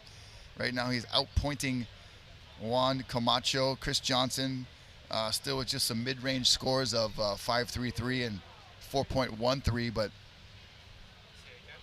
still you about can- just a minute and a half. Yeah, DJ's really making some smart wave choices. He's trying to get on the bigger of the two, being really patient here. Yeah. Staying in the pocket. Oh, I love how this board Oh. rides. Caught a rail there. Yeah, just got a little too casual, and then this little onshore kind of variable wind breeze kicked up a little bit of chop, and sometimes, you kind of forget about the task at hand. You're looking too far ahead and not watching that rail. Yeah, and a little bit of texture on the water. You'd be surprised at how easy that throws a wave skier off balance. For those watching that aren't familiar, we strap in at the waist with a flip strap, so it's a really quick release strap. But a lot of what makes your board maneuver is how well attached you are to that board. Yeah, because that affects the responsiveness, right? Exactly. So if you're slipping and sliding, across on the surface of the board, on the deck of the board, then you're not going to get that good traction. Exactly. So we're going to take a quick commercial break. That was the end of Wave Ski Heat number 2. We'll be right back with Heat number 3. Exciting action here at the Hawaii Adaptive Surfing Championship from Waikiki. Stay tuned. We'll be right back. Your goals don't fit inside a box, and neither should your education. At Hawaii Pacific University, our graduate programs fit you, your dreams, your passion, and your lifestyle. Small classes mean big connections, with faculty who know your name and guide your vision. At HPU, the island itself becomes your classroom, where culture, community, and a global perspective shape your path. Take your education beyond boundaries at HPU. There is no place in the world like our Hawaii. Our flavors, our relationship to the earth, the ways we show aloha. When you come, move, listen, laugh, and live like we do, Hawaii stays with you. And you're doing kid duty. But she's coming back and forth. Okay, we are back and into Heat number 3, Wave Ski Division for the men's. This is round 2, Heat 3. So this is kind of for our competitors here, possibly, hopefully not, some of them the last hurrah, and trying to qualify for that final appearance. And this is Heat number 3 in the water in red. Very talented Chris Oberly. In the white from Japan, Nozumu Ishihara, and in the yellow from the High Fives Foundation, and other half to this gentlewoman here, Roy Tuscany. It's Rocky Cannon with Elena Nichols making the call here, and yeah, we have 3 competitors left in this division, and they'll be vying for appearance for the final day. Yeah, this is a pretty classic trio here. We've seen them compete against each other many times, and they're all really strong surfers, so we'll just have to see how it all plays out. Yeah, it's one of those where you never know who's going to end up on top. They've all got the comparable ability. Kind of comes down to, we talked about yesterday, wave selection, or who gets the waves. Obviously, execution once on those waves, a huge part of it. Not going to be an easy task with this little ruffle from the light onshore variable wind breeze, and maybe a little tide change as well. We saw surfers in the last heat able to score some rides over 7 points in the form of DJ Lombardo and Juan Manuel Camacho Solano. But Chris Oberly, Nozumo, and Roy trying to get their fill of round 2 before the horn blows. And another competitor not able to be here. He made it to Hawaii, but got ill, was Spike Kane. Yeah, my buddy Spike. Yeah. Kane. Spike Kane. Love you, Spikey, if you're watching. No, it's Kane. Oh, it's Kane? We just Okay. call him Kane. I always, anybody named Kane, mainland or not, I always go with Kane too. Yeah, usually, absolutely. So it's just natural, but yeah. Yeah, good guy. we love Spike Kane. He's been at this for a while. Oh yeah, I actually met him my first year here, so that was 2014. Yeah. So he's been an incredible. He's made an incredible impact on the world of adaptive surfing. Okay. He used to be a wooden boat builder. Oh wow. So he's originally from the UK, and you know, just his knowledge of how watercraft works is like amazing to watch him put things together in the ocean. But one thing that he's done that so many people have benefited from is he's a higher level injury. He's a T4 with some tetraplegia, so one hand is affected. And so he figured out you can put a backrest on a wave ski and, you know, strap in at the chest. And that's really why DJ is able to ride like he is. Because I think I remember Spike years ago either doing like prone or doing he does both. Doing that. So and I hadn't actually I hadn't known, or maybe it's been just a little later in his adaptive surfing career that he's transferred to wave ski, because I remember years ago when this division or this like adaptive surfing came into my realm of knowledge was when I was announcing a Duke's Ocean Fest many years ago. And it was introduced as kind of a exhibition type, division. And they combined, the handful of competitors into one heat because there were only that many. Right. And Spike was one of them, the OGs, And I think he had like this all the way from England. I'm like, wow, this guy came all the way from England here to surf here, and that's just inspiring stuff, It never stops. Resilience and gritty toughness. Yeah. The way that he's able to paddle out prone or wave ski, and like, he sticks with it. We like to say he's more like a cockroach. He's in the hospital now, but he's broken his femurs twice, probably on both legs. Oh, man. He's just tough as nails, and he sticks with it. Yeah. With a name like Spike, you gotta be tough, bro. It just comes with the territory.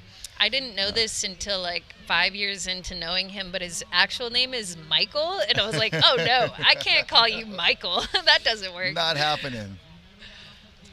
Chris Oberly with a 6.33, and looked like Nozumu Ishihara was able to get a score, just a 2.17. He's going to want to better that, and I think a score on the way for Yellow Roy Tuscany. And Roy, it was great to have in the broadcast booth yesterday. He was here for the kind of the final couple of heats, but what a character. Oh yeah, he's such an entertainer. He is always on the mic with his foundation, and he actually has a little too deep for that wave, but good wave choice. He actually has a secret talent of live auctioneering. Oh, awesome. So he can spit fast numbers and do fast math in his head. And he's able to raise a lot of money that way. Oh, that's really cool. Here's a replay of Roy taking off and leaning into that white water, trying to get around the section. It will kind of phase out into the deep section of Queens there. On the outside, whitewater takeoff coming up for Nozomu. And not much there happening for our Japanese competitors, so he'll swivel around back to the lineup, and Chris Oberly awaits the next set. super fortunate for him to not fall over there. It's such Yeah. a process getting back on the board and Especially getting in the back. impact zone. Totally, yeah. Sometimes you just gotta wait it out.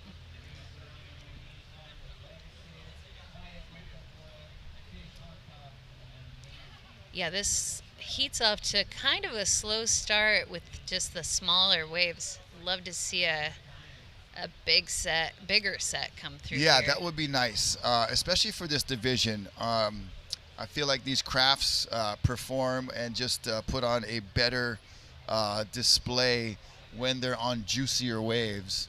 But it's Queens, you know, we got to take what we get. We're hoping for the increase in the swell. I believe you guys, your division is back out tomorrow for round 2. Tomorrow, yeah, we'll get the heat times tomorrow, this evening, Okay. and then yeah, the women's wave ski division will be back at it tomorrow. We had such a good time yesterday.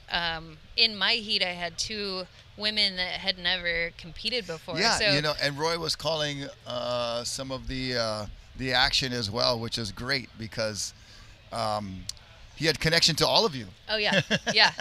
Oh, he knows he's He's like like, I "Get call this." him the social mayor of Reno.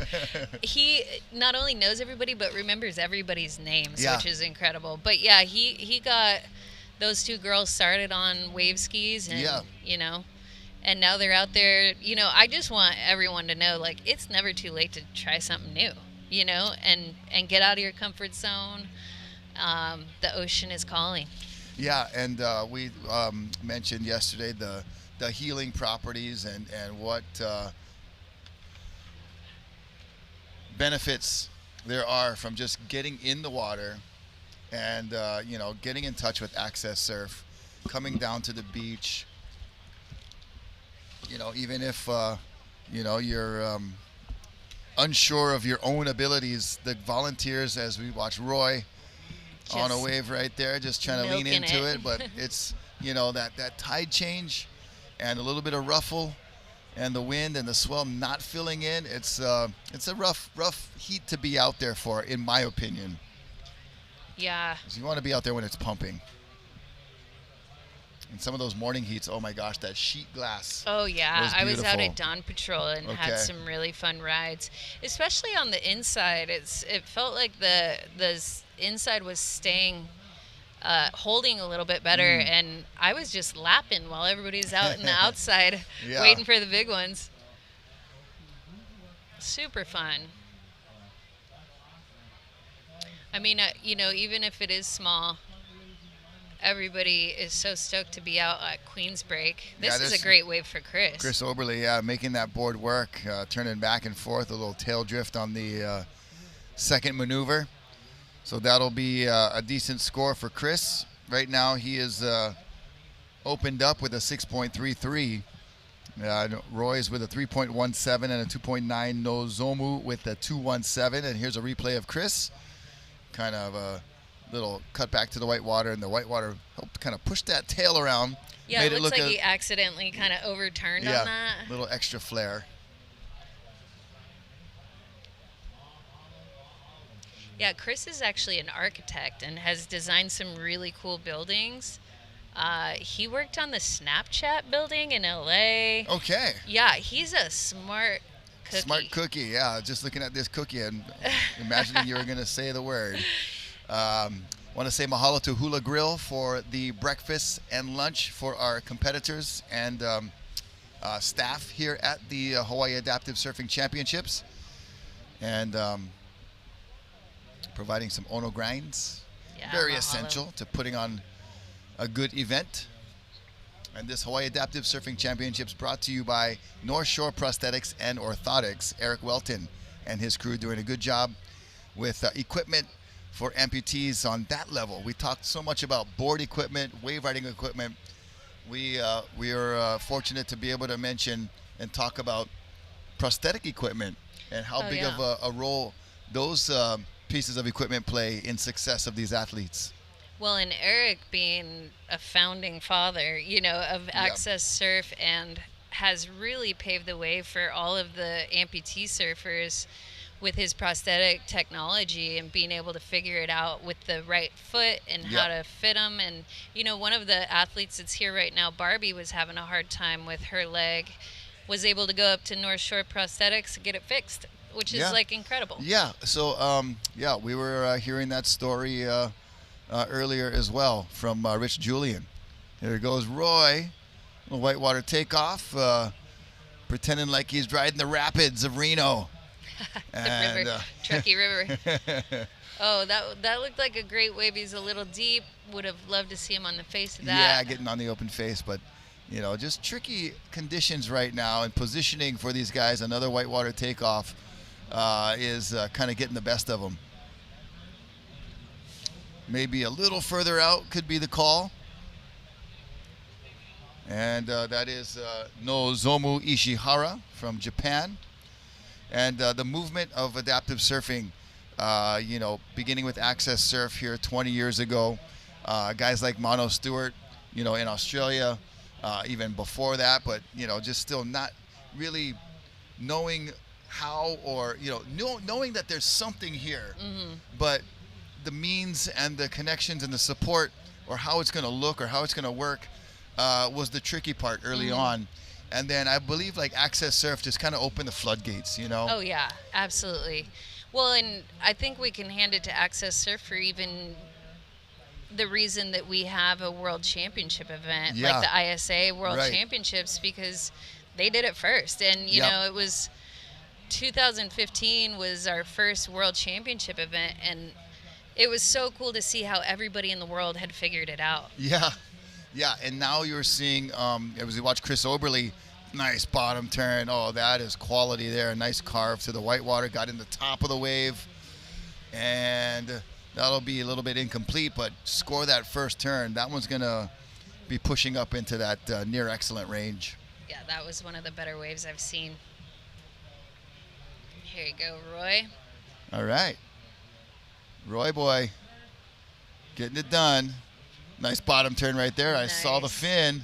Yeah. That's when you know you're cranking it. That board's really working for him. And, Roy's come a long way in his surfing. He's just been, like, the same with Spike, just so resilient, so tough, like, is going to go out and just give it everything he's got every time he's out there. Yeah. And have a good time. He's always saying the person that's winning is having the most fun, so he's always trying to have a good time. Yeah, no, just from my interactions with him yesterday, I could tell just a person to be a lot of fun to be around, and got the personality to fill a room, but also, humility to be able to connect with and really, and just the sharing of equipment and the involvement and the High Fives Foundation and so many things that are about him, I could tell I was like, dude, we got to be together in the booth again. Yeah, it's so much fun. Yeah. The Rocky and Roy show was a lot of fun. Yeah, Rocky and Roy, that actually goes really well together. So I'm looking forward to it in the coming days. I'm sure it'll happen. That was our 5-minute warning. So these surfers have just a few minutes to kind of get it together here in round 2 if they want to make that final appearance on day number 4. So, speaking of good vibes, though, you and Mera really got along. I loved listening to that this morning. Yeah, she's such a wealth of knowledge in the sport. And, I've seen her, Uncle Mike, I've seen her, compete here for years and really grow as a competitor. And, from the start, really, help kind of shape the way this adaptive surfing was going to become what it is today.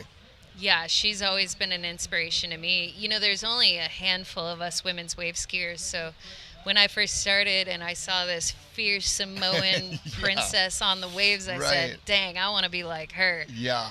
It's been incredible to compete with her and against her, and there's always big hugs afterwards. Yeah, for sure. We love it. And I was letting her know that you guys, the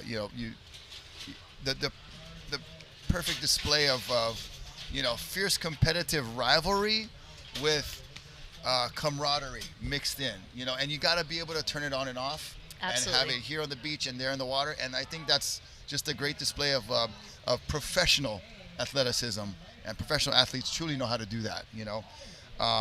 It's when you're coming in and you're pissing and moaning and this and that, which is like so unprofessional. Exactly. That I like the way you guys conduct yourselves. So 8.4, Chris Oberle's last wave. So he's definitely looking good for a final appearance. Roy with a 5.03, so that bumps him up as well. So he's definitely in the runnings to keep his campaign going. 2 minutes and 40 seconds remaining. But yeah, from my side here, I've been unavailable for these events with other commitments in the past and timing of the event. But this year it worked out just perfectly to be here, and living on the North Shore a good ways away. It's so nice having the AccesSurf team and Aloha partner up to get us accommodations here to make it possible. So I'm learning so much, and getting to meet all of you as individuals has been great as well. And knowing your different stories, I think that's such an important part to share with this broadcast. Of course, the number one thing is showcasing the talents and skills, right? Absolutely. But also sharing the ways to get involved and the garnering support, because you can never have enough support in any endeavor. Yeah. But with this adaptive surfing, I think there's so much room for growth, and this helps us grow. Well, and it's such an honor to have you representing and kind of supporting, lifting up adaptive surfing. You're such an incredible waterman yourself, and to have an advocate kind of on our side and speaking on our behalf, talking about surfing the way it needs to be talked about, that's really, really important. I think it just elevates the whole crew here. So thanks for having a big heart. I appreciate it a lot, and the honor is on this side for sure. And hopefully we'll get a set before this 1 minute last seconds of the heat countdown, because it is Nozomu Ishihara that needs a good score. Roy Tuscany right now, your husband, is in a decent spot, but I know he wants to kind of further solidify an appearance on finals day with Chris Oberle out there looking pretty comfortable. Nozomu might be getting what he needs. Ooh. Oh, and you see those little jabs of the paddle. That means he's about to tip over. Exactly. And yeah, it's that's so unstable. Called a paddle brace, and you kind of slap at the water to keep yourself upright. Mm-hmm. He does look pretty tippy on that board. Yeah. But. And so much of the subtle techniques that I'm learning as I watch, and then knowing what those movements mean as far as what the surfer is trying to prevent, or what the surfer is trying to promote, in certain movements. So I'm learning a lot as I watch, and it's really cool to see all these different disciplines and the way they have to, for lack of a better word, adapt. Right. All right, so that is the end of heat number 3. We're going to take a short commercial break, and we'll be back with the most prolific division of our AccesSurf Adaptive Surfing Championships here, the Prone Assist Men's Division. So we'll be back with more action. Stay tuned. We'll have more after this. Mahalo. Indie Club is a nonprofit helping better the lives of individuals and families who have been affected by a spinal cord injury.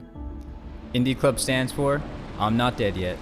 It's the club that reminds you, while life might be a little different living with a spinal injury, there's still a whole lot of living to do.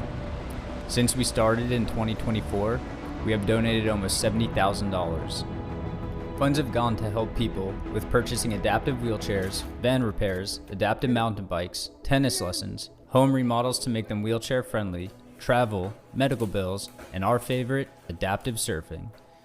For prosthetics and orthotics, it comes down to one choice: North Shore Prosthetics and Orthotics.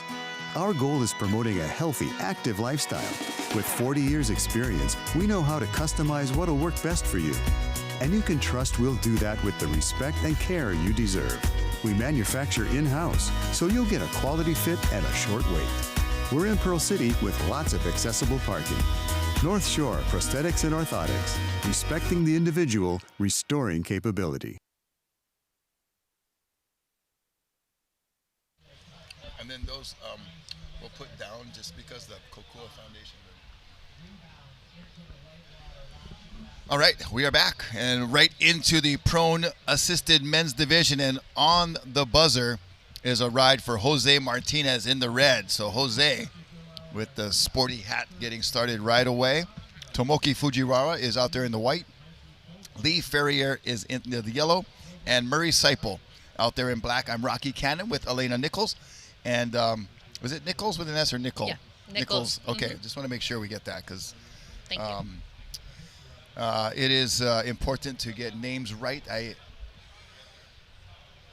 kind of hold that as my highest esteem of responsibility in calling the names as appropriately as possible. So this is the prone assist. So this is where, you know, we have the team effort, network of individuals pushing, catching, some folks in the middle in case of wipeouts to help the surfer get back on the board. To me, this is like, for lack of a better term, our NASCAR division. Yeah. Well, and speaking of speed, Jose, who we just saw on that wave, he's a double leg and single arm amputee. So Wow. he has one limb that he's working with to drive that board. And some of the waves that I've seen him catch are incredible. Yeah. He's dialed in his board. He's got his pusher of a long time, Darren, they work together. Such a great team. And, Jose's dropped some bombs since, I've seen him on some big waves with one limb. Man, the courage and the bravery of these athletes as we watch white. This is Tomoki Fujiwara, one of our Japanese contingents, and we've seen such a growth in the sport from Japan. Mm-hmm. It's been great. I know Masa has been an integral part of that, and some of our other longtime Japanese competitors. But the international growth, with Mono in Australia, and now we've got Costa Ricans making it over here. The Europeans, like Spike from England, have always been kind of being the ambassadors from their zones up there. But Japan, really amazing. And, they're not that far away, just 8 hours flight, one flight. And we've seen a lot of the camaraderie over the years in conventional surfing. But it's so cool to see now the adaptive surfing world kind of build in that region. And, Rich Julian was telling me about the wave pool there and all the fun. And have you been there for the wave pool experience? I didn't get a chance, but I've watched it live. It looks incredible. And there's nothing quite like Japanese culture. They're so cool. welcoming. They're so stoked. Yeah. And with Masa leading the charge, of course they're gonna bring extra love and support. Yeah. And that wave pool comp looks great. So that is our representative out there in the white. This is yellow. This is Lee Ferrier. And Lee, good movement there. You see him able to be up on his elbows and using that leverage and that core to maneuver the board up and down that wave. So speaking of Jose, you can see if there's a replay of that wave, his right arm is actually missing. So he drags his nub into the water to get it to turn, and then he's got that one arm to pressure the cutback. Yeah, and just big smiles on every wave. That is like the most infectious thing to watch here is just the joy and downright stoke, Oh, yeah. There's a replay with Pacific Ocean Patrol in the foreground. And Jose, I don't know how he gets so much speed. I don't know how he made that section. Yeah. He was so deep. And it shows you, like you said, he charges. And the deepest surfer is often the most charging surfer, Yeah, Jose's a pretty special human. As he was serving in the military, was involved in an explosion that led to his... He was on the news this morning, too. Yeah, he came on right after me. Okay. But, he's taken his life experience and turned it into a really powerful keynote, and he's a public speaker now. And, that infectious smile you're talking about, it lights up a room, and I think really encourages people at whatever point in their life they're at. His message really applies. Yeah, Jose was on Hawaii News Now this morning, and that's part of our morning routine as we get the girls ready for school is flip on the Hawaii News Now. We're up extra early this morning to see you, Elena. I think it was like the 5 a.m. spot. Yeah, it was early. I said, "Oh, I'll do that. I'm going out for dawn patrol anyways." And you must have paddled out right after that. Yep. And then we saw Jose telling his story, and just what a inspiring individual. Like, you know, just in that few moments of appearing on TV, and haven't met him personally. I look forward to it. But yeah, it is just so uplifting to hear the different stories, the different backgrounds, you know, and adaptive surfing, you know, that phrase just doesn't do enough justice to explain how much different adaptations there are, how many different classifications there are, and all the specifics of it are just really interesting to be a part of it, and learning along the way. I'm learning so much, and as a, you know, someone who enjoys teaching in the way of surfing and kids surfing and things like that for a regular job up on the North Shore, I love learning too. Learning is great. Yeah. And it's such a specific challenge to figure out how one body works and how you need to adapt to it. And, you know, it's cool. I think it's just like the height of human ingenuity when you're like, I'm going to figure out how to surf a wave with a disability.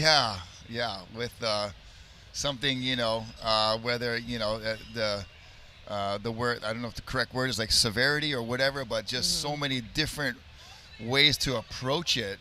And to think someone, you know, has it in their mind that this is what I'm going to do. That, of all things, get out in the ocean. Yeah, to me, that's just mind-blowing. And then, you know, I know what I'm going to take away this week, going back to my routine of life, is just looking at it through a whole different prism of what I'm able to do individually based on what I'm seeing here, and be inspired. Absolutely. I am inspired in the same way. You know, it's funny how you can't fully appreciate what you have until it's gone. Okay. And I can't grasp the fact that I can tie my shoes, put on my clothes, get myself out of bed. You know, like, I'm a paraplegic. Yeah. I know what it means to lose function in your body, but I still don't know what it means to lose my arm function. And, you know, it's just great to be able to reflect on that and just be grateful and grateful, give thanks. And, you know, my son, who's 6 years old, he broke his leg in a skiing accident in early March. Oh, man. And he had to be in a wheelchair. But the second that he got his wheelchair, didn't flinch, didn't blink an eye. He was like, I know how this works. Right. You know, so it's like everybody's inspired. Yeah, you know, and I don't do as many, you know, risky things these days as I did in my 20s, especially when I'm, you know, diehard pipeline surfer was my passion and calling from that, you know, from that age, from those prime years. But watching and seeing what happens here helps me be not afraid, you know, if something does happen. You know, we're getting cars every day, we're, you know, crossing the street, whatever. Right. You know, I can't help but be reassured that if something does happen, there's still something to do. There's and still like hope. And just being around this community is man, yeah, I can see that for sure. The interesting thing about spinal cord injuries is most of them do happen from car accidents. Yeah. And everybody drives a car. Right, every day. And one of the things that Roy says a lot about the High Fives Foundation is they want to be a safety net if something does happen. And he always says it's never going to be the same, but it can still be awesome. Yeah, and that's so like, true. You know, there's still so many ways to go about life. And, you know, we're really blessed and lucky to live in a country that has more accessibility thanks to the ADA. And yeah. So watch Yellow. This is a nice looking ride here for Lee Ferrier. And Lee really knows how to transition his core, and using what he's got there, his elbows and his different left and right arm, to adjust his body weight to maximize scoring on the waves. really cool to watch that. Yeah, that forward aft ability to scoot back and forth. Like, you really want to move to the front of the board as you're getting on the wave to drop in. And then once you're in the wave, you want to neutralize your weight so you can turn. Right. And, you know, not everybody in this division has the ability to do that, but if and when you are able to kind of shift your weight, that's a big part of successfully surfing a wave in the prone assist division.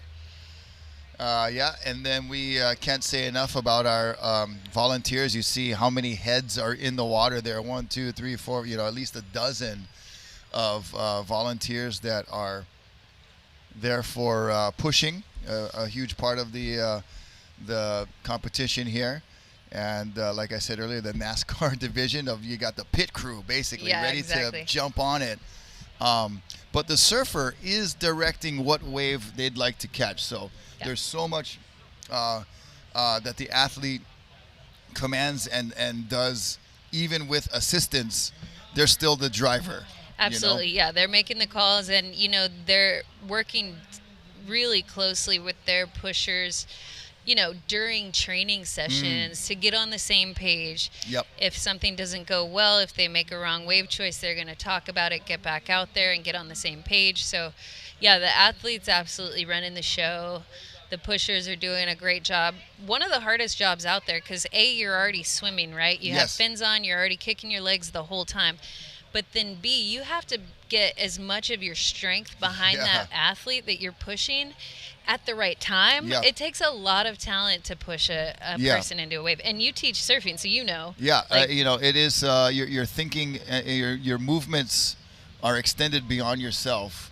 You know, it's hard enough to get your own self in position to catch a wave and not wipe out and be in the right spot, to kind of, you know, manhandle and manage another human in that position. It is another level of understanding waves and understanding positioning for someone else, you know. Unlike other divisions, this is one of the only divisions that does have jet ski assistance. So these prone surfers will get a ride back out to the lineup, and then you can see the catcher. He's going to bring him into his pusher. Okay. Oh, look at this. That is Tomoki Fujiwara. So Tomoki, good movements there, and a nice completed ride for Tomoki Fujiwara.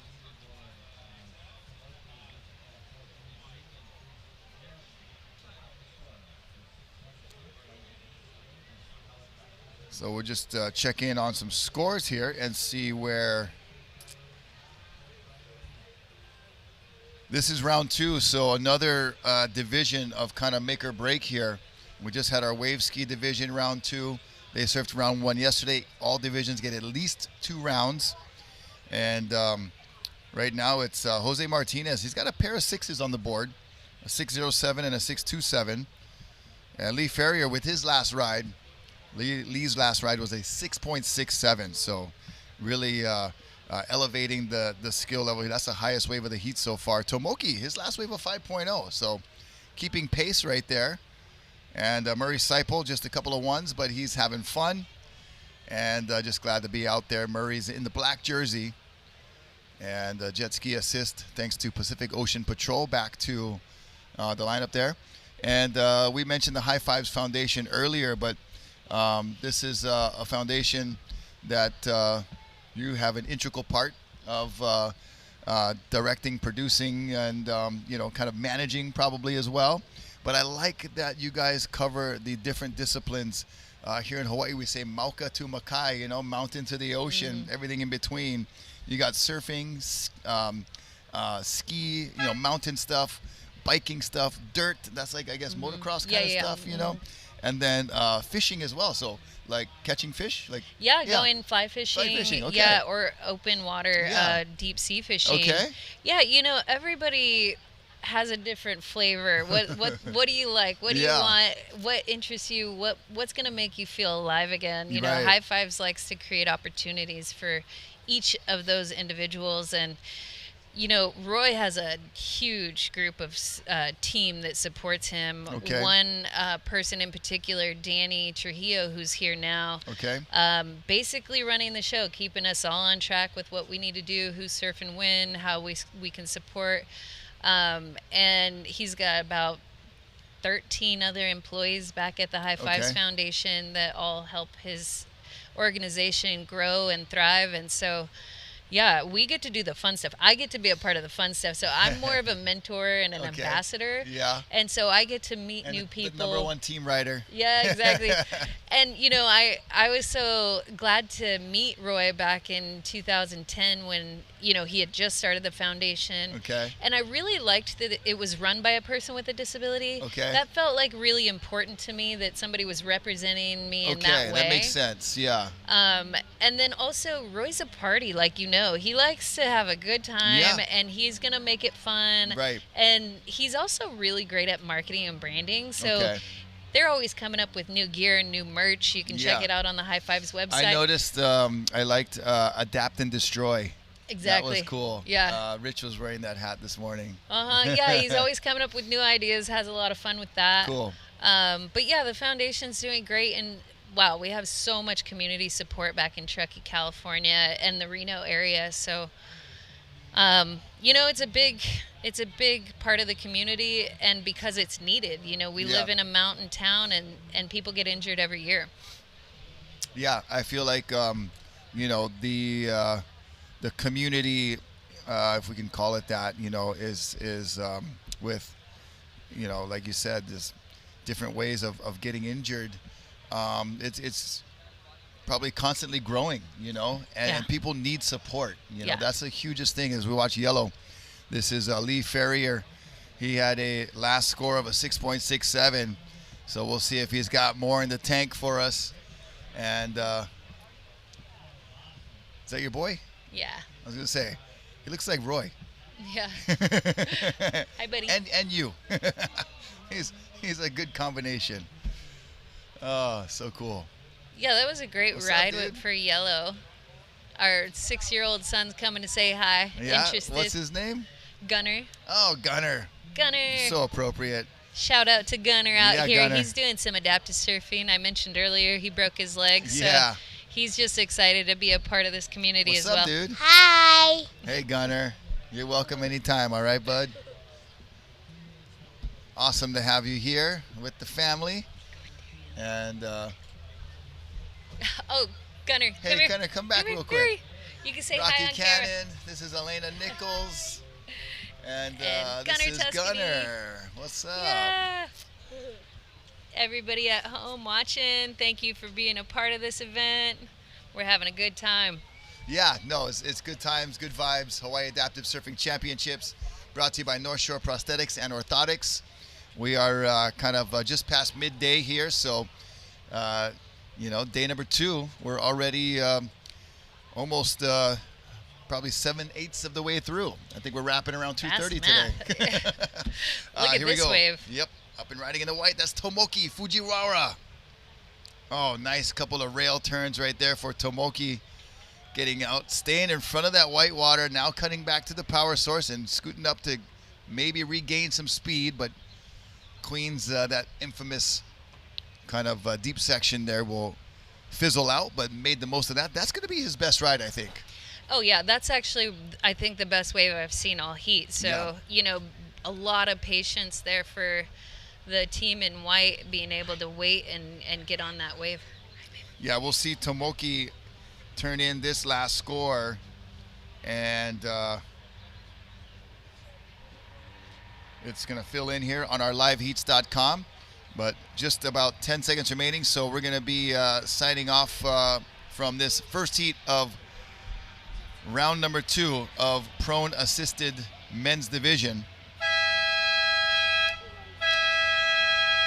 And there it is. So Tomoki Fujiwara gets that last second ride, and we'll let the score fill in, but we're going to take a short commercial break. We'll tell you what it was on the other side, and we'll see you back here at Waikiki for more Hawaii Adaptive Surfing Championships right after this. Stay tuned.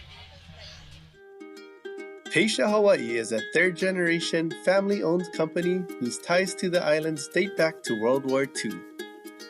We offer the broadest scope of ocean transportation services between Hawaii and the mainland. And we take pride in supporting our local businesses and communities where we live and work. For our Peisha Hawai'i Ohana, serving Hawaii is our business.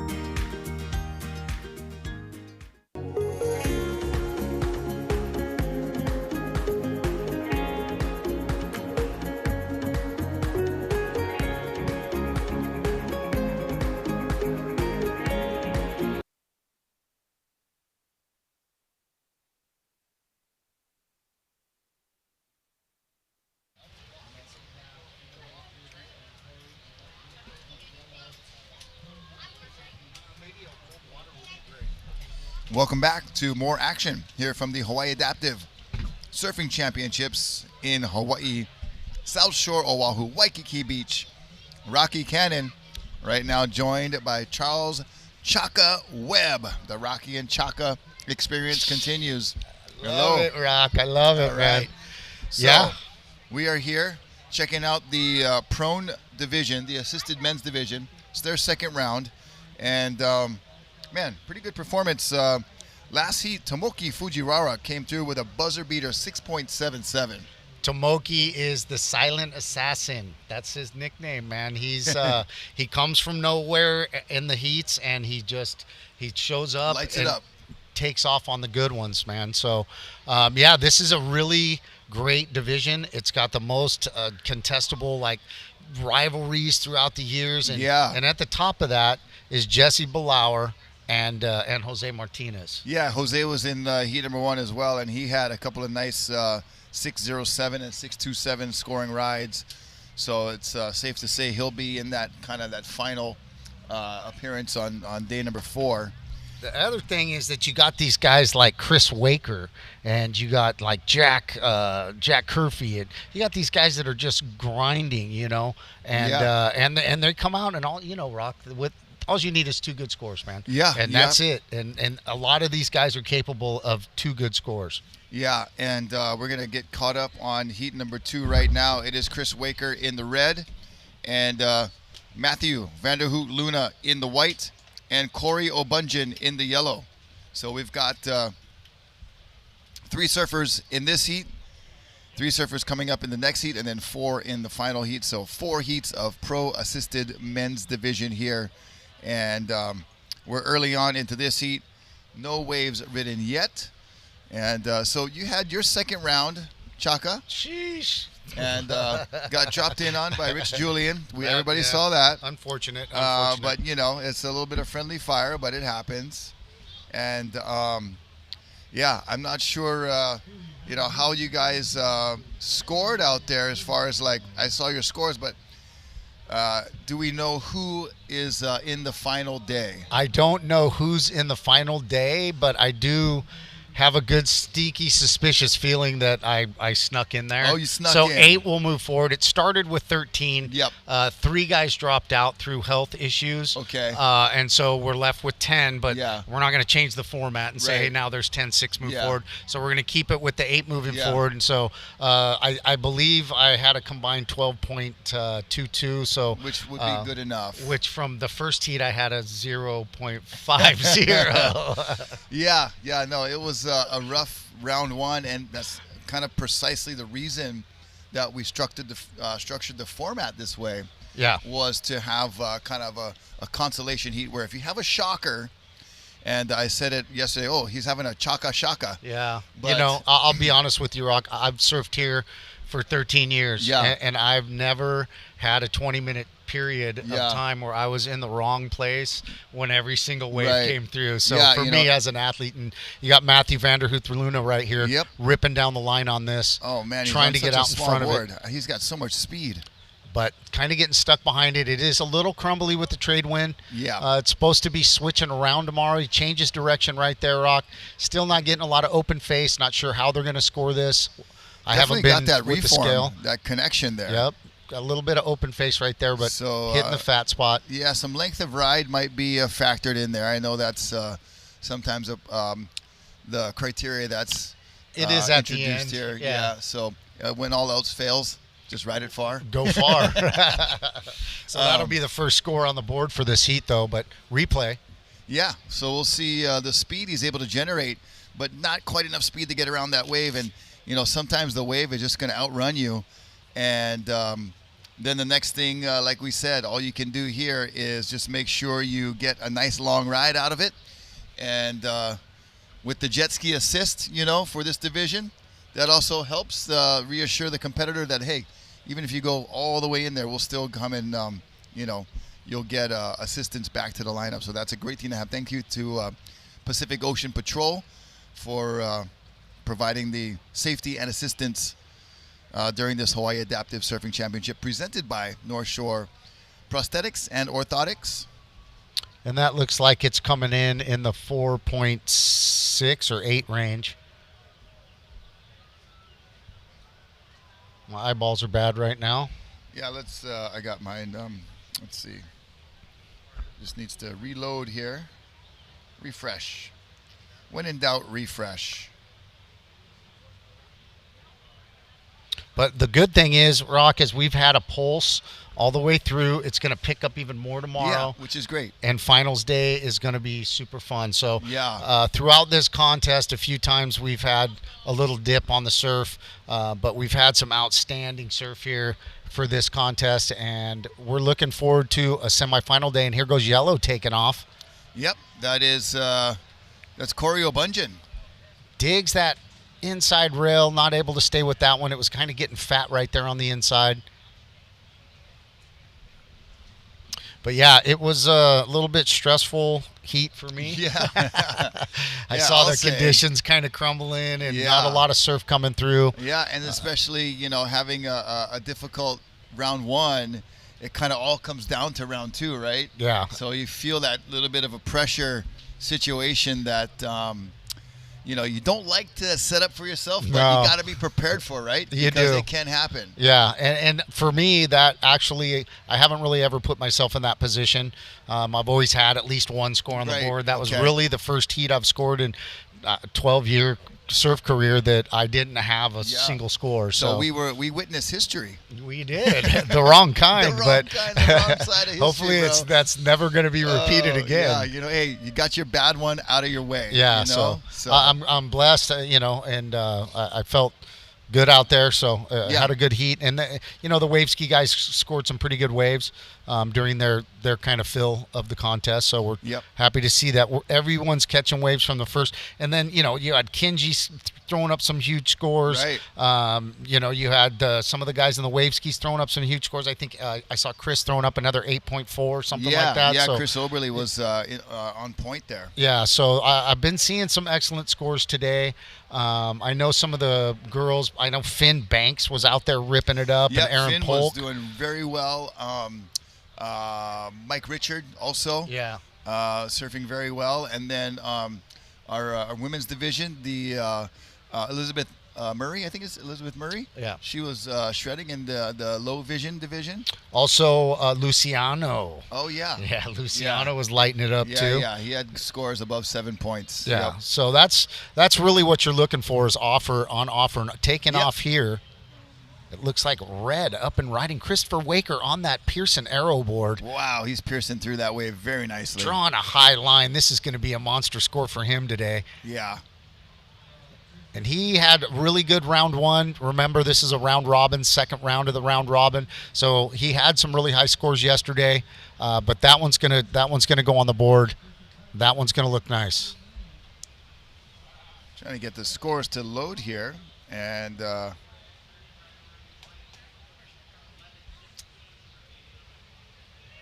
not cooperating at the moment, but we'll get caught up on those when we can, and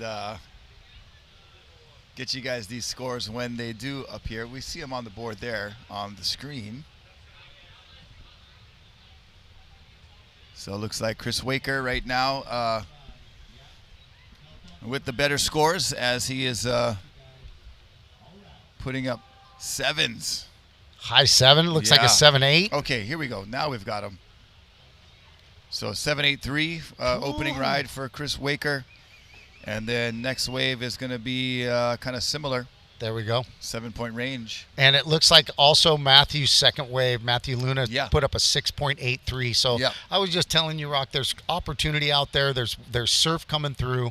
And these guys are finding it. And again, this division, it's always one of the biggest divisions, and it's always one of the most contested. You got, and there's a few superstars missing from today. You know, there's guys like Claudio Morales that aren't here. There's a few other assisted guys that are really high-level surfers that have won different championships. Claudio won the Costa Rican championship 2 years ago. So there's some guys in this division that are just going to be going at it.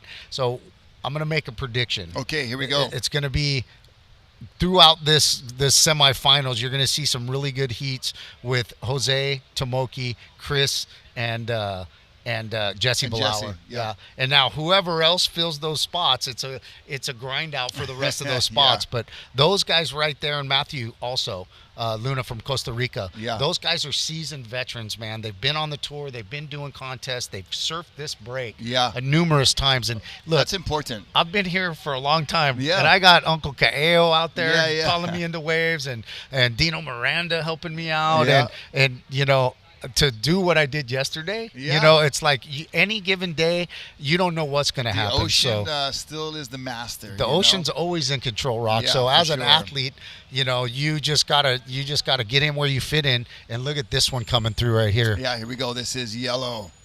Not quite going to get into it. That was a little bit of a mirage.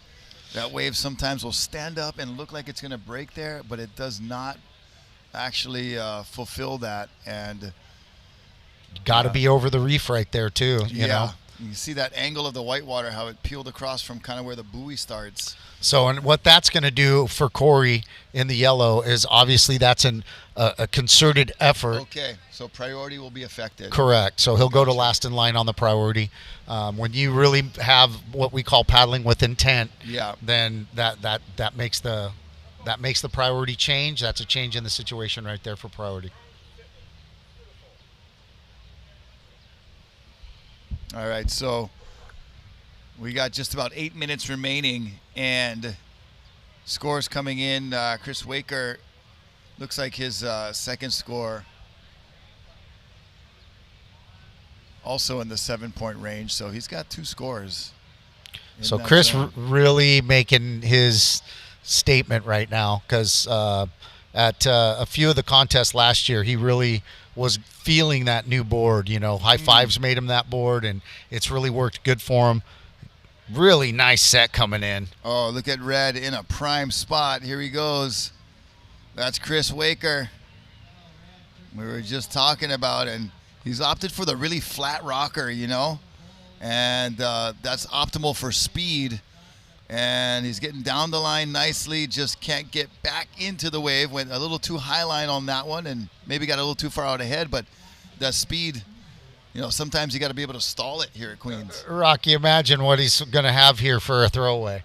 You know, or this, that's his only second score. I thought he had it. Okay, I think he's got an opening 7.83. Here we go, the replay. Nice bottom turn. Fades back to the whitewater, cuts back into it. You see his movement of his torso there and his elbow really leaning into those turns. Yeah, that's a la Jesse Blauer. Yeah. So all those guys are learning that style from Jesse, but Chris is really leaning hard. Yeah. And that's a testament to his equipment. Yeah. And using that kind of flatter rocker board, but really able to generate a lot of speed off the bottom, project down the line, and complete those turns. And you'll notice, Rock, other guys that are using that elbow style, it's all different. Yeah. So Chris has a really distinct style. When he wants to make that sharp turn, he wants to challenge the top third of that wave. Yep. He's leaning so hard on that inside, man, and it's so hard for somebody with no arm strength, no core strength, right? To really just trust your technique and your style and your equipment to do something like that. So good on Chris. He's been really putting in a lot of time in his surfing. So yeah, and it's definitely showing here. And his scores are going to reflect that as well. And like I said, Rock, there's still a really nice pulse coming through. There's still some really good opportunities to catch waves and to score. So, when I woke up this morning, I saw the forecast. Yeah. I was like 1 to 2. And Right, I was yeah. I was feeling a little gutted. Yeah, like, how am I gonna catch 2? Yeah. Let alone I in just 1 need to to catch 2, yeah, 1. so. So, but by the grace of God, it all worked Yeah, out man. for me. Yep. And all you got to do is get into that final round. It doesn't matter how. Yeah, it's one round at a time. Whether you you go in with 2 10s or with 2 5s. Uncle Mike Shamuka. Yes, he Uncle Mike always walked by a few times. He always tells me. He calls me Brother Kale. Yeah. Because Charles, I guess, Yeah, means yeah. Kale. Yeah, Kale yeah. is translated to Charles in Yep. Hawaiian. And he tells me, and there's the 5-minute horn, and he always tells me, Brother Kale, it's 2 8s, not 8 2s. Okay? Nice. So that's the Yeah. deal. You go out and you get 2 8s, not Yeah. 8 2s. Yep. Be efficient, So right? He's and here goes another great looking wave on yellow, Oh, and he darn. just digs the nose.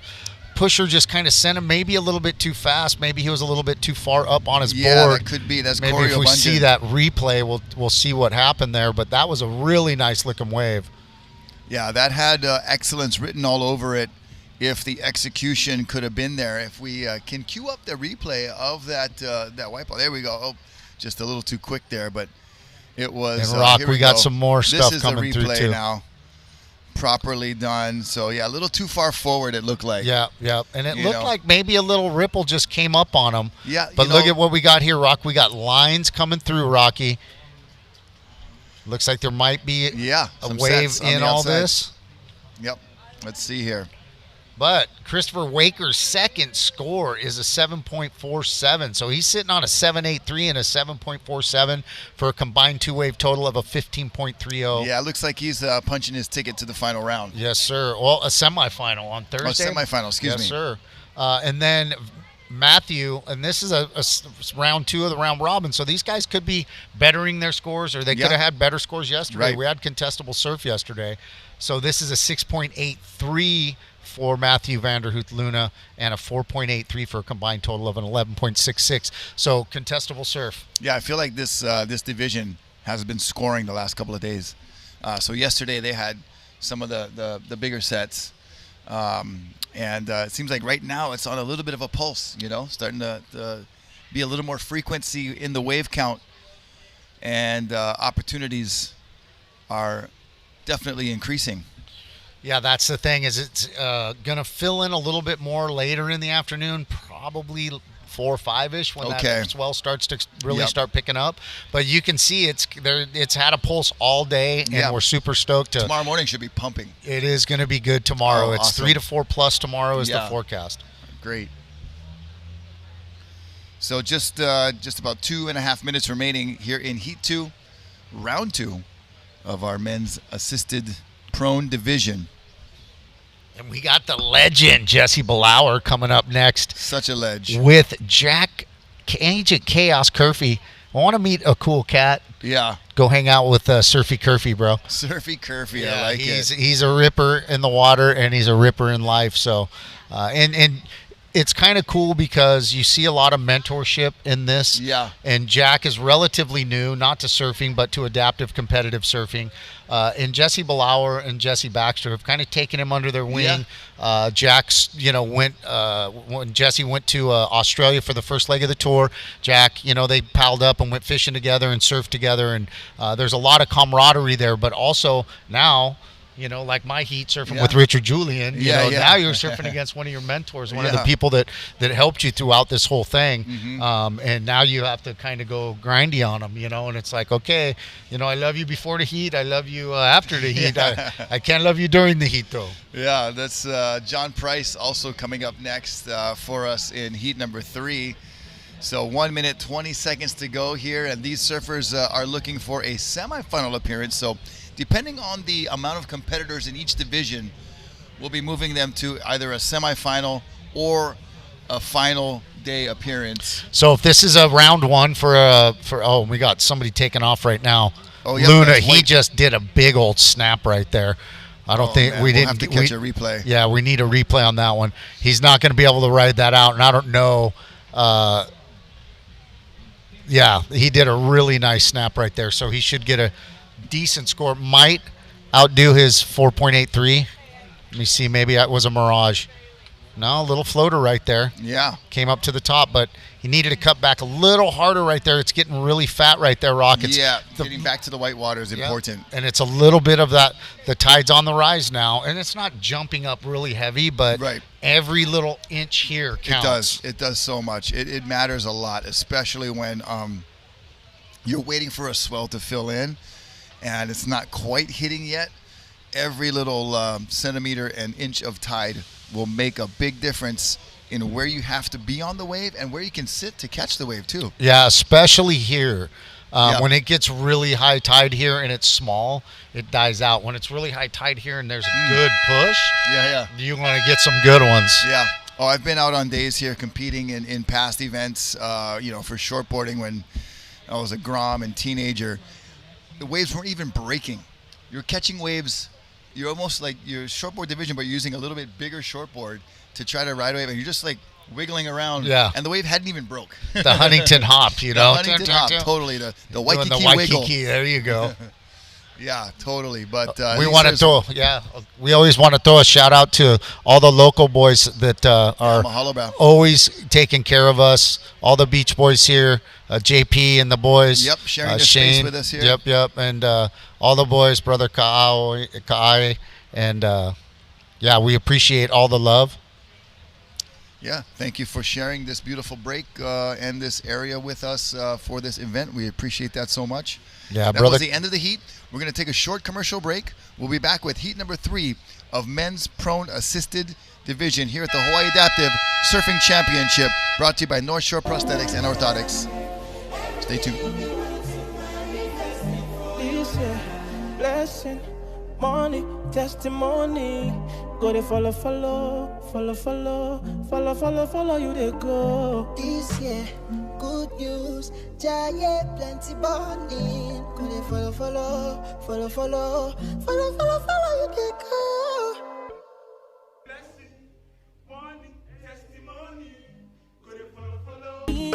Is love for miles and miles around the world.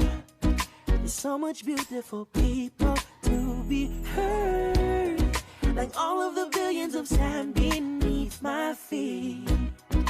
We're all different, but together we make a piece. It's not about blood, it's not about the color of your skin. It's about love, and the beauty that's within.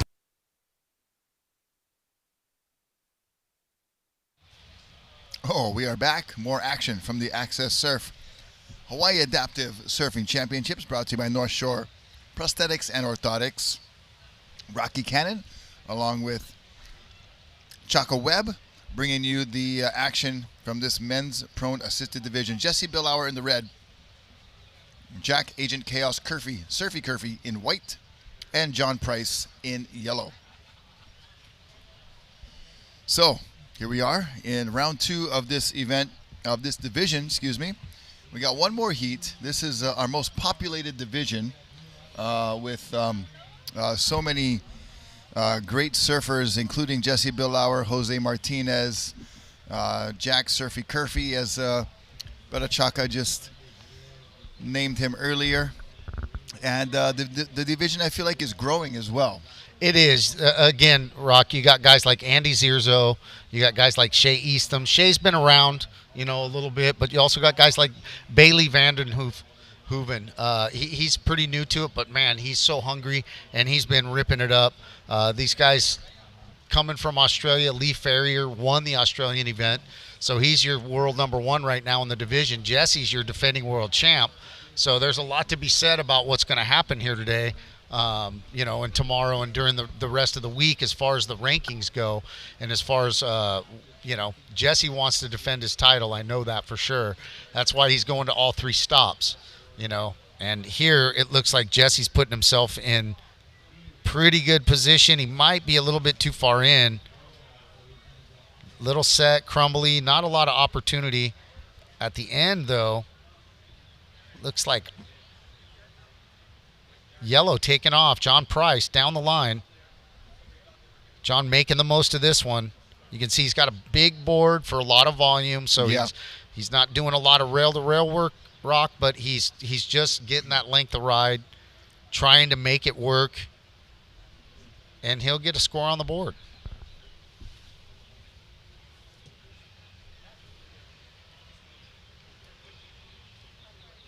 And again, the conditions holding up here.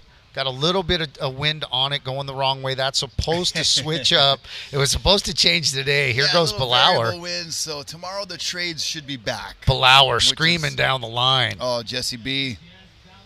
Wow, nice high turn. The power of Bilauer is on display. Look at that board. He's got it dialed in.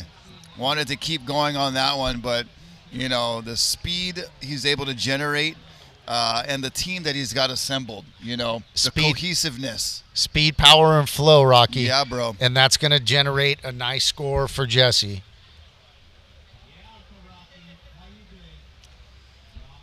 Yo, doing good, bro. Calling you out on the beach, Ra. So Ezra Rodriguez, you're going to be down here soon, bro, in the booth. Nice. That first score for John Price comes in at a 2.50. He's going to want to better that for sure. Jesse's score coming in at an excellent, looks like an 8.0. Is that what I'm seeing up there? Jesse Bilauer throwing up an excellent 8.0. Nope. I'm sorry. My eyes are messed up. 6.17. I am very sorry about that. No, all good, man. That was, you know, the speed, I think, was a lot of that score. And then just being in the positioning on the wave, you know, the right spot. Didn't complete that carve. Yeah. You know, would have liked to. That score would have bumped up into excellent range for sure. Yeah, if he could have, that cut back that he was trying to do and get back into it. But just, you know, just rewarding the performance on the wave to that point. The high line that you see him get, you know, that for a quad is like a big top turn for somebody like me or a knee boarder or somebody else. Yep. So when the judges see that, they know through the level of disability and ability, you know, I don't want to say any, you know, other than that's their ability. And when they hit the top third of that wave going like that, and you saw Chris Waker doing it, leaning more on his elbows on that inside to get that speed top turn. Jesse has a much more fluent style as far as like which line he's drawing. Chris drawing a really aggressive line, really short, fast, and then you got Jesse with that longer, more classic smooth line to get to the top. So you can see the difference in styles, but that lean on the elbows quad style basically patented by Jesse Bilauer, and he's taking these guys to school today with a 6.17 right off the rip. Yeah. We got brother Kevin checking in over here, and all the beach boys, beach girls, all the uncles and aunties, brothers and sisters. Such a good Ohana vibe down here at Waikiki. Yes, sir. Even though it is our visitor central where you got people elbow to elbow, this core group of community is, you know, quite special in what everything that they do. When you come here, Rocky, for this event as an athlete and you paddle out to Queens, you know, it's a crowded break. There's a lot of surfers out there, but most of all, if you pay the respects and you do it the right way, the uncles and aunties, man, they're so gracious with the waves, and they know, you know, hey, they know that we're here for a week. And sometimes when you show up and you close the breakdown for a week, you know, there's a little bit of vibes, you know, hey, you're shutting our breakdown for a week. But here, because of the people, the community, and what we're doing, the support, man. Yes, and then they see it, and they are so stoked, calling out waves, letting people paddle in, just being so gracious with the surf and the break. And that's why I just, you know, I have to send out the appreciation to all the Beach Boys and JP and all their crew, and you know, Moku and all those boys over there, just giving boards out. If you need a board, go to Moku. Yeah, that's so just cool. You know, not charging anything. Just Brian from Moku, we appreciate all your support. Yeah, the Aloha. Got a little lull, but all of a sudden, Rocky, there's some lines. Yeah, let's see something. So we're getting a little bit of pulse. Old Eric told me, hey, you might have wanted to surf in the afternoon. A little bit of pulse coming in the afternoon. Yeah, he's got his finger on the pulse, that's for sure. So if we can get this wave pulse. Yeah, if we can get this wind right, we're going to be in heaven. Oh, no way. Yes. In spirit and in pillow. There we go. Oh, that is so epic. Surfy Curfy taking off white Down the line, Jack Curfew on his first wave. Nice cut back. Curfew trying to get back into it. Agent Chaos off the whitewater with that one on the inside rail. Dude, I love his joysticks. Yeah, he's making it work. He's flying the 747 right now, the jumbo jet. Jack's going to be happy about that one. I know that the round one didn't go. Nice replay right here. Speed, power flow. Jack up to the top of the wave. Nice little cut back. Watch him tap the whitewater right there. Boom. Gets that speed to go back. Draws another little line. Completes that maneuver. And that's going to be a good score for Jack. He's going to be real happy with that one. So how it works in the round robin is you get 2 chances. This is the second round of the round robin, and you're surfing against the whole division.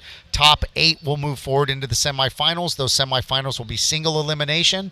Top 2 move forward from there to the finals. And that's the format. So Jack Curfew will be stoked with that first wave, Rocky. Waiting for a score on that. But, yeah, if you want to see somebody that's so stoked to just be out in the water and having a good time in life, Jack Curfew is that guy. And, you know, I give him he's got the moniker Agent Chaos. You know, I don't know where it came from. Not too much chaos happening around him, but a lot of good stuff. You know, if it's good, if chaos is good, then he's definitely Agent Chaos. A lot of cool stuff. Jack's a really great guy. Loves to fish. Loves to be on the water. Spreads love, aloha, and stoke all the time. So. Yeah, and, you know, I don't know what kind of chaos is, like you said, you know, being produced around it. But, you know, hey, you know what looked chaotic? The water coming off his board on that rail. It looked like a lot of movement right there, and that water was like, you know, begging for mercy. And boom, he drops a 6.10. Yeah, Agent Chaos. Here goes Jesse with the power bill hour. Down the line speed, got that good posture, those pads helping out, those handles, and the wave knowledge, his experience definitely showing through. And that board super dialed in. How he's making it through those sections, I'm not sure. That wave should have been done a long time ago. He's just coasting, bro. Yeah. You see how, and that's the difference between an adaptive surfer that has a shaper. And look at this set, Rock. Somebody's spinning on this one. It looks like white, Agent Chaos, maybe? No, they didn't feel good about it, but it looks like because yellow had priority, they gave way. And yellow taking off. John Price digging that outside rail, not able to get it. Yeah, and, you know, that's just some of the, you know, things that these prone surfers deal with is, you know, not being able to control the lower half sometimes can be a difficult challenge when you're looking at these conditions with a little chop in it, you know, and some of the waves, you know, that are kind of breaking fast down the line, you know, those are difficult for prone surfers to get ahead of. And then once you're stuck behind the whitewater, it almost kind of has its way with you. Yep. You know, and hard to control from there, especially in the prone position. So we saw a little bit about a little bit of that right there. But you see the heads in the water, all the volunteers, the water safety, the pit crew, they're ready to respond, which is the special thing about this division, I think, is how many hands and hearts get together to give these athletes the best possible chance. And you want to feel safe when you're trying to just be free, you know, and be aggressive. Right. And, you know, when the waves get a little bit bigger and you know that you have some water safety out there, Rock, it's different. You can just go for it, feel free. You know you're safe. You know at some point, you know, you're not going to do anything unsafe. But, you know, everybody out here is pretty versed in the water. And we want to say big love to Josh Bogle and Maya. Maya's on the beach right now chilling. So if you're on the beach and you're checking us out, make sure you say hi to Maya. She's the coolest dog on the beach. Oh, little Mai. Okay. Yeah, Josh Bogle competed in the stand-up division today. Is a kneeling division conventionally, but, you know, just ever seeking, you know, to elevate, you know. Yes, sir. That's incredible. Rock, we got about 7 minutes left in this heat. Time's ticking down. Jesse Blower, we're waiting on a second score from him. And there's been a good pulse throughout this contest. It's going to pick up even more tomorrow. So be prepared. Strap it in. Oh yeah. Seatbelt up. It's gonna be really good. So we're gonna see some really high level adaptive surfing for the next 2 days. This was the dip in the swell, Rocky. We had really good surf yesterday. Very contestable surf, a really good pulse. That was kind of the ending of that swell. And then this one kind of from Tahiti, I think, has a lot of east in it, what they're saying. So, and that's what's pushing in for tomorrow and Friday. All right. Well, we'll look forward to a little bit of a bump in the swell action tomorrow to Friday. And today we're going to, we're kind of getting down to the nitty gritty as far as surfers and their second rounds and who's going to stay alive, in the event. So that is kind of the impending consequential. Yeah, kind of heavy situation today. Yeah, for real, bro. Pressure kind of action, bro. Very nerve-wracking. Yes, to say the least, right? It's all happening. Yeah, yesterday was kind of fun and games, just everybody smiling, cruising, cruise control, no nerves, no pressure. Then all of a sudden round 2 comes around and it's like, oh man. Yep. It gets real fast. Yes. You want to go out in your first round and just feel good and at least catch one good wave. Yeah. That's the idea, right? That is the idea. And sometimes that idea doesn't happen so good, Ross. So, I know a lot of people. I spoke to people on the beach, and there's a lot of camaraderie. And look, when people see you have a bad heat, they want to say, "Hey, man, don't worry, you got another shot." Yes. And I heard that a lot yesterday, and there was a couple other athletes, and that's the 5-minute horn left in this heat. Yep. And there was a lot of other athletes, that came up to me and said, "Hey, don't worry, I had a bad heat too. I need 2 good ones too." So, I know today there's a lot of pressure on some of these guys, and I felt that pressure earlier, and I'm so. Yeah, God, what a relief, right? Relieved right now, so I'm feeling pretty relaxed and pretty good, but I feel the anxiety for these other guys. Yeah, feel some of their pressure. It is, you can kind of feel and see that pressure. I use the word palpable. You can almost touch it. It is so thick in the air in some of these round 2 heats that we're watching and going to be seeing here. And that's the same case coming into the next round. It'll be round 2 for the kneeling and upright men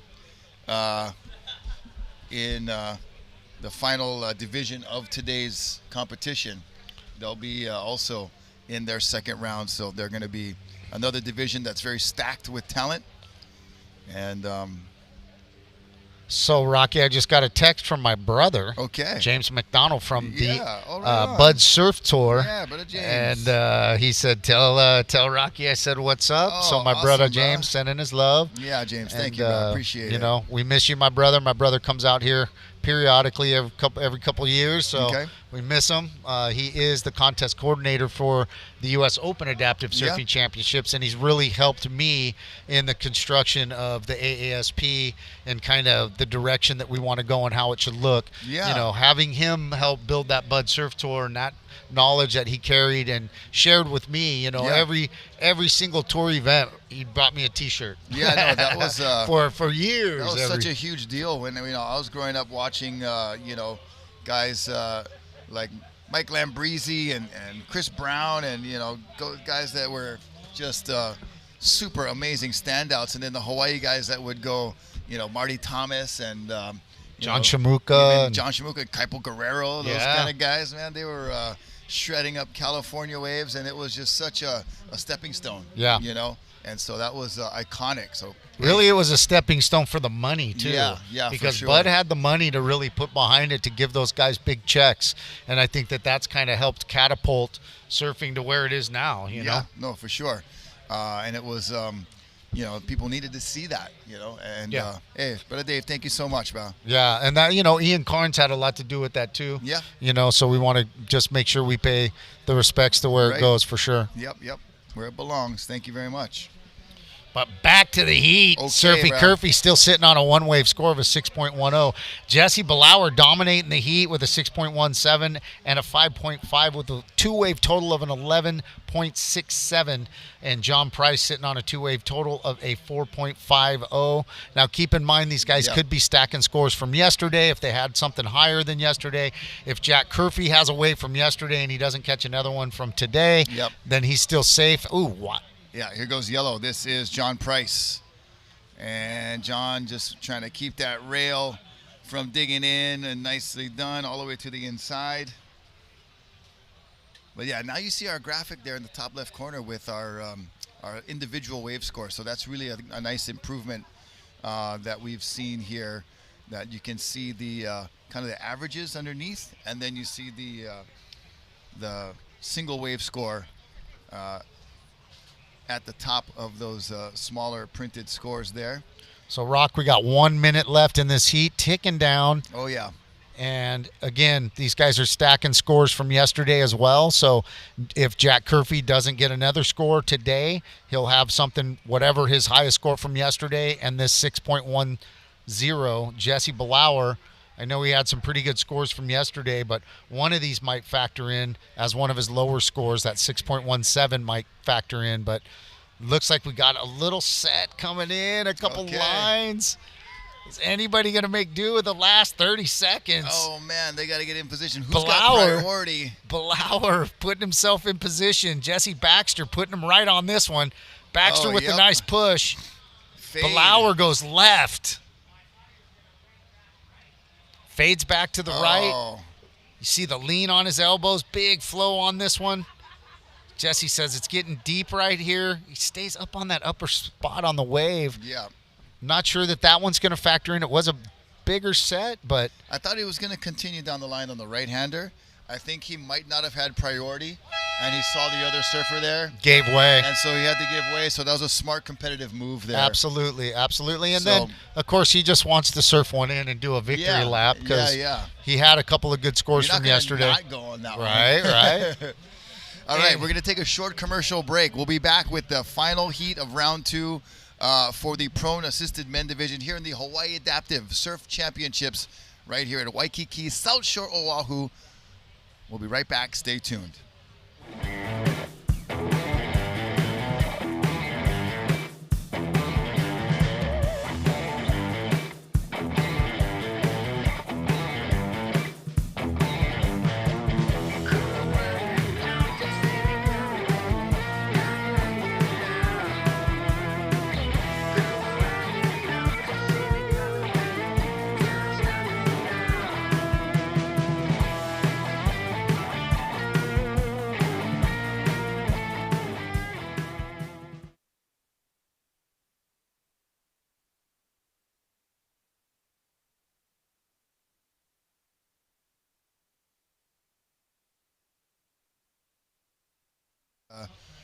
Into Heat 4 of the men's prone assist division. It is the lineup here will be Cliffo Gralton in red, Andy Zerzow in white, Shea Eastham in the yellow, and Bailey Von Den Hoeven in the black. So a 4-man heat here to wind out round 2 of this men's prone assist division. Here we go, up and riding. It looks like it could be black. That is Bailey. Surfing on a float board. And those float boards are manufactured like that for adaptive surfers with a raised chest, handles on it. Okay. So they're ready to go. So a lot of guys, Rock, will customize their boards. They want a glassed board, like, they want their fin placement. Nice replay right here. Bailey, nice bottom turn. Yeah, bottom turn was really on point right there. And that one kind of got fat. But those boards come out manufactured like that. There's 2 sizes. And a lot of surfers right now are starting to use them. Okay. Because they come out of the box ready to go. All right. And it looks like Bailey scores a 2.83 on that one. Yeah, a little bit of a short ride. Nothing, super radical, but definitely just getting a feel for the conditions today. And for a 20-minute heat, you want to get started early. Yeah, that's the thing is you always really want to catch a wave like right off the rip. Yeah. So, but with these conditions earlier, it was a little more inconsistent. Yeah. Now it's a little more consistent. It's the tide's filling in a little bit. Yep. But we still have that wind on it, so it's kind of pushy, kind of fat, kind of crumbly. Yep. Not a lot of power in it, but still it's building and there's opportunity to catch waves. I want to take this time to say thank you to the Hyatt Regency Waikiki Beach Resort and Spa right across the street here. I see you got your Hyatt bracelet on and yeah, bro. rocking it strong as celebrating 50 years of Aloha as we watch White. Here we go. This is Andy Zierzau and AZ taking you from A to Z, beginning to end, Alpha to Omega. Going to ride this wave all the way through. Nice cut back to the whitewater. Good transition right there for Andy. And AZ got one complete. Andy Zierzo shows up at all of our surf camps. I think he lives in Oceanside. I know he lives in San Diego County. But he's been just dipping his toe into it, doing the U.S. Open, doing a few. And here's a really nice replay. Andy, really nice cutback. You can see him watch. He's going to light himself up. You see that? So he's trying to get himself up a little bit, and he does that. He's surfing on his elbows, that same style. He has a little bit more push where he can maybe slide himself up and back. Yeah. That's a great advantage if he can do that. Gotcha, yes. Because, sometimes they're not allowed to assist paddle themselves into a wave. Yeah. So because some guys can do it and some guys can't, we have to go with the worst case scenario. And, hey, if he can't do it, you can't do it. Right. And because it creates a competitive advantage visually to the judges if they're able to paddle into a place where this guy's not able to paddle into and get a bigger score. Yeah, that should be a different division. It translates onto the scorecard. So that's what we don't want. We want to the level playing field, right? Correct, as level as possible. Yeah, we do that through classification, through some of the bylaws, and we're a growing sport. We're in our infancy, Rock. Yeah, I know. The it's AASP. Exciting to think of where this is going to go and the potential it's going to fulfill. Yeah, this is our 5th year for the Pro Tour. This is the 18th year for this event. It's the longest running adaptive surf championship. Yep.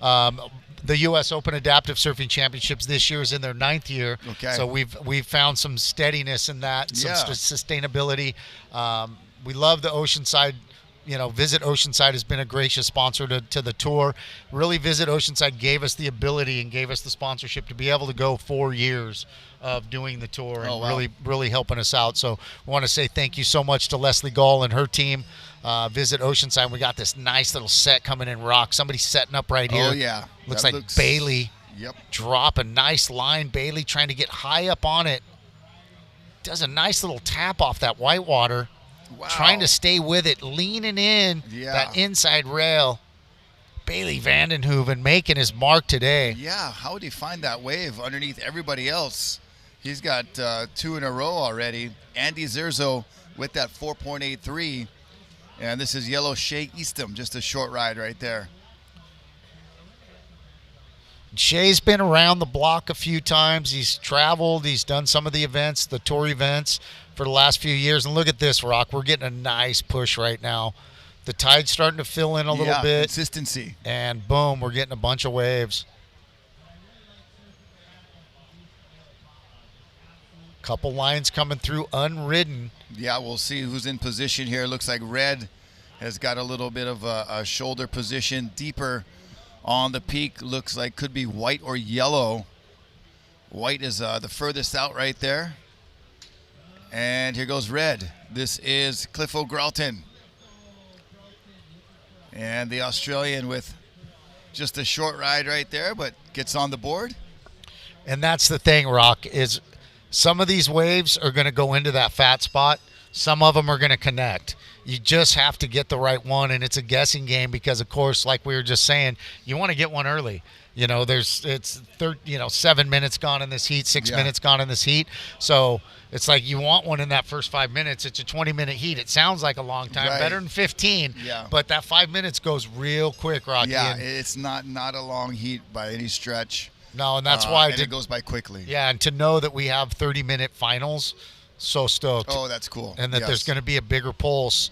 And look at this little shoulder right here, Rock. Oh, nicely done for White. That is Andy Zierzo. And AZ getting down the line, gonna make sure not to outrun it. Cuts back. Oh, catches the rail on the return right there, but still a decent score to get going. He's stacking a few scores, and that's what you want to do. You know, you want to stack a few scores, build a nice little foundation of your scores. Yep. Replay here of him. And he just leaning in, nice cutback right there, but you can see, boom, it's a little fat right there. So he's not down in front of it. He's still kind of up on it, and that gave that opportunity to dig that outside rail or that inside rail. Yeah, and that happens so quickly, you know. And to be able to move and adapt, you know, on the fly like that, these prone surfers do such a good job in the open face, but that inside section, that whitewash can be so tricky. Yeah, and Andy's stacking it up. He's got a 4.83, and then that just came in at a 4.65. So he's got a two-wave total of a 9.48. And again, second round of the round robin. If they had higher scores yesterday, they'll use those. If they're bettering one or two of those scores today, they'll use those as well. So we saw Blower in that last heat making Jesse Baxter pushing him into some nice ones. There's JB right there. He's walking by JB on JB. the JB and the JB show. Yeah, JB squared. Yes, sir. So those guys have been surfing together for so long. Yeah. They rarely even talk in the water. Right. It's such a connection, and that's the thing you have to have. You know, one thing, the guy's got to be able to surf. The athlete has to be able to surf and have some wave knowledge. Right. But the other thing is the guy pushing you and the guy catching you. And here comes another nice little set. Who's got priority? Nobody goes on this one. It looks like Yellow tried to get in on that one. Shea might have had priority. It looked like a concerted push to get into that. He was really out of position on that one to try to get into it, but made an effort. He's kind of feeling some pressure with 11 minutes left.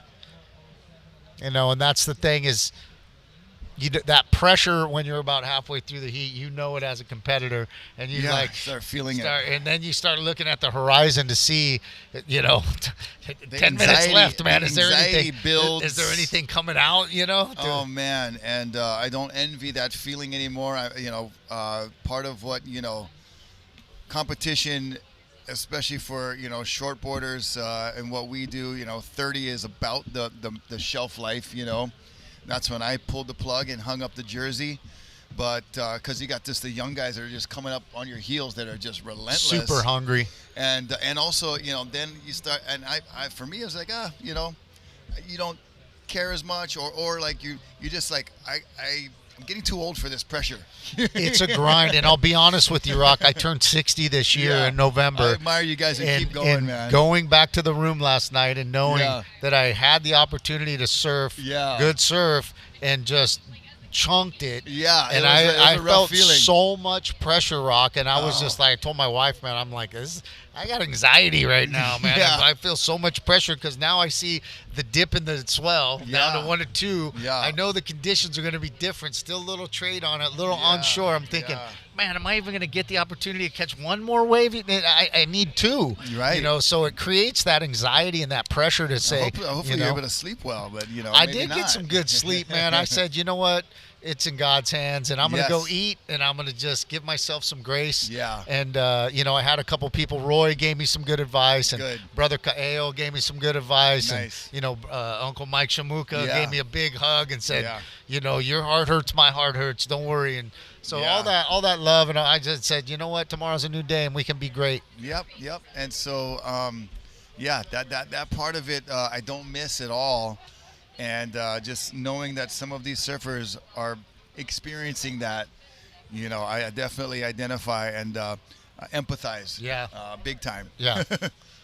It's a grind, man. And, you got to love guys like Mono. Yeah. He's 64. Dude, this guy's still grinding, winning world championships and just grinding, traveling around the world and just grinding it out, and still surfing at such a high level. We were sitting out here with the Beach Boys. Got such a sick barrel, just free surfing. All the Beach Boys, we're gonna go charge it. Like he's just still setting it on fire at 64 years old. So you got to appreciate that and say, look, he's still setting the standard for guys like Sponge, even though Sponge's world champ now, and he's in the ISA's a 2 or 3 time world champ, and he's kind of caught up to Mono at this point. Right. It's still now, it's that no one's surpassing anybody by a large margin. They're still punching it out in every single heat, every single event. It's coming down to 3 or 4 guys, and they're just so fun watching the final. You know, one of the best heats that I ever saw in adaptive surfing was our first year in Costa Rica when we went to Boca Blanca. Okay. And the final between Mono and Sponge, it was like a heavyweight fight. Yeah. And Boca was pumping. So they're both surfing Such a lefts. fun left. Yeah, they're both surfing lefts at the same time Yeah. for 200 yards across the bay. Such a long wave. And it was like literally a heavyweight fight, because here's a guy doing snap, bam, big cutback, and then the guy right behind him on the next wave is like snap, bam, and they're doing it at the same time. So the judges really had their hands full. But to watch that, and we had 30-minute heats there because it's such a long paddle, and jet skis. We had jet skis support and everything. Nice. But to watch that heat and those two guys just going back and forth, literally and back like and heavyweight forth, bout. it was a beautiful thing, and it really let me know where competitive professional adaptive surfing is right now. Yeah. It's at a very high level. Yeah, super high level, and I believe only increasing as these events progress. So, there's no ceiling for this as we watch, all these divisions and classifications that are growing in number, but also growing in skill and performance level. Yeah, for sure. And in the wise words of my daughter, who's a pilot, and hopefully she's watching right now, the sky is not the limit, no, brother. It's not. It's outer limits. We want to be able to take this platform to the best breaks, give them the best opportunity to surf the best waves, and get sponsorship and prize money and all the good stuff that comes along with being a professional athlete. Yeah, that's what I want for this platform, and that's what these athletes want for this platform. Yeah, and I think that potential is definitely just right there for the for the happening, for sure. Yes.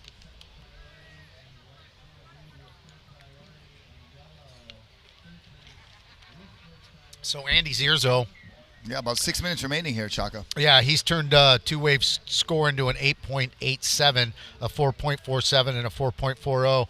Bailey throwing down a 2.83 and a 2.63. Shea with a single-wave score of a 4.17, and Cliffo with a single-wave score of a 4.07. So I think time's Cliffo ticking might, down. I think Cliffo might be posting some scores from yesterday. Yeah. So this could help him out. I mean, there was some good surf yesterday, so I'm imagining maybe a couple of these guys threw up some bigger scores. Yeah, and then right now it's kind of hit a little slow spot. We haven't seen a set in a few minutes. So. Yeah, tide's coming up. It was pretty consistent there for it started the beginning of the heat started. The end of the last heat, beginning of this heat, we saw a little bit of a pulse, a little push, but it has since kind of subsided and has affected the obvious scoring potential for these surfers in heat number 4 that are out there right now. And again, we're about to hear a 5-minute chirp right here to let the athletes know that there's a 5-minute horn coming up. So time's ticking down. We've 3/4 of this heat is gone and a quarter of the heat's left. And there was that little bump, and everybody's like, uh-oh. Oh, yeah. 5 minutes. Yeah, that just kind of sends the anxiety through the roof. Just a little bit more, elevated, right? Rock, I didn't hear the horn yesterday because I was getting tumbled. Yeah. And so when I got back on my board and I looked back and I saw the yellow light flashing, I already knew. I don't even know if it's 5 minutes, but I know that my 3. time is almost over. So that's the crap light. Yeah, right? It was definitely because I didn't get to hear the horn because I was getting washed around. Yeah. So I knew I'd missed it. But these guys, everybody's chilling right now. They all know that 5-minute clock's ticking, and we're under 5. Probably about 4:30 left. Yep, about 4:15 right now, actually. So it is no timeouts in surfing. Nope. No stopping the clock. So it is ever closing window for some competitors, and we definitely feel for those competitors. But hey, it's not over yet. No, Still man. some scoring left to do, and go out and go get it. Still some time on the clock.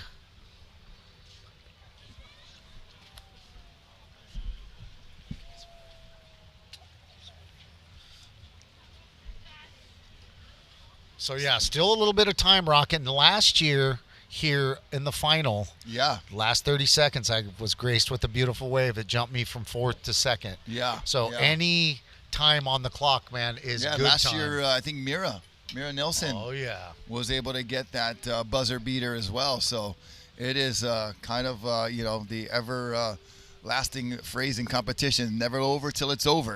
Yeah, and that's the good thing, that we are getting some surf. And what I noticed is it's getting a little more consistent as the tide's pushing up, but those lulls are a little bit longer. Yeah.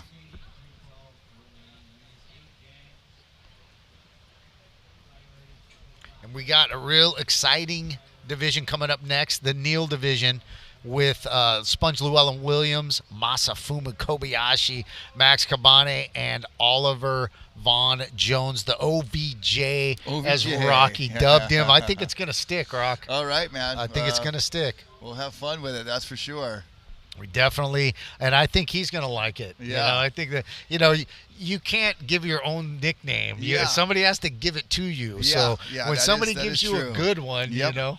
You got to run with it. You do, my nickname's Chaka, obviously. Yeah. And man, in high school when I was a kid in the 80s, is that where it was came from? the land of the lost, the little monkey kid Chaka, and it wasn't like a compliment. It was meant to be like not a super insult, but like kind of a running joke, you know. I got it. And it just stuck, right? Yeah, it's stuck, and you know what? Now I love works, it, and bro. it's my identity, and I just wear it, and so that's what you do when somebody gives you a good nickname. And I'll tell you, Rock, some of the guys back in high school didn't have good nicknames. Some of them were pretty bad. So, and those ones stuck. The bad ones always stick. Chaka's a mellow one, right? Compared to some of the ones you've probably heard for other guys. Yeah. After a couple years, I was like, this Chaka one ain't so bad. Yeah. Man. So we're gonna wrap up this heat right here. On to our next division. We're gonna bring in brother Ezra Rodriguez, our South Shore staple OG. Grew up right here in the shadows of the Duke statue. His Papa Sam, beach boy, long time, and carrying the torch in the tradition. Excellent surfer, great commentator, and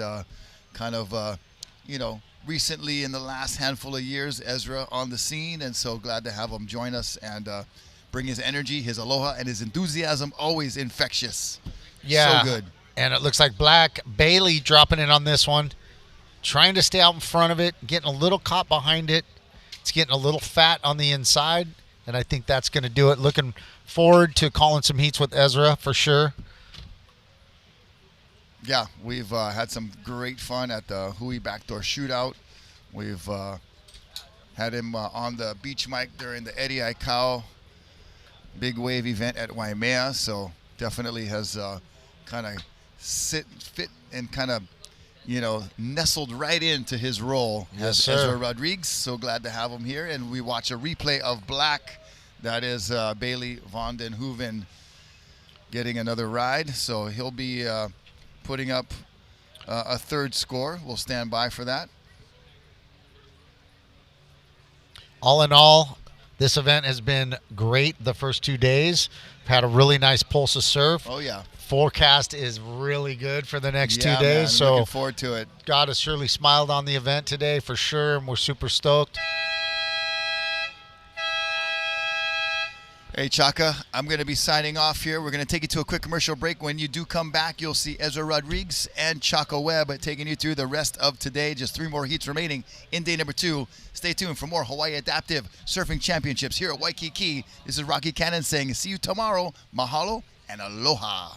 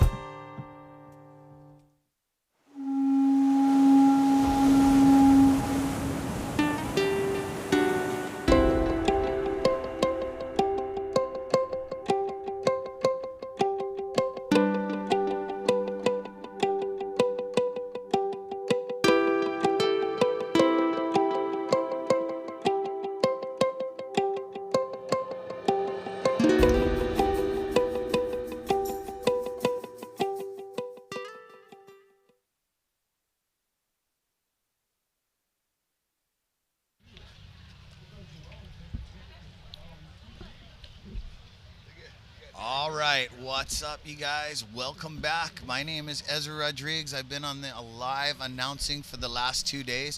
With me, you guys already know, this is Charles Webb. And yeah, Charles Webb, you guys, you and a lot of people in your campaign have been, the people behind the scenes.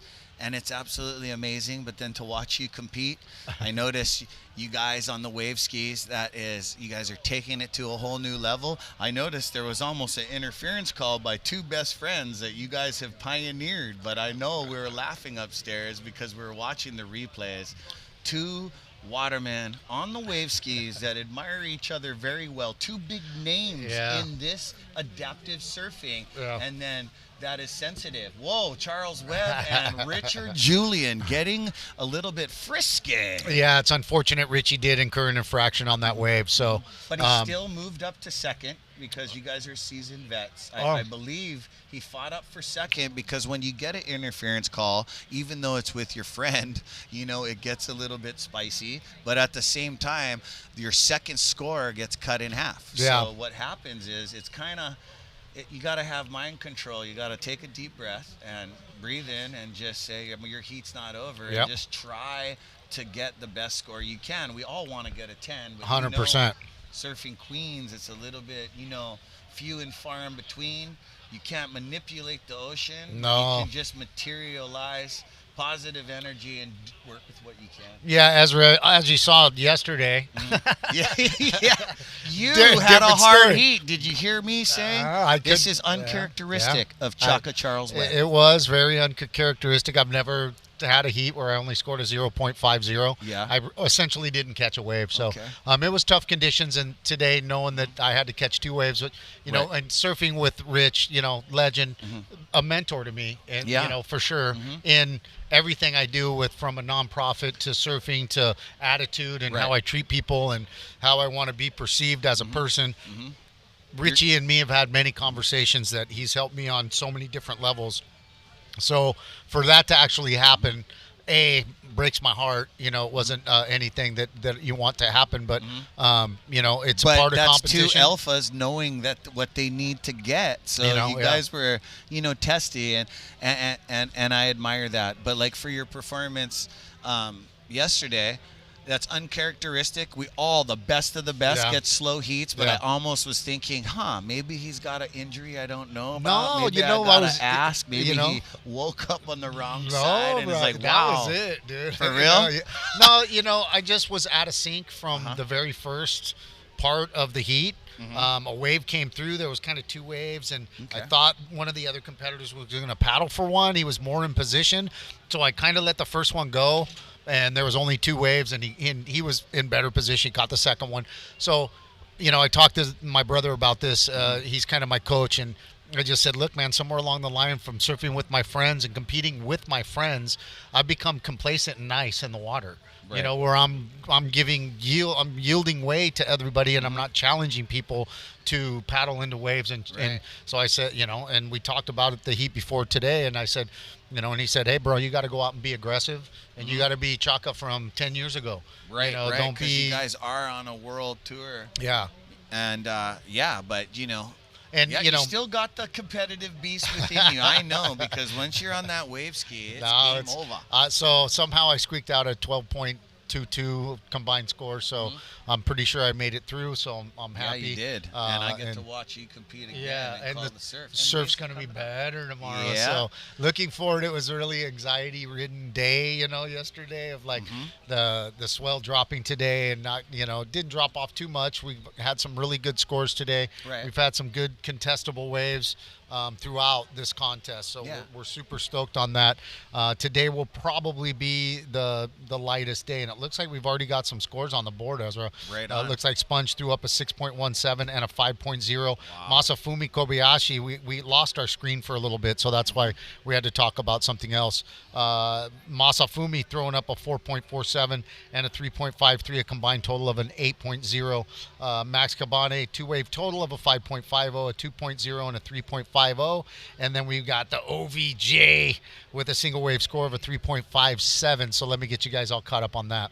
Yeah, Llewellyn had kind of a tough first heat. He wasn't like, getting the waves that he wants. He's just getting, his rail. There's a lot of trap doors. Yes. As you're riding the wave ski, you can tell that you think you're going to go up and just sear that thing with your ski, and then the thing just goes, whoa. Yeah. Little deep spot, dead spot, whatever you want to call it. But, again, second round of the round robin, so these guys could be building scores from yesterday. So Sponge having a 6.17 on the board, that could be, that's a good score. That's an above average score.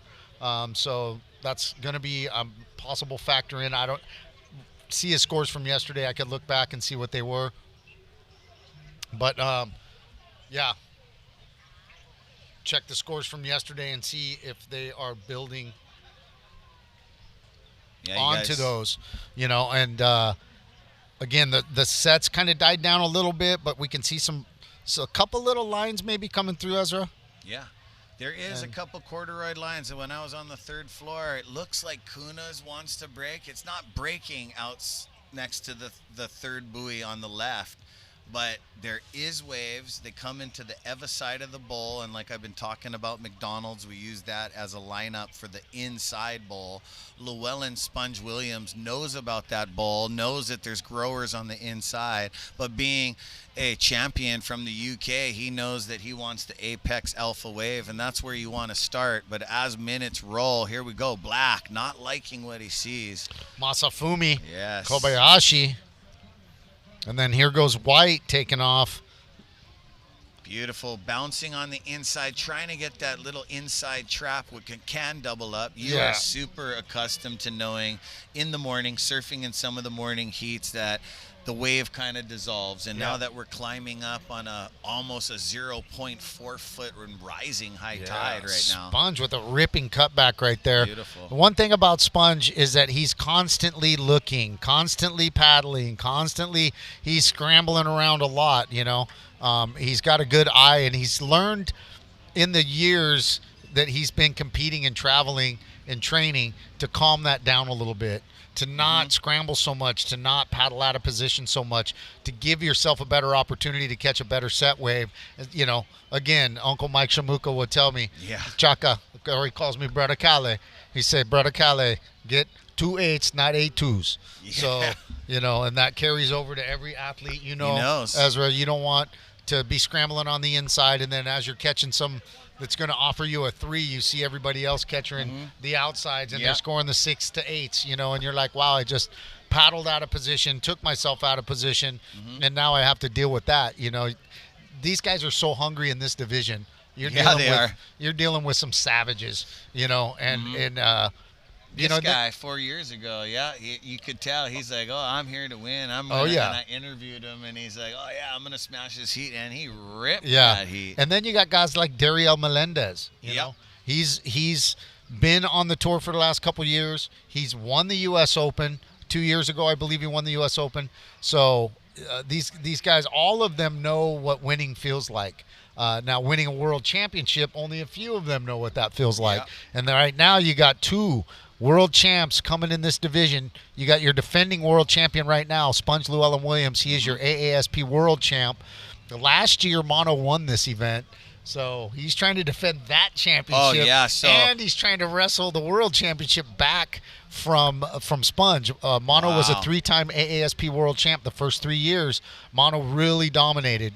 And Sponge caught him on the ISA, the Parasurfing Championships.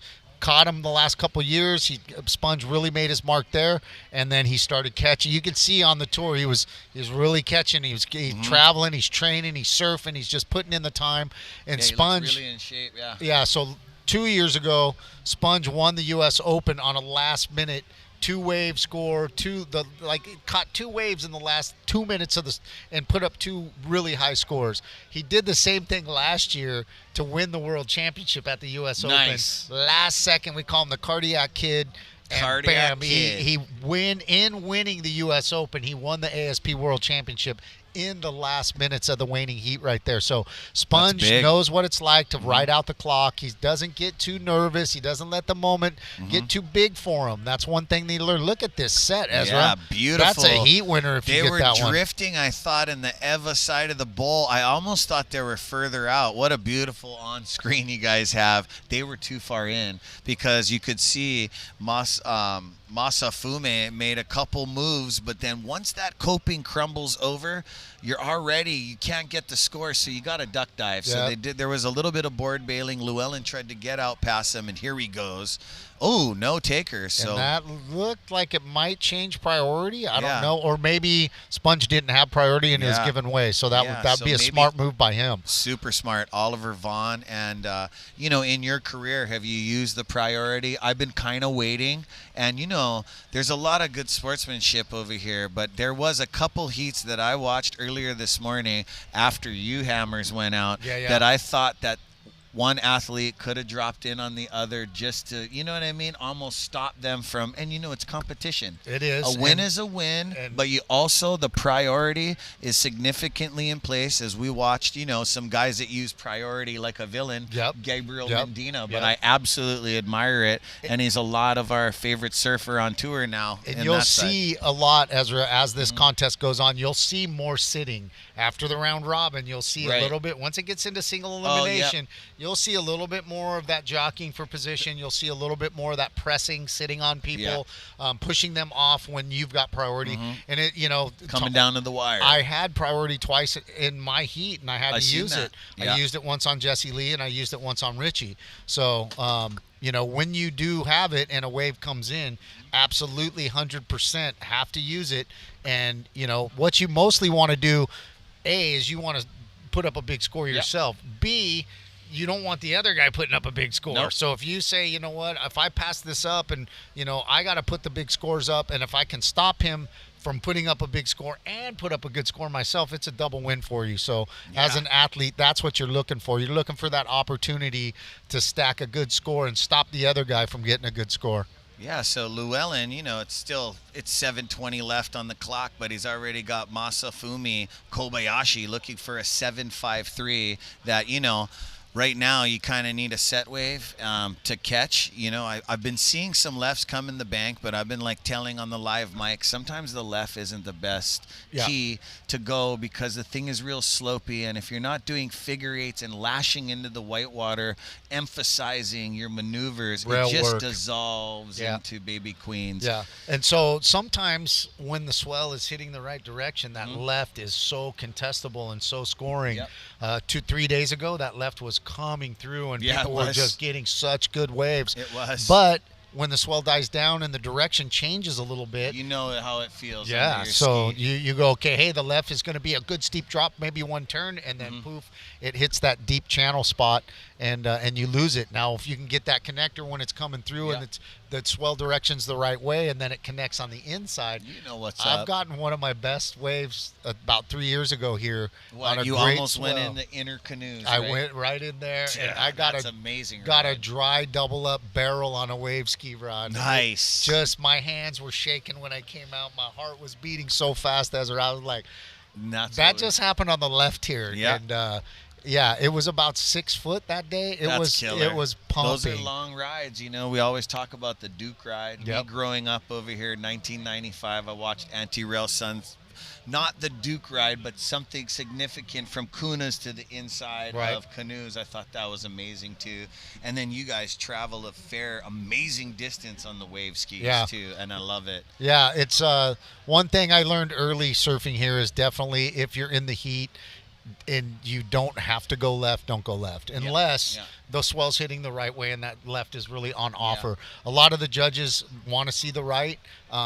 They want to see those maneuvers in the fast vertical part of the wave. Sometimes that left doesn't offer that, and that right really does on that inside reef where it just stands up and gives you the opportunity to get so much speed and at least create one or two really good maneuvers.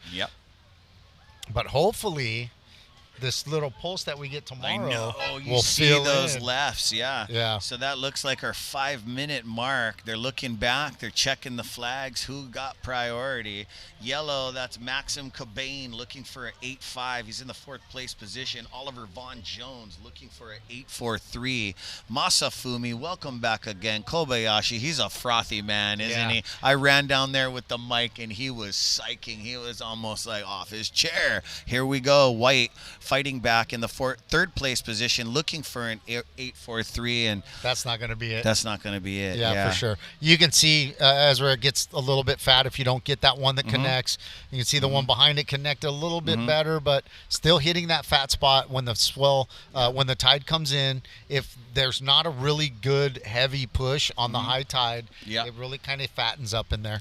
Being a tour vet and a founder, you can tell them right now, you know the recipe for Waikiki. We're all connected by the kai. It doesn't even matter what me and you ride, right? You and I ride. We are all looking for that certain ride, and you know Queen's recipe, beautiful ride for yellow. This is Maxim Cobain looking for an 8.5. So the first part of that was Masafumi dropping in and Max Cobain dropping in also. Getting some interference. So, and look at these lines coming in right now. Shipley's pulling it apart. Yeah, there's got to be something happening there. I don't know who had priority right there. It looked like maybe yellow had priority, and here you go. You're going to get a good view of that. Masa cutting out on that, though. Oh, so I don't know if that's yellow had priority. Yeah, I don't know if that's going to be an actual infraction because Masa really gave way and really got out of the way. And here we go, live shot of Sponge paddling into this one, going right. Sponge trying to get out in front of it. Nice hand in the water cut back. Trying to stay in the pocket, trying to create some speed. He knows it's getting fat right there, but getting one maneuver on that one, a nice little cutback. Hopefully, he'll be able to get rid of that 5.83. I don't know what their scores were from yesterday. Here goes Max Cabane. About Llewellyn Sponge got up into the 7s, and he got a 6.8, but like he just had, usually his performance comes out and he just dominates and has people in combo. He left himself open for, if somebody was ready to play with Llewellyn, it was easy to knock him off that podium, but he knows now. Because we're getting into second round. So I mean, robin. If you didn't put up some good scores yesterday, then you're trying to build today. So if you got one good score yesterday, then you're not as much pressure, and you're like, hey, maybe I can get one good score today. A 6, 0.17 is a nice score. Right. That's not a bad backup. You know, if you scored a 7 or an 8 yesterday, an excellent score. Mono really put the wax on everybody yesterday and put the pressure on him. So he was we got into the high 9s today, but Mark Mono owned yesterday with the 9.33, I believe. And then he had an 8 also. And then he had an 8, and that's an excellent hand. You know. So he, it's hard to beat 2 excellent scores, and if you can get that in the round 1, you're cruising round 2. So right now, Mono in the last heat of the day, he's going to be cruising. He's not. There's no pressure on him right now. So I wanted to ask, we're in the second round robin, right? So there's going to be guys, as we're discussing this, some guys need their 2 bangers now. You know what I mean? You only have the opportunity, the tide's coming up, so the time is now. That's why I just love the way it breaks down. You know what I mean? You're going to get the best athlete for that time. And what I was talking about earlier, here we go. Llewellyn on a Schminny ripple, but he's going to look, because I know this champion. Sometimes Waikiki goes so flat, that 2.0 could hold you later, but he's just stacking on to that other one.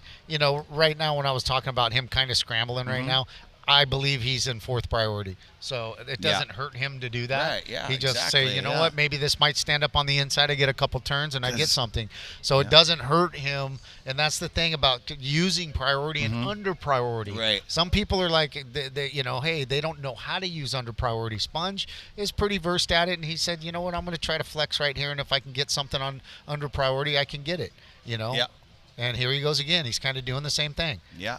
Keeping busy. You never know if that thing's going to hollow out, and he goes absolutely vert, blows out the 4 fins, comes back, climbs whitewater, and then Dave Shipley, them are like, what? How's that small accumulation? But then, boom, you break a 5, go right wave into a 6. Yeah, and that's the thing. He knows what he needs to move forward to the semis. So it's, there's, I believe 6 guys are going to move forward, or 8 guys are going to move forward. So we'll see. He knows where he's at. He knows what he needs. That's the end of that heat, Ezra. Yeah. And it looks like we're going to cut away to a commercial break. Yeah.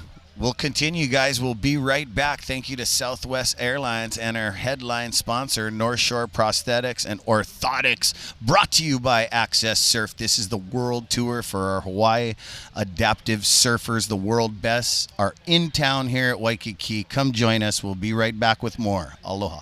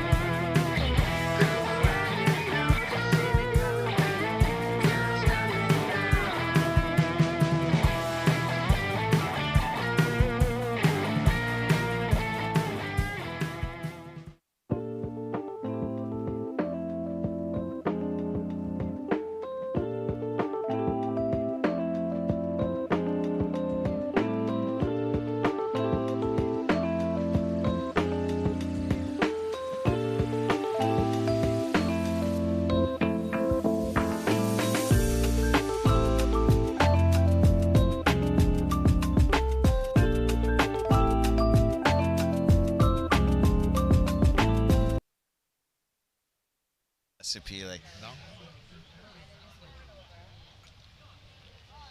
Aloha and welcome back to our live stream here in 2026. This is AccesSurf and North Shore Prosthetics present the Hawaii Adaptive World Tour, stop number 2 on the tour. My name is Ezra Rodriguez and we are back into this heat. Next to me, I got the legend from Stoked for Life Foundation, but far more than that, this is a veteran professional wave ski artist. What's up, Choco Web? That's a big handle. I appreciate that, Ezra. Right, you need a big handle. You and big character. Let's go. Appreciate that, brother. Chee-hoo. Yeah. Yes, sir.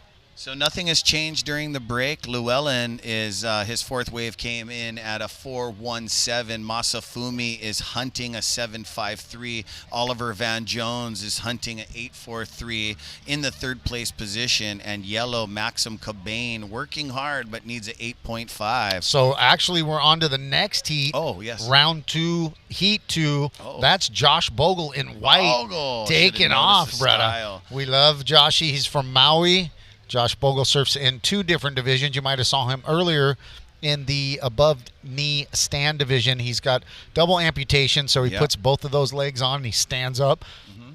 Only double amputee that I know that can stand on a surfboard is Josh Bogle. How many of that's a rarity, that he does that. Yeah. And it isn't easy to do. That's kind of how I met him. Super hard. How many other athletes do that in that division? None. Yeah, he's on the planet. He's the only one. He's everywhere. I came out of the live stream booth for the Maui High School, and bam, there he is. Big hug. So you know, Maui Mana. He's the light, brother. We all fly to him like the moth, bro. Yeah. He's Josh. He's just got the Aloha vibe. He's got the love, the stoke. Whatever you want to call it, man. Josh Bogle embodies it. Yeah.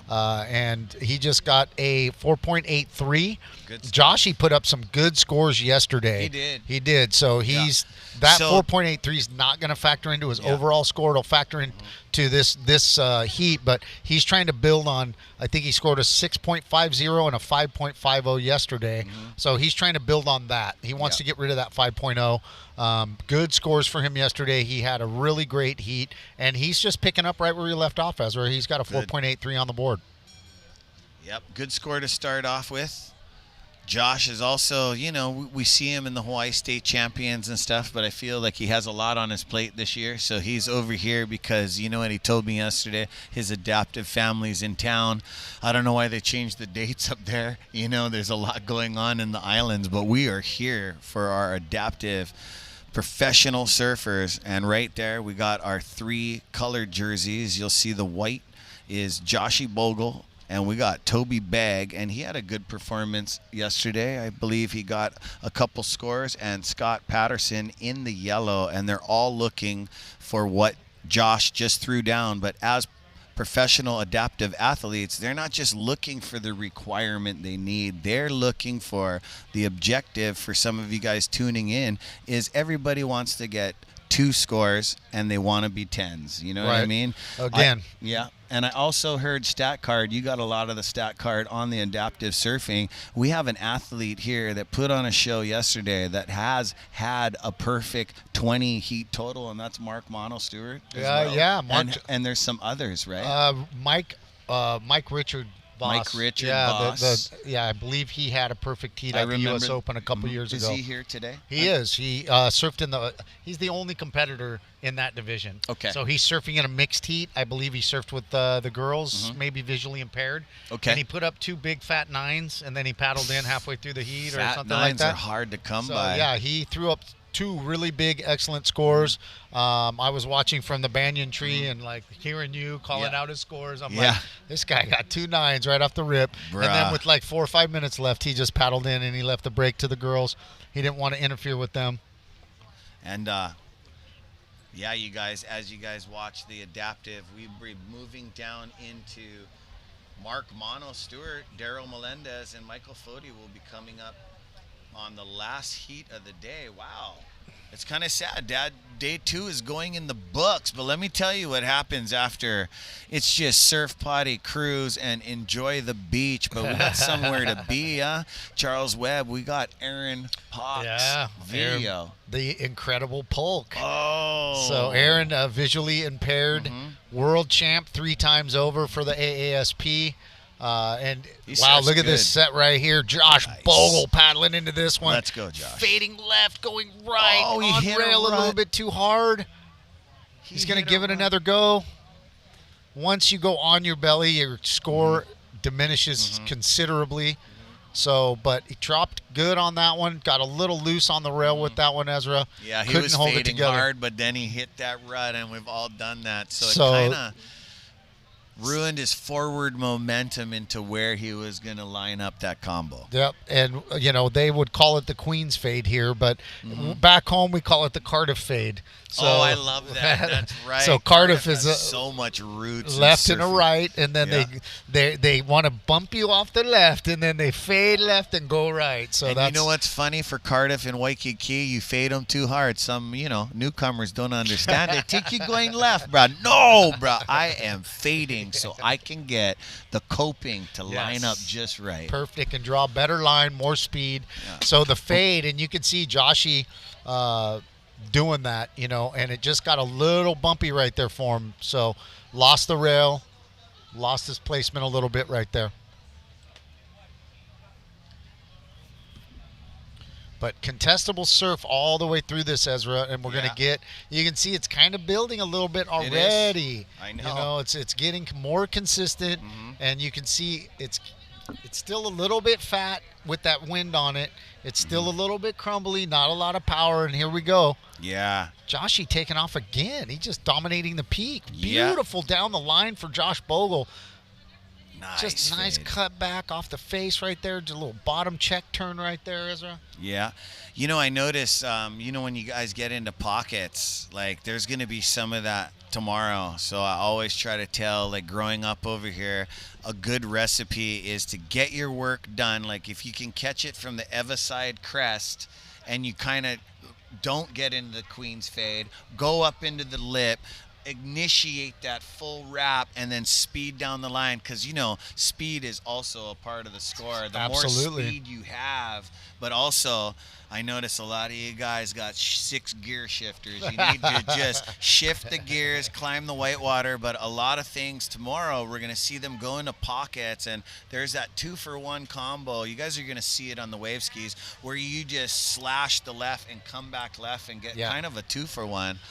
So the boneyard over there as well, when the surf gets really big, and it will carry you all the way over to where the coral heads are over there. Past the coral heads is a significant ride. And I just wanted to ask you, have you ever been through the keyhole and come into the lagoon? I was wondering. No, Rod, too scared for me. For real? It just depends on the tide, but I know you can do it. I've watched, Many surfers go in there, try to headstand it at the end, but like sometimes it's like you rode so far, the judges aren't watching. Sometimes the tents are blocking. But yeah, so a lot of people in Oceanside at the U.S. Open have tried to bomb the pier, and we have to explain to them, look, bombing the pier isn't not a scoring maneuver. The scoring maneuver happens on the face of the wave, not on the flat part of the wave. And here goes Red taking off. Yeah, Red. Nice cut back right there. Toby Begg, not a lot of power on that one, but gets one little maneuver in there. Yeah, it gets so bombed when they're like up and then the wave dissolves, but it is wave selection in this point in the contest. You gotta cherry pick the waves. I know something looks good, but yeah, with this tide, Ezra, you have to be on the outside because it's only going to give you so much, and that little so much is not going to be on that soft shoulder. It's going to be more on the peak where you're going to be able to try to drop in, get one good turn, maybe that good cut back, and then might stand up on that little section before it gets real fat on this rising tide. Now, if you can get some more power on it and that swell picks up a little bit, now it'll start carrying you through. And I think that you'll see a bunch of that tomorrow and Friday as the swell builds. I'm excited. I think I might wake up early and have a morning session with you guys. I was like over here just looking around going, wow, why didn't I just bring my board? I'm like surf in, surf out. Thank you, Hyatt, one of our sponsors. Just go grab a board from Brian at Moku, bro. And he's been amazing too. Uncle Brian doing amazing things. Always treats us so well, and I've been coming here for 13 years straight, Ezra, and every single year is something new, something beautiful, something awesome. This place is a cyclone of energy, man. It's just the gathering place. It is, man. And if you don't come here with any love and aloha and mana in your heart to accept it and exchange it, and you can't absorb all of it. No, otherwise it'll ruin you. That's why I say in my commentary, hey, once you get off the plane, you show some aloha. Those are your friends for life. That's 100%. Like the best time ever. You can elevate your trip. And you know what? All of us amphibious creatures, we're all connected by the kai. 100%. No matter what we ride, I am so stoked to be a part of this. And here we we're go. Stoked Yellow. to have you. Scott Patterson looking for a 819 right now, Charles. Scott Patterson from Canada. He's a veteran of this event, man. I'm half Canadian. Yeah, are you? Yeah, my mom's Canadian. I was raised down here at Waikiki Beach, but we went back for a little while as my dad coached pro football as assistant coach BC Lions Okanagan Suns. Bro. So I got some of my gift of gab in the professional football locker room, Canadian style. Well, what a booty day. That one. We know the Canadian locker rooms. Yeah. Ooh, there'd be some talking going on in there. Yeah, pro football up there. Yeah, it's big too. So Canadian football, a little bit different than American football. Yeah. Wider field, longer field. Longer field. Yeah. Only get 3 I like downs. to say, you only get 3 downs. You don't get 4 downs. I know. So, hey, man, less flags on the play. I'm not knocking. I love American football, but back in my dad's day when he used to play for UH, that was there wasn't that much flags. It was a bunch of warriors. Right, right. And games changed a little bit. They try to keep it safer, less head injury. Look at this set coming in right here, Ezra. Oh, yes. Somebody, and this looks like Josh Bogle. Yep. Just putting himself. Pumped. Just nice drop. Joshy, nice bottom turn. Up into the pocket, on the face. Joshy giving a little check turn, cut back right there. Another little checky check. Yeah, nice navigation for Josh. He'll be happy with that. He's sitting. Yep. He knows he's got 2 nice scores. Look at these lines, Ezra. I think he's going to get into the high fives. Hopefully, maybe a 6. And look at Josh. I mean, he's inside looking at these lines come in. Toby in red is looking for a 403, but it looks like Scott Patterson got priority, so he's going to double stroke. He's late. He's going to make that He's drop. got his campaign. They're screaming for him. He is going. He made the drop. He was a little bit late on that, but made it down there. Didn't really get out in front of it. There's not a lot of scoring opportunity unless you're out in front. And here goes red. Wow, we just had a 3-wave set. Toby. Yeah, and there might be some in the back for Josh. Sometimes it gets long period when it's picking up and just starts getting real energon now, because once we hit that 6 p.m. mark, it's going to be ultra high tide. And I know that was a nice little pulse right there, Ezra. 3-wave set. Everybody got a little bit of something. Let's see what Joshy puts up, a 5.70. That's going to drop his 5.5 from yesterday. Almost got a 6. And that's going to go into his scoreline overall. So that's going to help Josh's campaign. Yeah, so now the And requirements. a quarter of a point helps. Right. Oh, big time. You know that. The increments. So red is now looking for a 5.31. That's Toby Bagg. He's going to get close. We still got 6:19 left on the clock. Scott Patterson looking for a 8.86. And that can be totally doable, but, you know, he could change it around, adjust his, you know, low scores. I really like to teach, and, like, sometimes 1.3s, 1.67s aren't what you want, but, like, you just got to be patient, take a deep breath, and maybe maneuver around the lineup.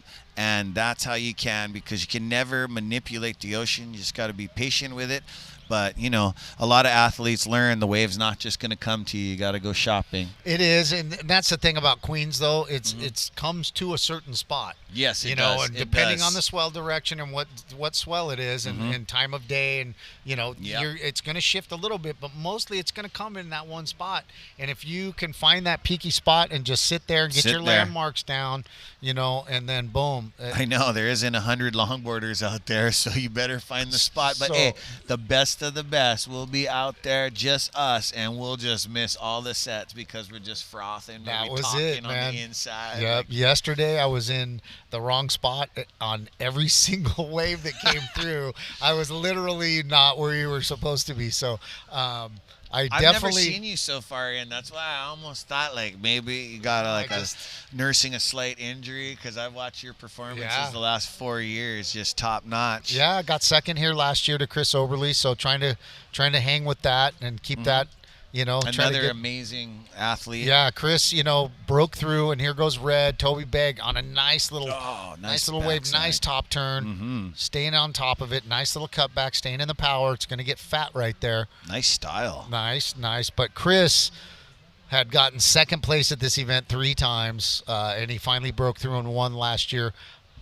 Coincidentally, I have gotten second place here 3 times. Yeah. So I'll go call you number 2 then. I'm gonna try to break through that window this year and try to get that podium finish and take home the gold. But you know, I was really sweating, even just moving up to the next, trying to get to tomorrow, where I knew the swell. I knew you was were coming back in. today. You were acting up like right off the get-go. I was like, look at Richard and Charles Webb. Yeah, Richie is always gonna bring it to you competitively. He's never gonna give you an inch, man. And that's the thing, you know. Surfing with these guys my whole career. The first time that I ever surfed a heat here in 2014, coincidentally, was against Richard Julian and Lee Henson.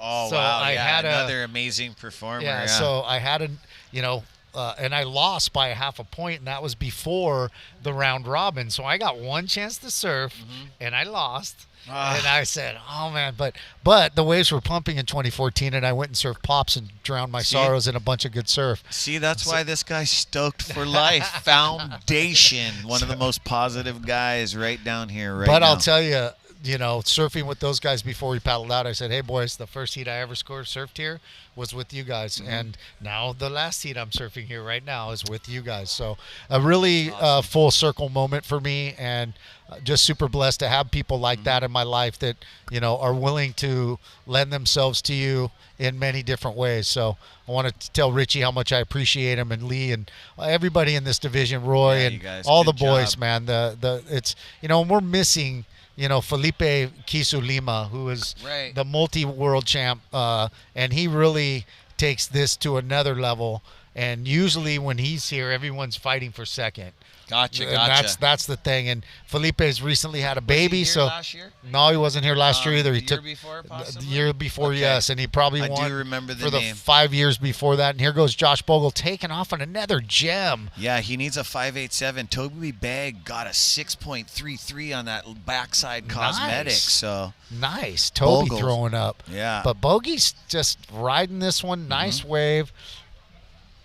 And Josh does have a 6.50 from yesterday. So it's a great score. These guys are, you know, playing the professional adaptive game back and forth, answering the call of duty. That's what it's all about. Joshy. Meeting the requirement. Oh, so here's Joshy fading. fading onto this inside. This guy's used to having some nice pockets. He also surfs on base when it's firing. Surfs Haikupa? Yeah. Is that how you say it? Ho'okipa, Pavils, Point. He surfs Ho'okipa big. And then, don't talk about like, oh, it's a little windy, because this is Maui glass right here, bruh. Shout out to the Maui boys. And this guy's got some beautiful backside cosmetics, but caught in the Queen's whitewater, looking for the double up. He did throw down that 6.33. That's going to help him regardless. But looks like Josh might drop that 4.83, and then you never know. So these guys are going to be going back and forth. With 1 minute left, we could just get ticking it down. And then we got the legend heat next, and we're going to see some boxing going on right here.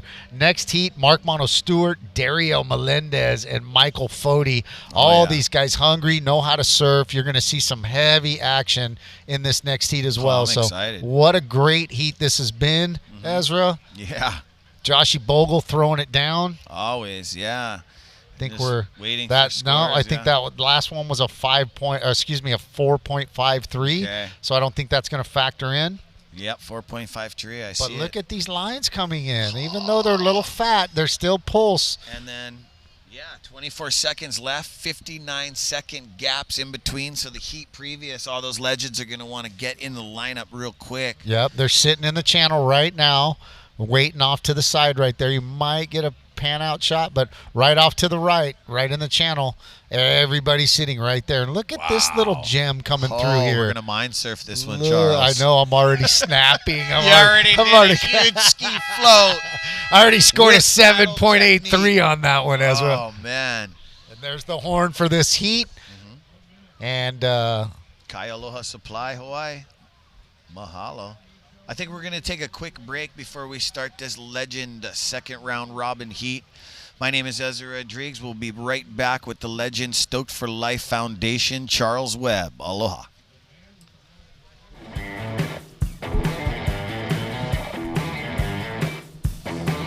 man, so good, yeah. With the Mac.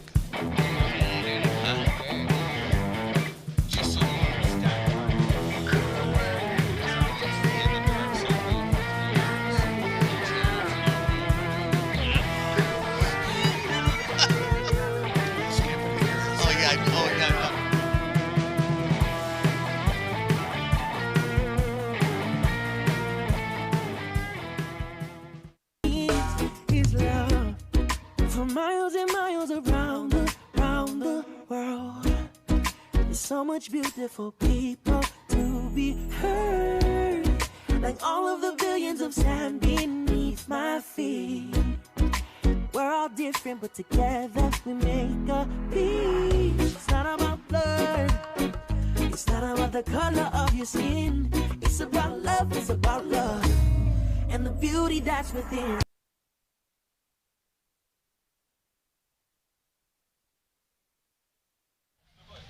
Aloha, welcome back. Ripping Dario, just like you said, Melendez. He wasn't going to wait. He was going to get his rail sunken right into the lip, shredded all the way to the inside, and now he's going to take a quick paddle to the outside. So here's the replay, Charles. Oof, nice sear. Downward carve. Nice replay by Two Shrugs live stream. Mahalo. so as you can see, Dariel is not kneeling. He's doing 2 points of contact. Okay. He's missing his whole leg. So some guys choose to surf kneeling, and some guys choose to surf a style that was created by Alcino Parata. Oh, where is he? He is like a heavy hitter. He's the That's legend, name man. I was missing. Yeah. I was telling, Yep. he is a heavy backside, Yeah. big kind score guy. So Parata developed that style of surfing where you use 1 foot and 1 hand, and that's how Dariel's surfing right there, not kneeling. So he's he paved the way. He for paved the this way, and there's style. a few guys that surf that way, and I foresee more people surfing that way because you can be so aggressive, and you're either gonna kneel or you're gonna stand with a prosthetic, which is super difficult, and some people can do that as well. But also that style right there factors in big time. Also, kneeboarding is a very authentic, amazing thing of wave riding, not just in everyone's wave riding culture, but here in the islands, we have some big ones. They must admire the adaptive professional surfer with this style. I mean, they could almost jump in and maybe qualify for some kneeboard events that are very seldom around. I don't know if maybe you guys got collaborations in California. I met some amazing kneeboarders in California, so I was wondering if they all help out with these guys. No, not so much. It's and that's the thing, a little bit of a difference between us and the ISA. The AASP will let you wear a fin, as you know. All kneeboarders in regular kneeboarding all wear fins. So a lot of the adaptive kneelers don't wear fins. So mono it's actually a thing of its own. It is. And so mono actually is the only one right now that wears a fin. And in the ISA, he can't wear a fin, but here in the ASP, he can, because it boils down to being a safety issue. And yellow taking off right here. Michael Foti going left. Wow, nice one. Yellow working it, nice style. You can tell he's a strong surfer. Yeah, I can already tell. I mean, that wave does no justice, but as a surf fan, I could tell when someone's on their board doing their thing. Here we go, the mono. Snap. Woof! Australia in the house. Ripping the bag out of it. Yep. So, yeah, you can see the different very between mono and Dariel. They're both missing a full leg from the hip down.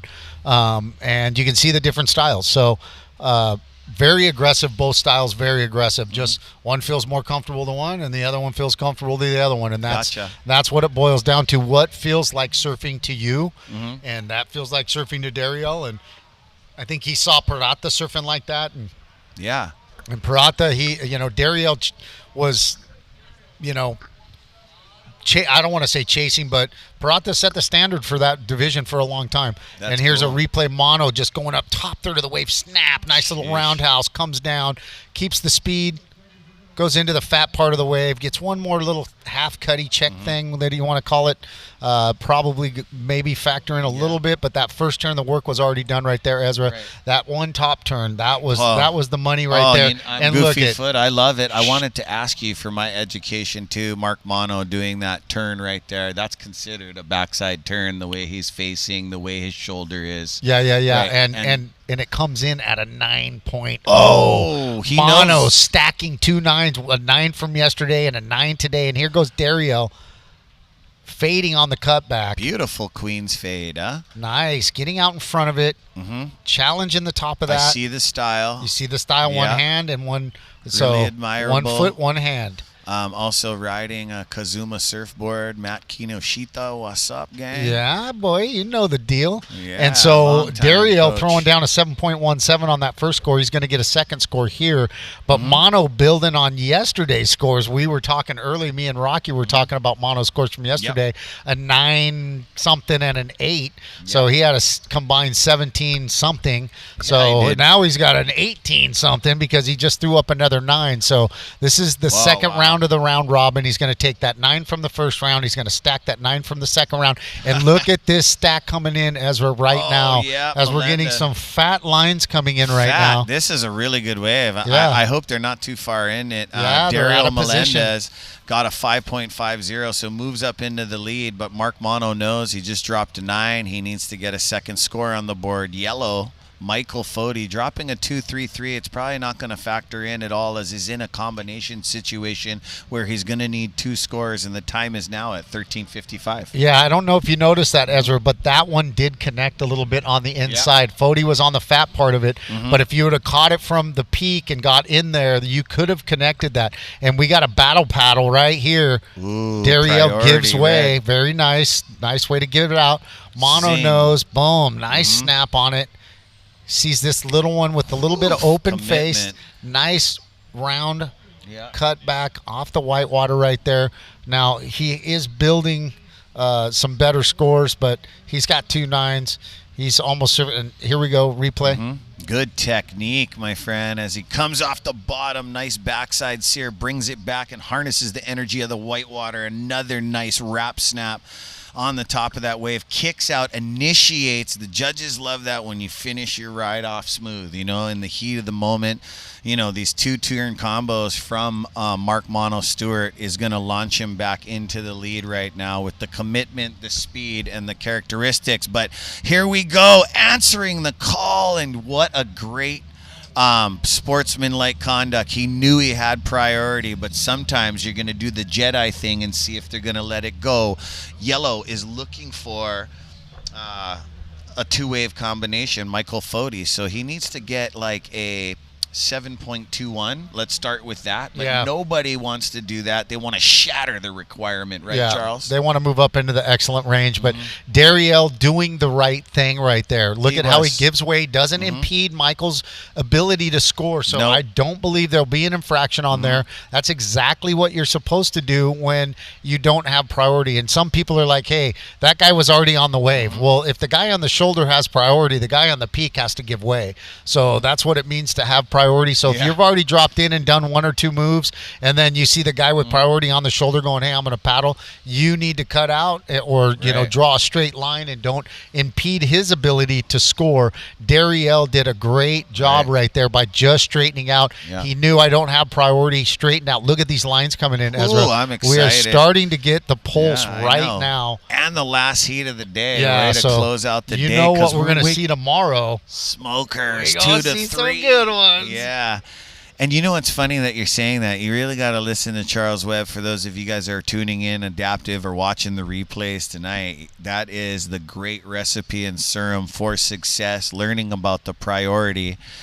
The priority situation is very important, because I did see you guys. Here we go. I'll tell it later. Mark Mono. There you go, Charles. Nice speed, backside snap to just an very eccentric snap off the whitewater to lash him back right. This is going to go into the highs, I believe, as well. Dariel on this one, finally getting that connector. Dariel, nice snap right there. That was sick. Finally getting that connector that he was looking for. We didn't really see that outside, but that previous wave that Mono caught on the inside comes in at a 7.20. Now we're going to get another score from Mono because he just rode that. And look at Michael Foti on the outside by himself with this beautiful gem coming through. Foti coming, dropping in. Oh, the wave just waited for him. Trying a nice line, getting caught behind it just a little bit. He also has beautiful style. I would like to see him on an open canvas, just open up and just. So the Foti crew, Michael and his wife, they travel. They both compete. They bring their baby with them, and they travel around the world and shred. Do they have family here? I know the Fotis over here, big time canoe surfers. Out in Lani Kai Kailua. Nice maneuver right there by Michael Foti. And he's really come into his own on the tour with his board, his equipment, and his style. He's getting way more progressive, and he's following these guys. So, of course, you know, you see these guys doing these maneuvers, and look at these lines coming in, Ezra. We got some nice little gems right here. Before the swell potting? Look at right here, Dariel Melendez dropping down the line. Dariel snapping off the top. Beautiful line by Dariel Melendez. Nice cutback. See if he can stay with it. Almost trying to stay with that. But wow, what a beautiful wave by Dariel Melendez. Beautiful wave. His last wave came in at a 7.37. So what's this one? He's got a 7.17, a 7.3, and here's the replay, Ezra. Just like you called, right into the lip. And then that was beautiful fade with the head snap. Brings it back right here and sits on the turn. Little judo kick right off of it. I love his kick out claim. He loves it. So Mono's second inside wave comes in at a 7.60. So that first one was a 7.20. That second insider, 7.60. Waiting on a second score from Dariel right there. That was a gem. Was that the 7.7? Throwing away 7.20s, Mark Mono. This guy's about to throw away. You know what I mean? Scores that people been begging Dariel for. pops an excellent score, 8.33.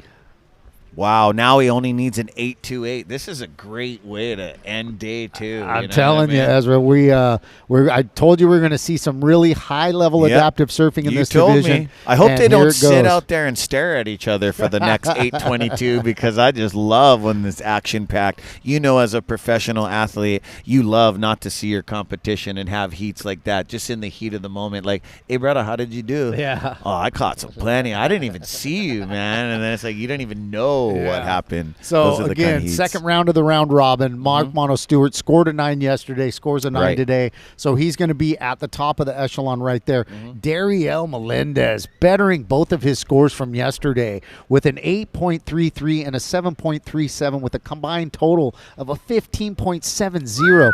Dariel lighting it up on that last wave, just throwing down. Then you got Sponge in the background kind of lingering around too. Like I didn't know what the scores were from yesterday, but he scored a couple of 7s today, so he's right in there. These semifinals are going to be really They're in the top 6 talk, but these guys kind of threw down some scores. They did have some scores yesterday, so these 2 guys are going to be really dangerous. Look at this. He's just been building a house from a 717, and then he goes into his second wave, 5.50, 133, and then boom, the 2 top scores of his heat so far. Dariel on his 4th and 5th wave. It just gets better and better. And this is starting to really fill in right now. Look at this. And he's going again. Got a nice one. I'm not sure this one's going to connect. It's a little fat, but he's going to test the top of that one. Cut back into the power. Nice maneuver. Nice. He says, you know what, this ain't going to do it. But Michael Foti also throwing down a couple of nice scores, bettering his situation from yesterday. He scored a 6.0 and a 5.13, and my phone just died. So oh, no, I got you right here. Yeah, so he needs a bigger score right now. He's looking to get out of combo because these guys are in the high 7s. It's going to change. So as he moves up to second, he's looking to see 2 high 7s. Yep. And an 8.33. So Dariel really put himself in great position. But also, I think Michael Foti just fought himself possibly up into the top 6 to move forward for. Okay. And I think 8 are moving forward. I'm not exactly sure if it's 8 moving forward or 6 to the semifinals. I think it's 8. But he definitely bettered both of his scores, put himself in a great position. I know that he was not happy with his scores from yesterday. They were both low. He was kind of sitting with me kind of on the outside looking in of the requirement of okay, I need to make the top 8. I'm in 8th or 10th or 9th place or 10th place. I'm kind of on the outside looking in. So now I think he's on the inside. I think he's punched his ticket. So I would have to check the scores. Don't quote me on that. You can't quote me, but don't take it to the bank. But I already want to see Foti. I already like his style. I just want him to get in some open face possibly in the next 5.28. So his wife won her first championship in Australia at the first leg of the tour. So Byron Bay. Yes, sir. So Maine. Lori Foti is his wife, and she is now a AASP champ of the Australian Pro Adaptive Surfing Championships. So, like I said, they travel as a family, and they win and grind and shred. And there's your 5-minute horn, Ezra, right there. Yeah. 5 minutes left in the day. What a great second day of the Hawaiian Adaptive Surfing Championships on call. Waves, surf, big scores, excellent scores, great surfing. And Ezra, I got to say, man, calling first heat with you, it's been a fun time. Thank you. I appreciate you, man.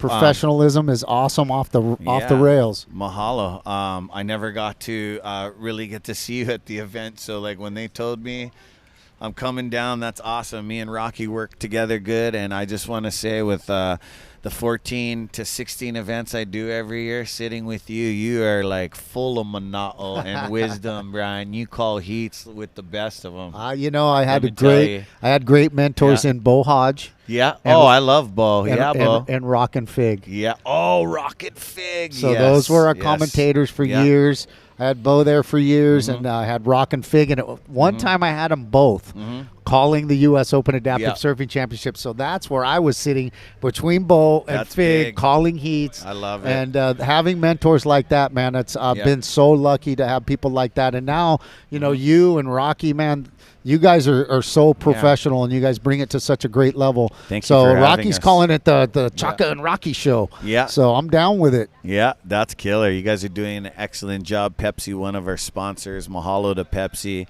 And thank you to the AccesSurf and presenting this year, North Shore Prosthetics and Orthotics, Mr. Eric Welton. I know when I first met him on the first year, I used to call him Eric Wellington. And shout out to Pops. We got the Hyatt in the house. How you, Richard Taylor, surfer and Hyatt extraordinaire, and I'm having the best stay over there. Yeah, we appreciate all the sponsors for all of these events and the tour. Of course, we're looking for a new tour title sponsor. Visit Oceanside was our title sponsor for 4 years and gave us the ability to build the tour over 4 years. And they stepped out of the tour. They're sponsoring still the hospitality sponsor of the U.S. Open Adaptive Surfing Championships. So they totally support adaptive surfing. Yeah, we are looking for a new title sponsor. So anybody out there, businesses, corporations, individuals that have private money, let us know, man. We are looking for a turn. Here goes Michael Fody dropping in that hand in the water cutback that we saw Mono doing. And it looks like Michael's taking a page out of Mono's book and saying, you know what? I like that old hand in the water, like that old Larry Bertelman cutback, baby. I love it, but a little bit too much fade as he might have had a second turn in the open face. Mono just polishing off. That thing's not going to factor into anything he's already dropped down. No, that's this was a really beautiful heat. We got 2 minutes left, Ezra, in the day. What a great day this second day turned out to be. We knew it was going to be a little dip. The morning had a little bit of a dip, but we got a nice little fill throughout the day, and you can see the pulse is starting to hit right now. And we can't wait for tomorrow. It's going to be grindy tomorrow. The forecast is 3 to 4 foot. And, man, if you can catch Queens 3 to 4 foot with the right kind of wind, and we can get the wind on it the right way, it's going to be a great day of surf. Yeah, great day of surf. It's counting down, 1:30 remaining. Mark Mono Stewart, excellent as these guys dropped bomb scores, scores that people only dream of, and they're throwing away a couple of those too. So this was a good heat to dissect with Charles Webb. Here we go. He's not done yet. Melendez, he's not liking what he's seeing. Too much white water in front of him as he backdoored it from the left. He's going to jump off. And yes, also the way you guys call it and the way I like you breaking down heats as an announcer, you know how to play chess, my friend. I appreciate that, Ezra, and it's always good to have somebody else that you can banter with. Because after COVIDina, there has been a lot of surfers that just crept out of the cracks. Some of them are our friends, but you know what is so big in our roots and culture is respect for, the people that have paved the way, and for you adaptive athletes that are just on a tear. It's nowadays when we surf, not just surfers, just all of us connected by the Kai, we have a little different way around how we maneuver in the water, with respect and aloha, the way we were raised. 100%. But it's also like playing chess. 100%. So, so if you guys see the adaptive surfers out in the water, man, this is their week to shine. They need to practice, and we're going to have some amazing waves tomorrow. I'm hoping to get to the morning session to get to know some more athletes as well. Chi-hoo. Yeah, you guys, thank you for tuning in from around the world. And Charles Webb, it's been an absolute pleasure. And this guy is stoked for life. I am stoked for life. We'll be back tomorrow with AccesSurf presents the Hawaii Adaptive Surfing Championship, stop number 2 on the tour. And don't forget, go check us out and swell, right? Yes, swell. Sir. For the incredible Polk, Aaron Polk, and his amazing story tonight. Check out the movie. It's beautiful. And just want to say, Ezra, what a pleasure it's been to call some heats with you. Yes. And hopefully I look forward to calling some more with you tomorrow. You've been doing a great job on the beach call. Thank you. And just mahalo to everybody for supporting the event. And it's been a great day. Yep. Thank you for tuning in. We'll see you guys tomorrow bright and early, 8 a.m. Do not be late for the first heat Aloha. Chee-hoo. Yes, sir. Love you, brother.